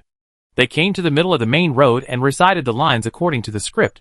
"Ha ha ha, this mountain is mine, this tree. Go!" The boy on the bike did not slow down, but shouted, "Pony Speed 7, hit it!" The 4 bandits looked closely, and they were like, "Wow, a level 41 mount. Oh my god, this thing wasn't even mentioned in the intelligence. Get out of the way!" The 4 bandits scattered. Hiss, the pony passed through the 4 people at speed 7, and Long Yuan on horseback turned around and took out a longbow from his storage bag. Hurricane howling arrow. The arrow blew up a strong wind, which swept away the fallen leaves and dust on the ground, making the 4 bandits unable to open their eyes. Long Yuan asked in doubt, "For level 40 warriors? You dare to come here to rob? Don't you know what this road represents?" The chubby bandit shouted and rushed straight to Long Yuan in the wind. "Stop talking nonsense and take my meat bomb. If the 4 level 40 warriors can't even take down the level 39 Long Yuan, how can they protect the beauties in the footbath center? Will they be laughed at by other security guards when they go back?" The 4 bandits rushed forward and vowed to take down Long Yuan within 3 minutes, because if they did, the bonus would be tripled. Facing 4 aggressive men, Long Yuan patted the head of Little Horse Speed 7 calmly, kicked them to death. "4 bandits? ? No, you, the young master of Long Chung. What's the point of relying on a mount? If you have the ability, come down and fight us in person. Sigh, the horse is as fast as Speed 7, and the bow is as loud as thunder." Little Horse Speed 7 turned around and kicked 4 times with his hind legs, kicking the 4 bandits dozens of meters away. Afterwards, Long Yuan bent his bow and shot an arrow at each of them. Waves of wailing sounded on the invincible road. Strange. Long Yuan did not pursue the victory, but thought to himself, this road should be the territory of the 5th overlord. We have been fighting for so long, why hasn't it come yet? It can't be asleep, right? And these 4 guys don't look like bandits, who specialize in killing and robbing. They didn't kill me just now. Long Yuan looked at the 4 bandits lying on the ground wailing, and after thinking for a moment, he probably guessed something. Is that a test from those guys in Longcheng? I see. No wonder Master and Aunt Nang gave me so many self-defense items before I left. Long Yuan knew that in the hearts of most of the chosen ones in Longcheng, they all hoped that Long Yuan could become a strong man like his father Long Wudi, and lead Longwood to glory. But how could this be a simple matter? Among the billions of people in Blue Star, there is only one Long Wudi. Ahem. On the hillside, Huang Yuanming, wearing a stocking hood, stood up and coughed twice, saying, "Young man, my men are ignorant. Please give them a way out. I will definitely teach them a lesson when I go back." Long Yuan stared at Huang Yuanming for a few seconds and said with a smile, "Okay, Uncle Huang, have I passed this?" Passed? No, who is your Uncle Huang? Don't yell." Huang Yuanming was anxious. Long Yuan laughed loudly and rode on the pony Speed 7 to the distance. "There are still 8 levels to go, you kid, be careful." Seeing Long Yuan's figure getting farther and farther away, Huang Yuanming couldn't help but remind him loudly. "I know, thank you, Uncle Huang." Long Yuan's voice came from a distance. "No, don't call me Uncle Huang, it makes me feel awkward." Huang Yuanming cursed and muttered a few words, then smiled. "Little guy, not bad. If Xiaonan hadn't sealed the energy in his body, he should be able to fight with me now, right? See, Brother Long, your child is very good compared to you. Just a little bit worse." Then, Huang Yuanming opened the panel and sent a message to the second group of people. "The young master has passed the 1st level and is expected to arrive at your place in half an hour." After sending the message, Huang Yuanming hurried down to help the 4 people heal their wounds. Xiao Ma Speed 7 broke several ribs of each of them, and the 4 people were in so much pain that they couldn't speak. Xiao Nan is really a fool. If he arranges a Xiao Ma Speed 7 for Long Yuan, wouldn't the next test be 10 times easier? The more Huang Yuanming thought about it, the more he felt that this wouldn't work. This test is very important to Long Yuan. He must pass it by himself to shut up those people with ulterior motives. Huang Yuanming opened the panel again and sent a message to the second group. "Remember to rob the young master's horse first." But strangely, after 20 minutes, the people in the second group didn't reply to his message. A bad premonition rose in Huang Yuanming's heart. Chapter 836. After saying goodbye to Huang Yuanming, Xiao Ma Speed 7 carried Long Yuan and continued to run wildly. Long Yuan leaned down slightly and said to Xiao Ma Speed 7, "Xiao Ma, Uncle Huang just said that there are 8 more levels to come. I don't know what they will test. Moral, intelligence, physical, aesthetic, and labor? I hope it won't be mathematics. Alas, I know that many people in Longcheng think that I am not good enough, that I am not as good as my father, and that I am not qualified to take over the position of the city lord of Longcheng. TSK, actually I don't want to be the city lord. It's meaningless at all. But I still have to try to pass this test, otherwise those people will put pressure on my mother again." Sighed Little Pony Speed 7 snored, and I don't know what he wanted to express. After running forward for a distance, Little Pony Speed 7 suddenly braked and stopped. "Huh? Is it the second level so soon?" Long Yuan looked around. Sigh, little pony speed 7 paced in place a little uneasily, as if he felt the danger. Swish! Suddenly, a sharp arrow came from a distance. Jump high. Pony speed 7 used all 4 legs to dodge the arrow. Swish! Another sword energy came, aiming directly at pony speed 7 in midair. The angle of this sword was very tricky, and pony speed 7 had no way to avoid it, and its 2 hind legs were directly cut off. It screamed and fell heavily to the ground. Pony! Long Yuan rolled on the ground twice, and after getting up, he ran towards pony speed 7. Don't move, I help you connect your legs. He picked up the broken leg on the ground and placed it on the wound of the pony. Then, his right hand emitted a faint green light, and began to treat the injury of the pony speed 7. Duh. Heavy footsteps sounded in the jungle, and 2 men in black walked out one after another. Long Yuan glanced at the 2 people with the corner of his eye, and immediately found something wrong. The strength of these 2 people was unfathomable, and he could not see through it at all. These 2 people are not here to test me, but to kill me, Long Yuan said in his heart. The 2 men in black came closer, and looked at Long Yuan seriously.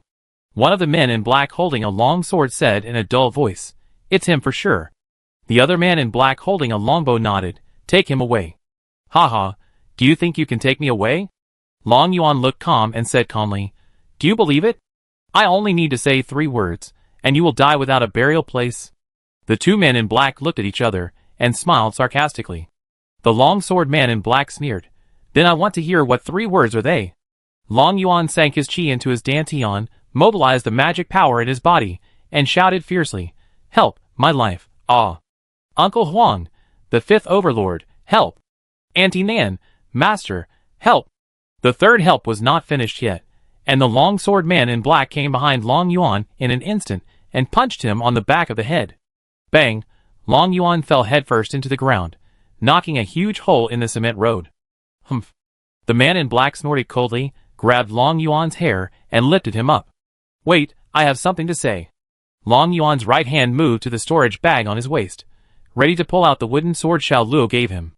But how could the man in black not know his little tricks? With a snap, Long Yuan's right hand was directly broken by him. Long Yuan took a breath, and his tone finally became a little panicked. No, brother, if you let me go, I will give you an S-level life definition magic weapon. How about it? The man in black paused for a moment and whispered, "Where is it?" Long Yuan hurriedly said, "It's the small tower hanging on my waist. You just need to shake it."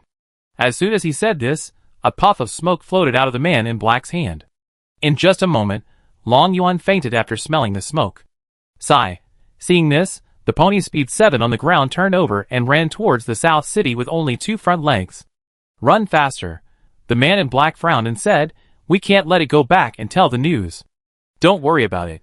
The long-sword man in black held Long Yuan in one hand, and said in a deep voice, "This is the territory of Longcheng and Nancheng. It will be too late if we don't leave now." The 2 of them took Long Yuan, and quickly disappeared into the depths of the jungle. 10 minutes later, 2 figures passed through the sky and landed in front of the big pit that Long Yuan had knocked out. Huang Yuanming and his 4 security guards also ran from a distance. "It should be here." Xiaonan looked around with cold eyes. After a moment, her almond brows knitted tightly. Someone blocked the breath. "I can't see clearly." Xiao Luo said coldly, "Who has such strength that even you can't see it clearly?" Xiaonan stretched out 2 fingers. "Suiyana, Emperor." Xiao Luo flew directly to the direction of the Imperial Palace without saying a word. "I go find Emperor."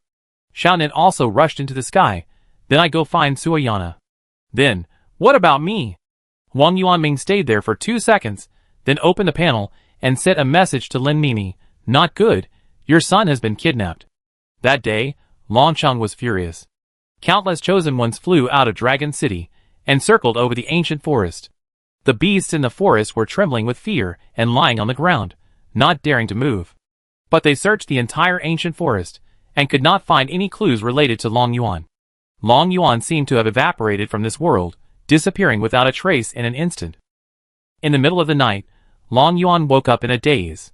He was constantly in severe pain all over his body, which made him gasp.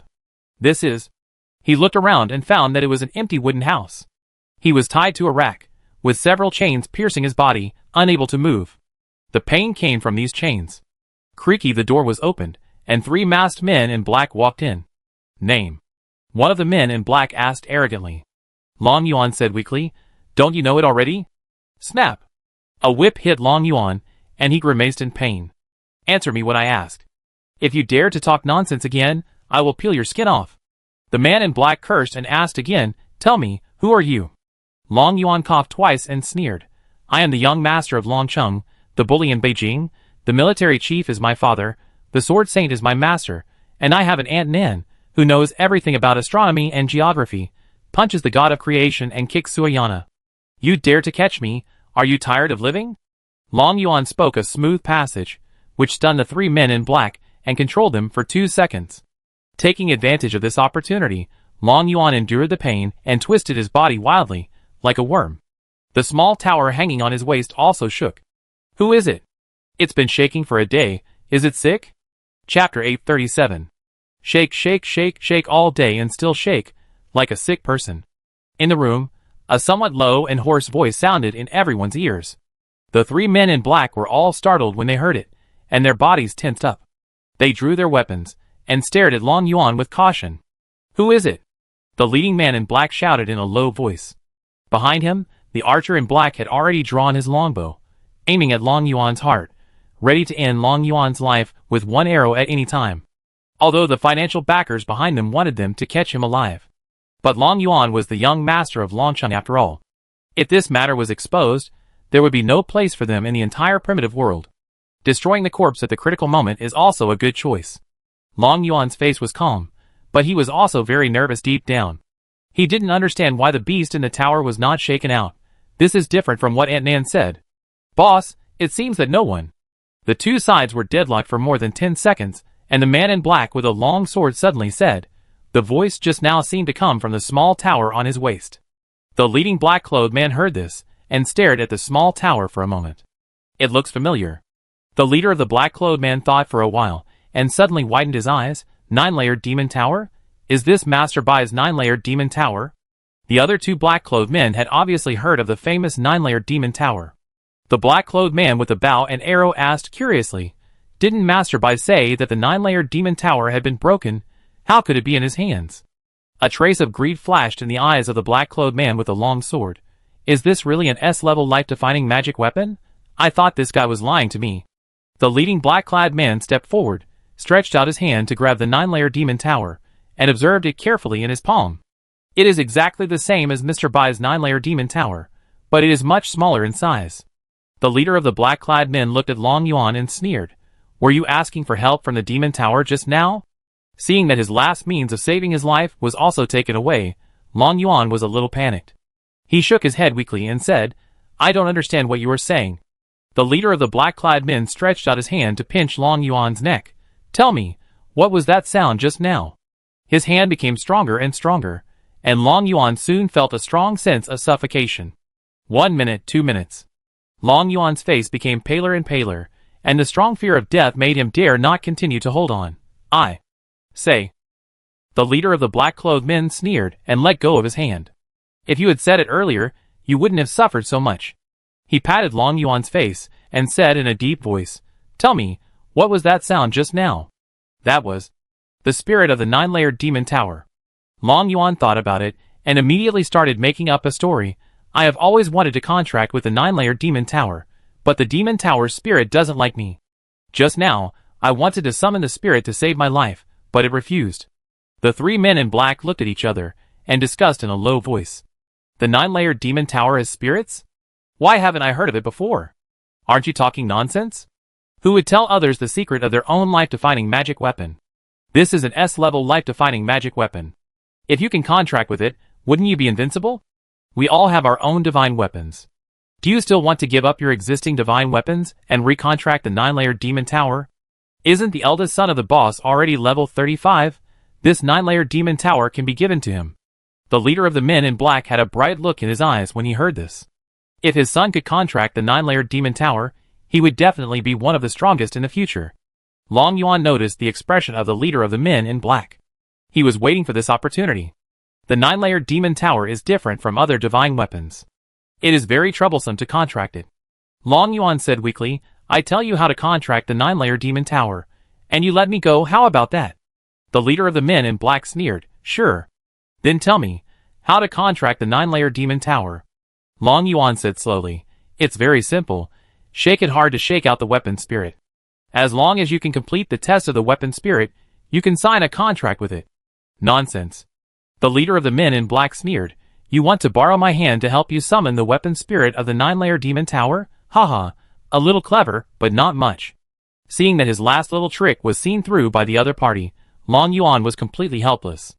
These three people are all veterans, meticulous and cunning. How could Long Yuan, a 17-year-old boy, deceive them?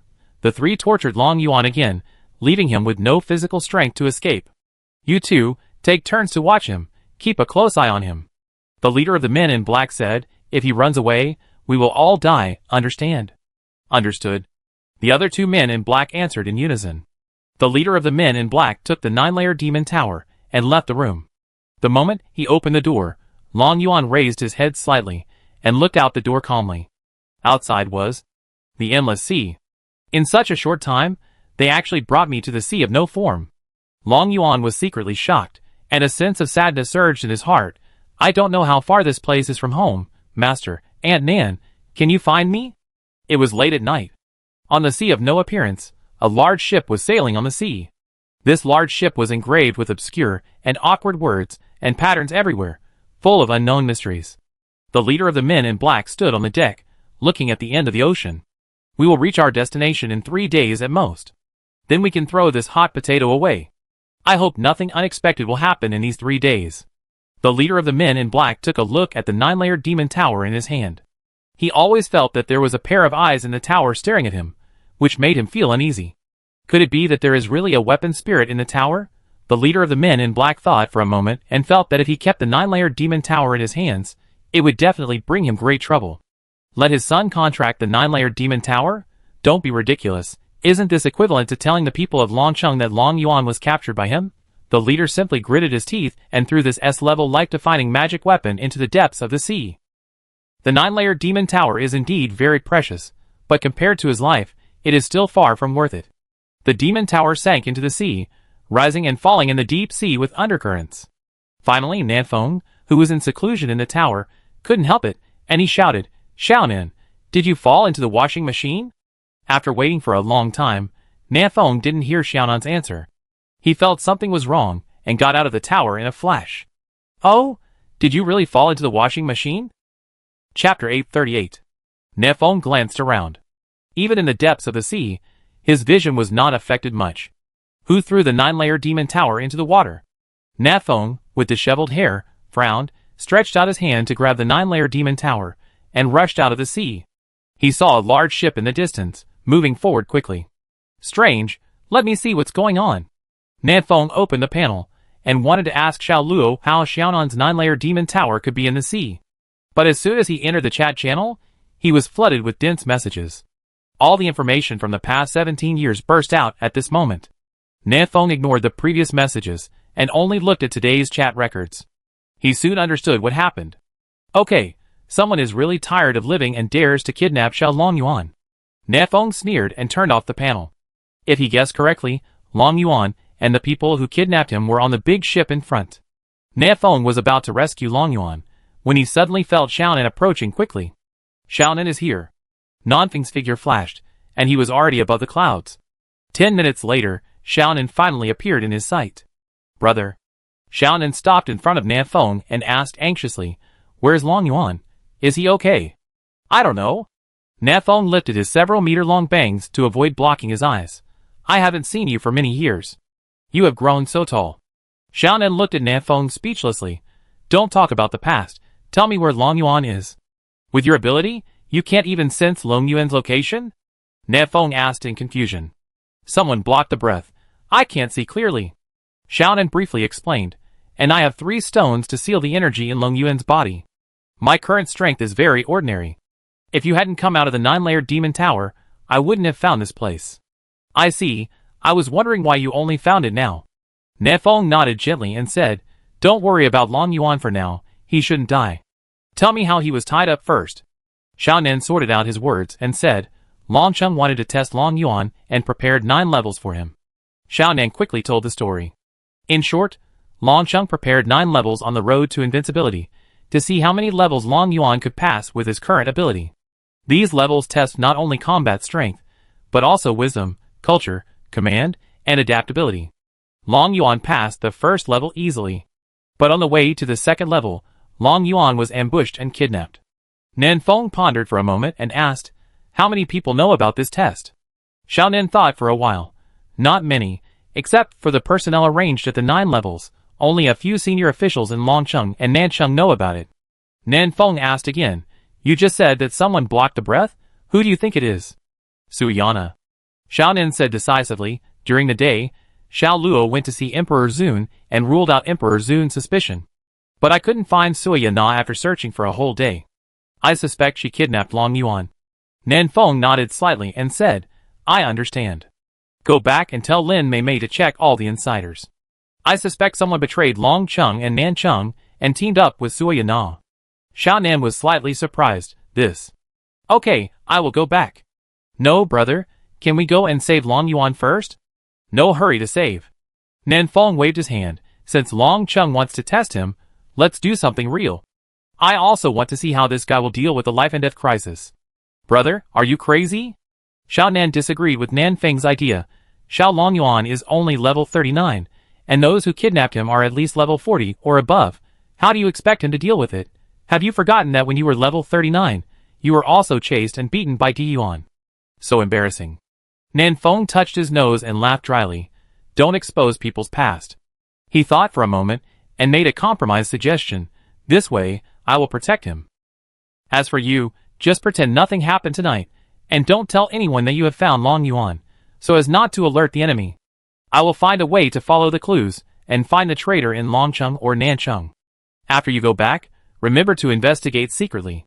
We will work together inside and outside to catch the bad guys among the people in one fell swoop. Xiaonan hesitated. After all, she watched Long Yuan grow up, from rolling on the ground with his bare buttocks at the beginning to being handsome and wealthy now. Xiaonan was a little worried that something might happen to Long Yuan. Nanfeng advised, Xiaonan, he is the son of Long Wudi, and there are countless eyes watching him in secret. If we can't find out all the traitors, this will happen a second time, a third time. Do you understand? Xiaonan was silent for a while, nodded and said, I understand, brother, I will go back now. Nanfeng touched her head and chuckled. Remember not to tell others that I have come out. I hide in the dark, the effect is better. Okay, then I will go back first. Just before leaving, Xiaonan turned back and looked at Nanfeng twice, saying with disdain, Brother, you should cut your hair and shave your beard, you look like a wild man. After that, Xiaonan turned into a stream of light and left here. What do you know, little brat? This is my best disguise. Nanfeng dragged the 9-layered demon tower with one hand and flew towards the big ship he had just seen. In just a dozen seconds, he saw the big ship with various runes engraved on the hull. It's these runes that block the breath, right? TSK. Even Xiaonan can't sense it. How interesting. Nanfeng concealed his body and quietly landed on the deck. With his current strength, no one on the ship can find him unless he shows up. He walked in the shadows and soon found the room where Long Yuan was imprisoned. He moved closer to the door and listened quietly to the sound coming from the room. A voice said, How much money can you make from this order? If you let me go, I will give you 10 times. What, not enough? I am the young master of Longcheng. I have plenty of money. As long as you let me go, I can give you 100 times the money. Obviously, this voice came from Long Yuan. Another voice said, Oh, 100 times? That's 5 billion copper coins. Can you afford so much money? Okay, this voice is from the robber. Long Yuan laughed. Brother, who are you looking down on? 5 billion, that's just my pocket money for a year. Bring me my storage bag. There are 2 billion in it. I can give it to you now. The robber hesitated for a moment. Really? Long Yuan said seriously, Of course it's true. I'm so badly injured now. You can't expect me to run away, right? There was silence in the room for a while. The robber said, Humph, if you dare to play any tricks, I will castrate you. Hearing this, Nanfeng raised his mouth speechlessly. What a stupid robber, he is really stupid. Chapter 839. In the room, the man in black thought for a long time, but still couldn't resist the temptation of money. He worked diligently to rob, kidnap, kill and burn. Wasn't it just for money? Now he only needs to move his fingers to make 2 billion copper coins. Who can resist this? Remember, don't try to play tricks. The man in black threatened. Otherwise, I will strike you with a sword and turn you from the young master of Longcheng into the princess of Longcheng. Long Yuan weakly spit out a mouthful of blood foam, revealing a miserable smile. I'm so injured. What tricks can I play? Besides, even if I wasn't injured, I'm still no match for you. Humph, I'm glad you know that. The man in black picked up Long Yuan's storage bag from the table beside him, and walked over slowly. Long Yuan's right hand touched the storage bag and began to take out money one by one. Clang! A large number of copper coins fell to the ground, making a jingling sound. Let me make it clear first. You have to let me go after you take the money. Long Yuan spoke weakly while scattering coins. The man in black looked at the copper coins on the ground and smiled. Of course, I have the final say. Swish. The blade flashed, and the man in black was beheaded instantly. The remaining blade light was still powerful, and it easily cut the hull open. This level 43 man in black was killed by Long Yuan with one blade. It's a really good blade, but unfortunately I can't control it. Long Yuan spat out a mouthful of blood, turned his wrist, and the wooden sword in his hand made a flower, cutting off all the chains that penetrated his body. Boom! Long Yuan fell to the ground, and his multiple penetrating wounds were bleeding. But he did not treat these wounds, but used his magic power to slap the window with force. Boom! The wooden window broke, and the fishy sea breeze rushed in. Nan Feng hid in the dark, and he saw everything Long Yuan did. He shook his head with some regret, thinking, this kid is still a little impulsive. The sea has a wide view. Even if he jumps into the sea now, he can't escape. In Nan Feng's perception, there are two people on the ship, one level 43 and the other level 45. How could Long Yuan, who is only level 39 and seriously injured, escape from them? Even if he had the wooden sword carved by Xiao Luo, it would not work. Footsteps soon sounded from the deck, and two men in black were running towards him with solemn faces. Nan Feng picked up a wooden stick on the ground and prepared to hit each of the two men in black with a club, to buy some time for Long Yuan to escape. But he suddenly saw from the corner of his eye that Long Yuan was still operating. Long Yuan did not jump out of the window to escape as Nan Feng expected, but laid down on the ground, pressed the wooden sword under his body, and fell asleep.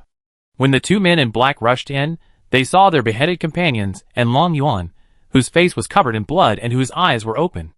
Boss, the young master of Longcheng is dead? Dead? The man in black holding a bow and arrow said in panic, Old Bai is dead too?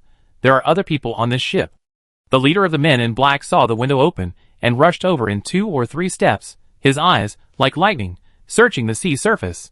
But on the calm sea, where was there any human figure? Behind him, the man in black with a bow and arrow walked to Long Yuan and squatted down, reaching out to feel Long Yuan's breath.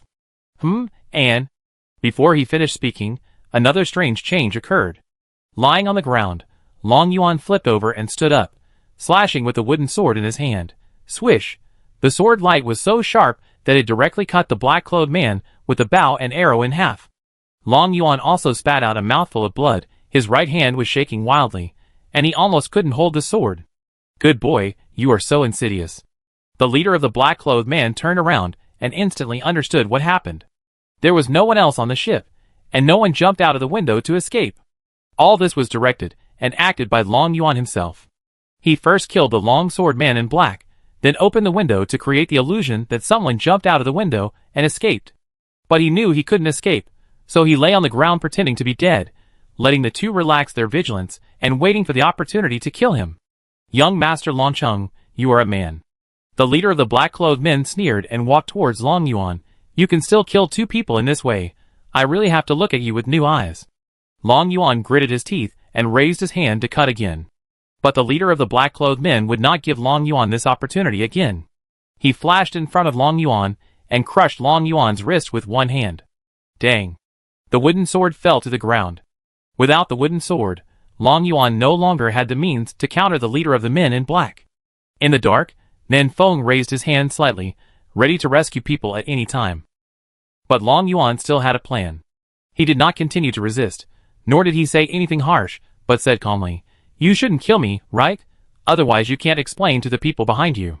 The leader of the men in black condensed his eyes and snorted coldly. You are right. I really won't kill you. The employer wants Long Yuan alive.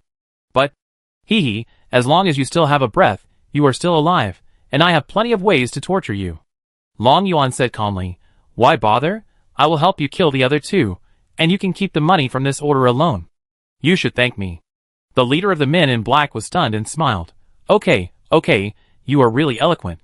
If my son is half as smart as you, I can retire peacefully. As he said, the leader of the men in black controlled the iron chain on the ground and tied Long Yuan tightly. You'd better stop playing tricks. I'm not like those two losers. The leader of the black-clothed men said. Long Yuan nodded. I can see that you are much stronger than them. Even with a wooden sword in hand, I am no match for you. That's good to know. The leader of the black-clothed men threw the bodies of his two companions into the sea, and then sat quietly opposite Long Yuan, staring at him to death. Looking at this posture, the leader of the black-clothed men will not leave before reaching the destination. This made Long Yuan secretly say that it was not good. How can he find a chance to escape when he is being watched so closely? How about? Try the tactic of talking. Long Yuan rolled his eyes twice, and while calling on his magic power to recover from his injuries, he boasted, You just said you have a son? How old is he this year? How strong is he? If he was kidnapped, you would be very sad and angry. Shut up. The leader of the men in black shouted coldly, Don't talk from now on, or I will sew your mouth shut. Okay, the mouth-to-mouth tactics failed. Long Yuan shut up obediently, and began to think of other ways. In the dark corner, Nanfeng chuckled and nodded. Brother Long, did you see it? Your kid is really good. In the case of serious injuries, facing a strong man who is far stronger than himself, he can still find a chance to kill two people. Of course, being able to kill two people has nothing to do with Long Yuan's own strength, but mainly because Xiao Luo's wooden sword is too strong. But Long Yuan's fearlessness and ability to adapt to changes in the face of danger are still worthy of Nanfeng's praise. If it were me, Nanfeng thought, I would not do better than Long Yuan. If the person who was kidnapped was you. Nanfeng said in his heart, Brother Long, can you kill 3 people and escape? Nanfeng subconsciously compared the 2 people. Chapter 840. Late at night, on the big ship in the sea of no form, Long Yuan and the leader of the men in black stared at each other, and the atmosphere was a little awkward. Brother, I see you are tired all day. How about taking a nap? Long Yuan suggested. No.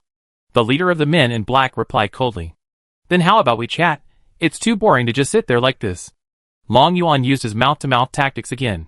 Rip! The iron chain tied to Long Yuan suddenly tightened, breaking several of his ribs. Long Yuan had just recovered a little, but was seriously injured again. I told you not to speak. The leader of the men in black snorted coldly. If you dare to say another word, I will really sew your mouth. Long Yuan quickly shut his mouth. He thought to himself, this man in black is really stubborn, and the possibility of saving myself is very small. Oh, my mother should be looking for me everywhere now. I have been missing for so long.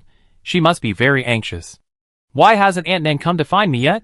Didn't she tell me that there is no one in the world that she can't find? Is she bragging? Aunt Nan, you are so good that you even lied to me. Master, the knife I just used has left your sword energy on the sea. I hope you can find it soon. All kinds of thoughts flashed through Long Yuan's mind. He leaned against the wall tiredly drowsy. He was too tired today. On this day, Long Yuan didn't know how many injuries he suffered. The pain that was transmitted to his brain from time to time made him almost faint several times. But he couldn't faint yet. He had to stay calm as much as possible, keep his brain clear, and look for opportunities to save himself. With a strong sense of fatigue, Long Yuan prepared to take a nap. The leader of the men in black was staring at him closely, and he had no room to maneuver. He might as well take a nap and recover some strength. After a few seconds, Long Yuan fell into a shallow sleep. In his dantian, there was a small ball that was compressed to the extreme, which contained endless and surging magic power. Around this small ball, there are 3 colorful stones slowly rotating, suppressing the majestic energy in the small ball.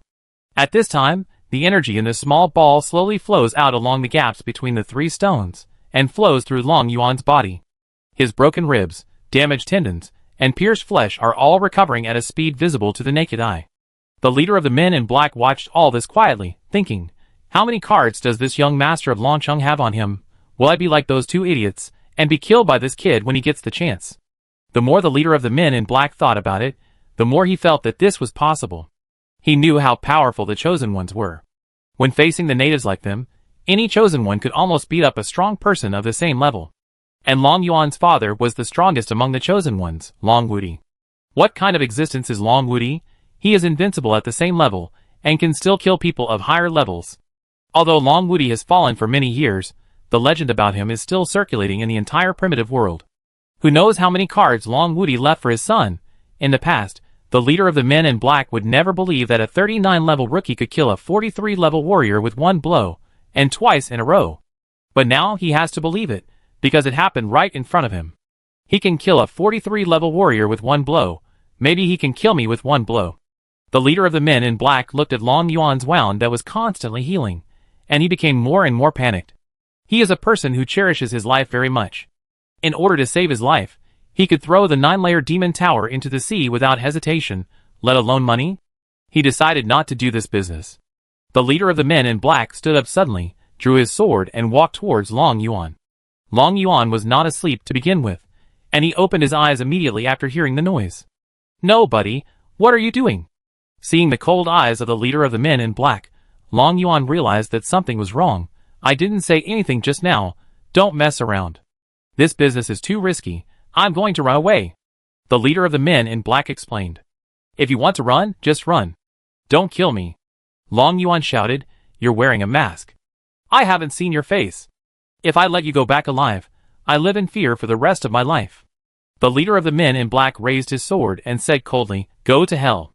The 2-meter-long sword fell on his head, and Long Yuan's heartbeat slowed down. From childhood to adulthood, Long Yuan had countless people around him to protect him. This was the first time he felt the coming of death. "Am I going to die? I'm only 17. A trace of confusion rose in Long Yuan's heart. Duong, a crisp sound brought Long Yuan back to reality. The big knife, that was originally hanging above his head, fell to the side for some reason. The right hand of the leader of the Men in Black holding the knife was shaking violently, as if he had Parkinson's disease.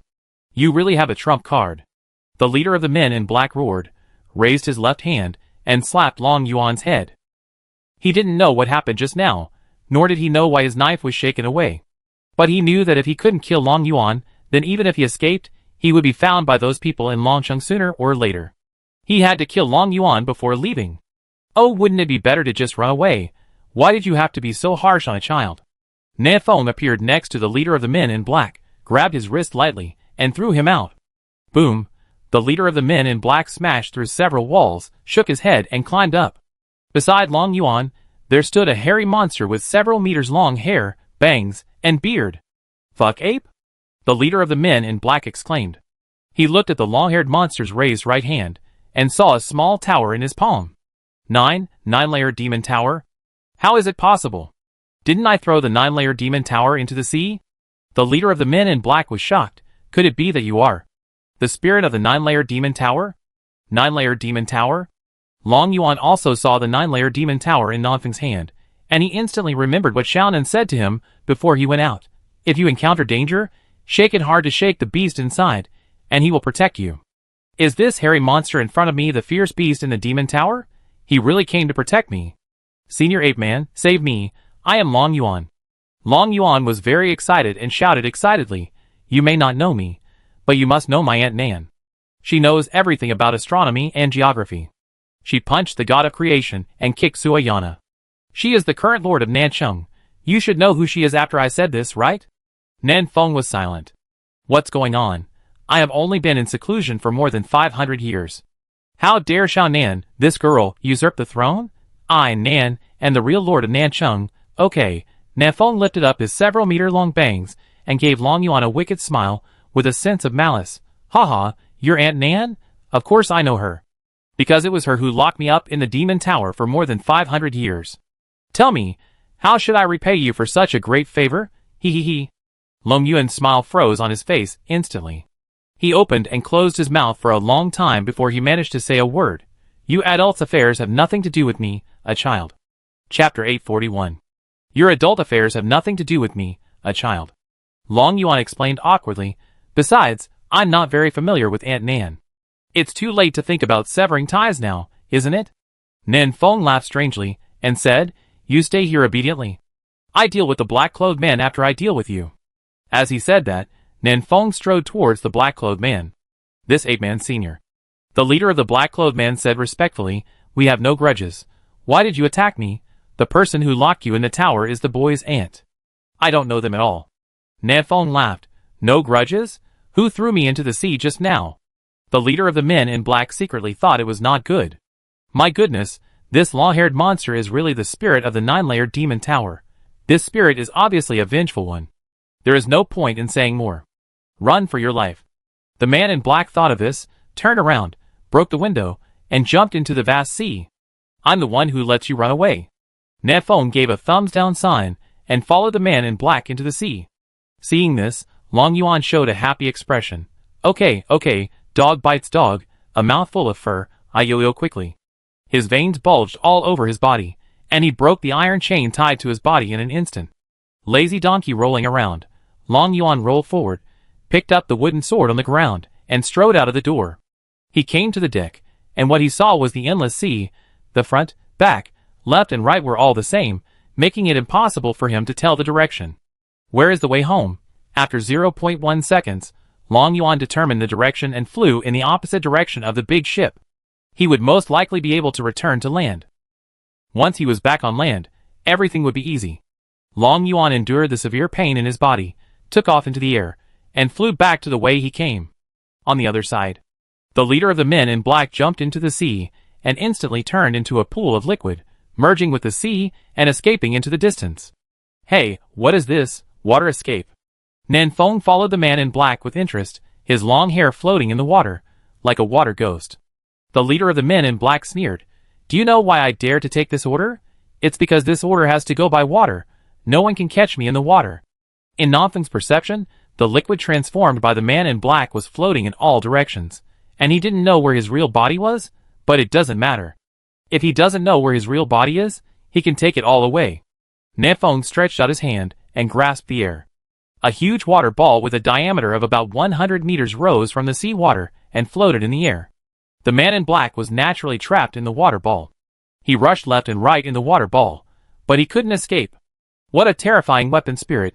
It can grab such a large area of sea water at will. The man in black was terrified. Nanfeng chuckled and said, I just made a slight move, and you can't escape from my palm. Humph, what's the point of trapping me here? As long as I keep the state of water escape, you will never catch me. The voice of the man in black came from the water ball. Nanfeng smiled and said nothing, but a black flame ignited in his hand and began to steam the water ball. Demon flame. The temperature was terrifyingly high, and with Nanfeng's constant supply of magic power as fuel, the water ball was soon boiled. Gurgle, gurgle, the boiling seawater could not cause substantial damage to the man in black, but as the water vapor continued to evaporate, the water ball became smaller and smaller, and the man in black would have nowhere to hide. Who are you? The man in black finally panicked, and he shouted in horror, with such means, you are at least a 46th level strongman, and there is no way you can be a shitty weapon spirit. You are quite smart. Nefong said slowly, then guess my specific identity? The man in black's brain was spinning rapidly, and he murmured in a low voice, there are not many level 46 masters in the entire primitive world. Their identities, personalities, behavioral habits, and weapons are very different from yours. Who are you? Suddenly, the man in black thought of something and took a breath. Could it be that you are the Lord of Nancheng who has been missing for 17 years, the chosen one Nanfeng? Smart. I didn't expect that after being in seclusion for so long someone still knows me. Nanfeng couldn't help but chuckle. Since you guessed my identity, you should know what the relationship between me and Long Yuan is. You beat him so badly. If I let you run away, how can I face Long Woody in the future? The man in black was silent for a moment. A large number of water droplets began to condense, and the man in black's body quickly reshaped. He laughed bitterly. Haha, it seems that I can't survive tonight. You do it. Oh, you accepted your fate so quickly. Nanfeng raised his eyebrows slightly. He thought for a moment and said, I can give you a quick death, but the premise is that you have to tell me who your employer is, who planned the kidnapping of Long Yuan. Is there an insider in Longcheng? The man in black sneered. You die whether you tell me or not. Why should I tell you? Aren't you afraid that I will torture you to pieces? Humph, I'm in this business, and I've long been aware of this. Torture me? You come and try. If I scream, I'm not a man. Seeing the man in black being so arrogant, Nanfeng couldn't help but give him a thumbs up. Okay, you're not afraid of torture, right? I don't know if your son is afraid? The black-clothed man's face changed instantly. What do you mean? Nanfeng sneered. You tied up Long Woody's son and tortured him half to death. Of course, I have to tie up your son and give him back. Believe me, I am absolutely capable of finding him and making him live a life worse than death. As he said that, Nefong raised his finger and knocked off the black-clothed man's mask. After seeing his face, are you still afraid of not finding his son? You. The black-clothed man's face turned pale. After a moment, he sighed helplessly. I tell you whatever you want to know. Tell me first, who is your employer? I don't know who he is either. He just asked me to send Long Yuan to the destination, and then someone will come to pick him up. Are there any of your people in Longcheng? There should be, because someone has informed us of Long Yuan's every move. Who carved the runes on the ship? I don't know. The ship was provided by the employer. Nefong asked more than a dozen questions in a row, but he didn't get any useful answers. To put it bluntly, this man in black is just a tool, the kind that can be thrown away after use. If you want to know more information, you have to find the person behind him. I've told you everything you want to know. The man in black said coldly, according to the agreement, you must let my son go.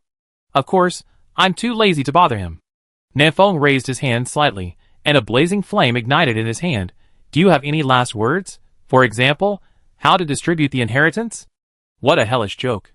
The man in black smiled miserably, and shook his head gently. Do it. Clang. The man in black's body was instantly covered by black flames, and he was burned to ashes before he could scream. Nefong clapped his hands and looked behind him. Long Yuan, that kid, ran pretty fast. Swoosh.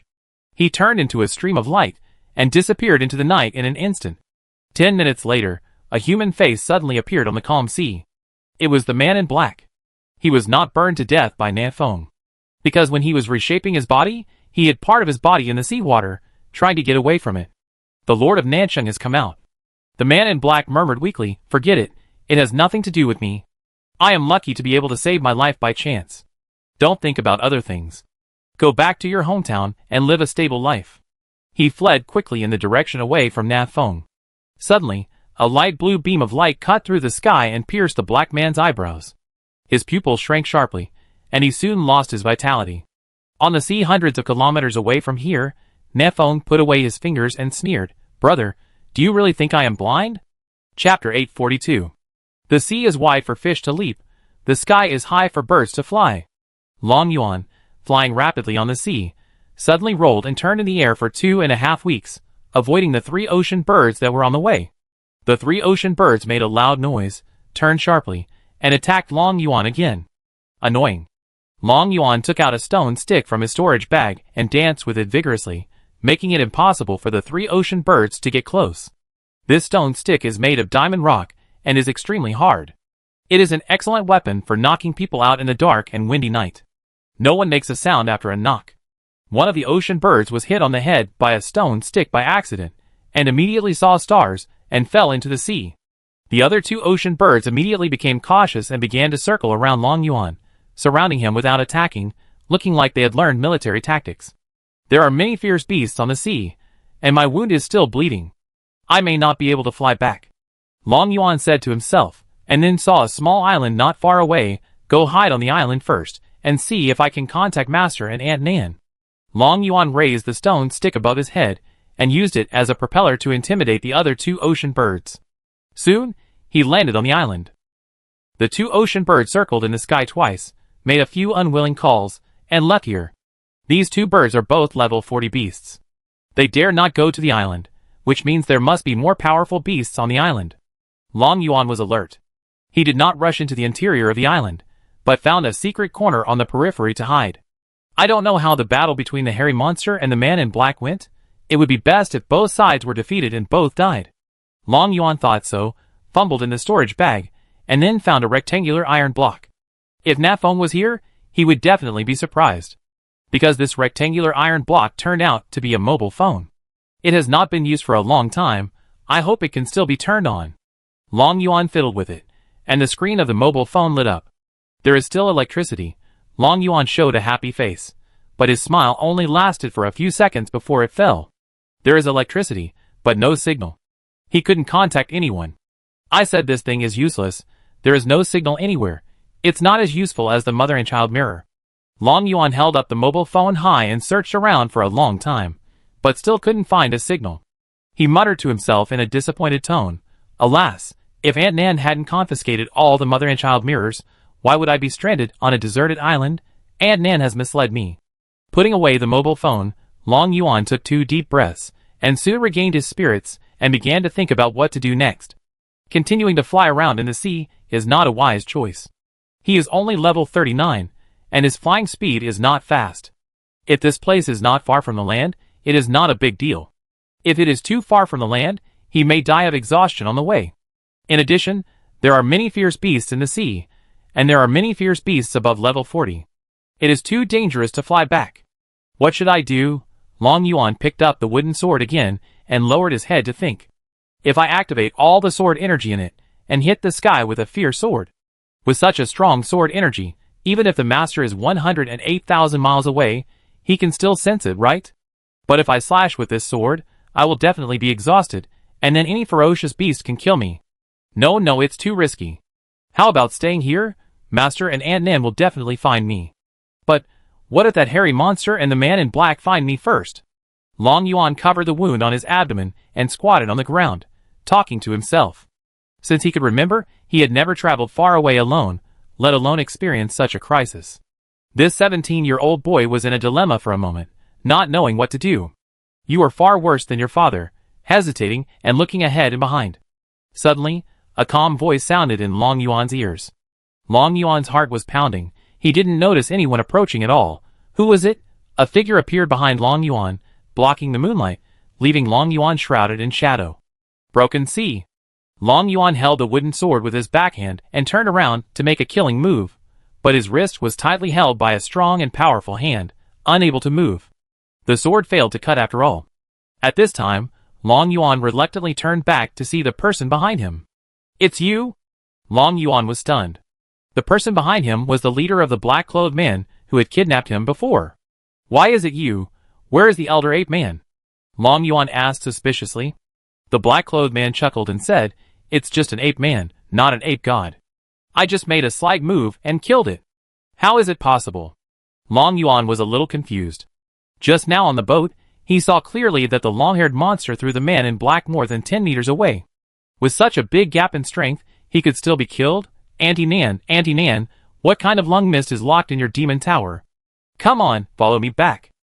The man in black took the wooden sword with his left hand, picked up Long Yuan's collar with his right hand, and flew into the sky like a chicken. Something's wrong. Long Yuan murmured in a low voice. What's wrong? The man in black asked with interest. You're wrong. Long Yuan turned his head. Didn't you just say that this deal was too risky, and you wanted to kill me? The man in black laughed. Oh, I was just kidding. Who would go against money? Not only is the person wrong, but the personality is also wrong. Long Yuan continued, when we were on the boat, you were cold, gloomy, and taciturn, and you didn't even bother to talk to me. But now you are brisk and kind, and you even joke with me. You are not a man in black, you are an ape. No, you are senior ape god. Nonsense. How do I look like the ape god? The man in black glared at Long Yuan. Men are fickle. My personality has changed a little. What's the problem? You just said that I just made a slight move and killed him. I often hear those uncles and aunts say similar things. Did you learn it from them?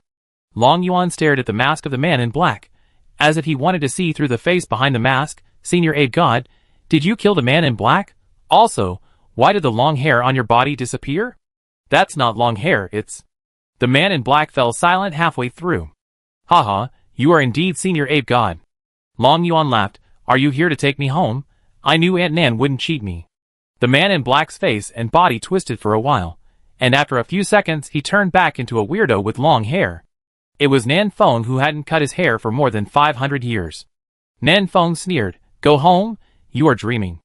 I am going to exchange you for money now, understand? Long Yuan nodded thoughtfully. I understand. Nan Feng raised his eyebrows and said, What do you understand? Just explain it here? Long Yuan looked into Nan Feng's eyes, full of confidence. Senior Yuanshin, you want to use me as bait to lure out the mastermind, right? Chapter 843. Little brat, quite smart. Nan Feng said with a smile. Long Yuan was indeed smart. He roughly guessed Nan Feng's thoughts with just a few words. Although his guess was slightly off. Nan Feng could guess who the mastermind was with his toes. He didn't need to lure him out. After all, there were only a few people in this world who dared to kidnap Long Wudi's son. What Nan Feng really wanted to lure out was the traitor in Longcheng. Nan Feng still remembers the scene of Long Wudi's death. It has only been a short time, and someone has betrayed Longcheng? It is really infuriating. Nanfeng's speed is so fast that the surrounding scenery is blurred. Long Yuan didn't have time to say a few more words, and the two of them returned to the big ship with runes. What a fast speed. Long Yuan said inwardly, this long-haired monster, can't it be level 46? You take care of the wound first, I will tidy up my appearance. As Nafeng spoke, he turned his fingers into knives and began to cut his hair, shave his beard, and shave his eyebrows. Then he plunged into the sea and swam 2 laps before returning to the boat. Huh, I feel refreshed. Nafeng stretched comfortably, and the water droplets on his clothes evaporated quickly, turning into steam and floating in the air. Long Yuan looked puzzled. This hairy monster didn't take off his clothes when taking a bath, which was really strange. Little brat, do you need me to help you heal your wounds? Nafeng looked at Long Yuan. Oh no, I can do it myself. Long Yuan rejected Nafeng cautiously. He couldn't trust Nafeng completely yet. No, because I can't help others heal their wounds either. Nafeng sat down 1 meter away from Long Yuan, looking at the sea calmly. The air was a little too quiet. Long Yuan thought about it, and took the initiative to find a topic. Senior Ape God, you don't seem to be a fierce beast? Nafeng replied casually. Why do you think I am a fierce beast? Long Yuan replied. Because Aunt Nan said that the beasts in the Demon Tower would come out to protect me. You came out of the Demon Tower, so of course I thought you were a beast. Nafeng smiled and shook his head, saying nothing. Senior Ape God you. Don't call me Ape God, I'm not a god. Then. Senior Ape Man? I'm not an ape either. Oh then. Long Yuan pondered and finally came up with a very suitable name, Handsome Guy you.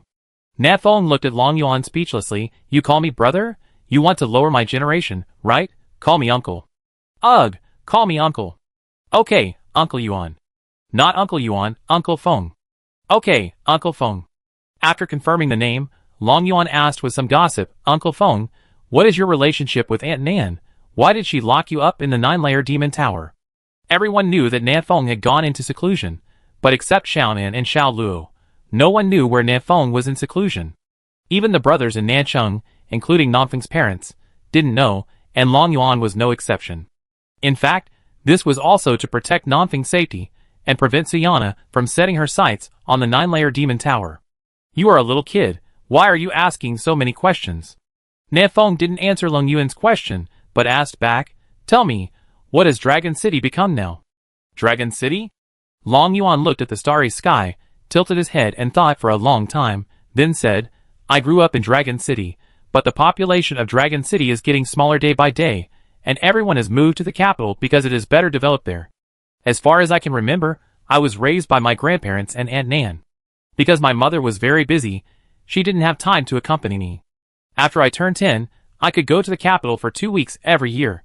That was the only time I could see my mother. By the way, you have been locked up in the Demon Tower for more than 500 years. You probably don't know who my father is, right? I tell you, my father is awesome. As he was talking, Long Yuan went off topic and turned the topic to Long Wudi. With his eyes shining and his eyebrows dancing, he began to exaggerate Long Wudi's heroic deeds.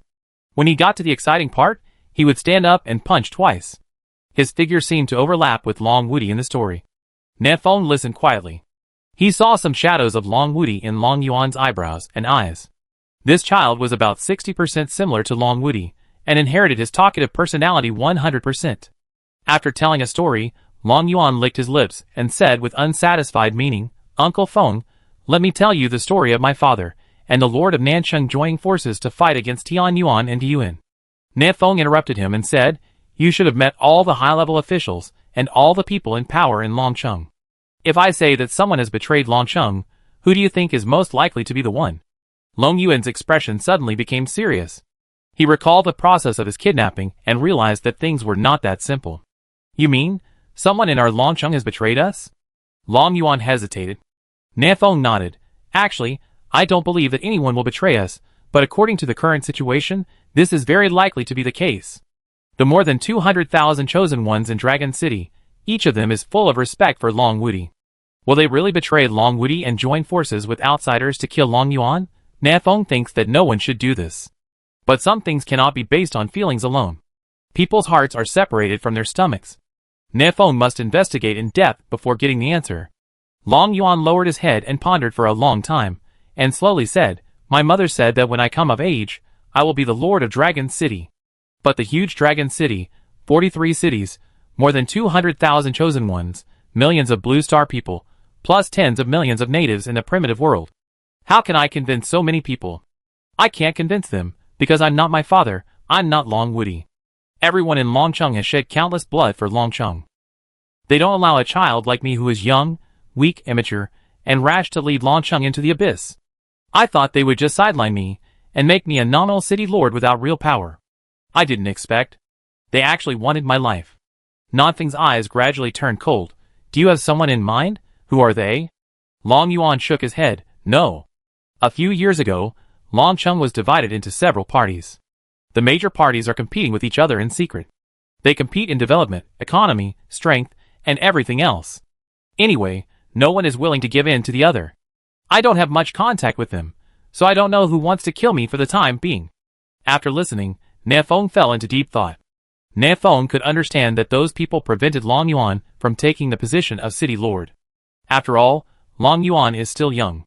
If he becomes the Lord of Dragon City at this age, who knows how many stupid decisions he will make? At this point, Lin Yumi seemed a little anxious. But in order to seize the position of the Lord of Dragon City, some people want to kill Long Yuan, which is a bit unrealistic. Just as Long Yuan said just now, who else can convince the public except Long Woody? Even if Long Yuan is really dead, no one can take the position of the Lord of Dragon City. Then what is their purpose of kidnapping Long Yuan? Nefeng looked at the direction of the big ship. According to the leader of the black-clothed man, the ship will automatically travel and arrive at the destination in 3 days. By then, Nefeng should be able to find answers to some questions.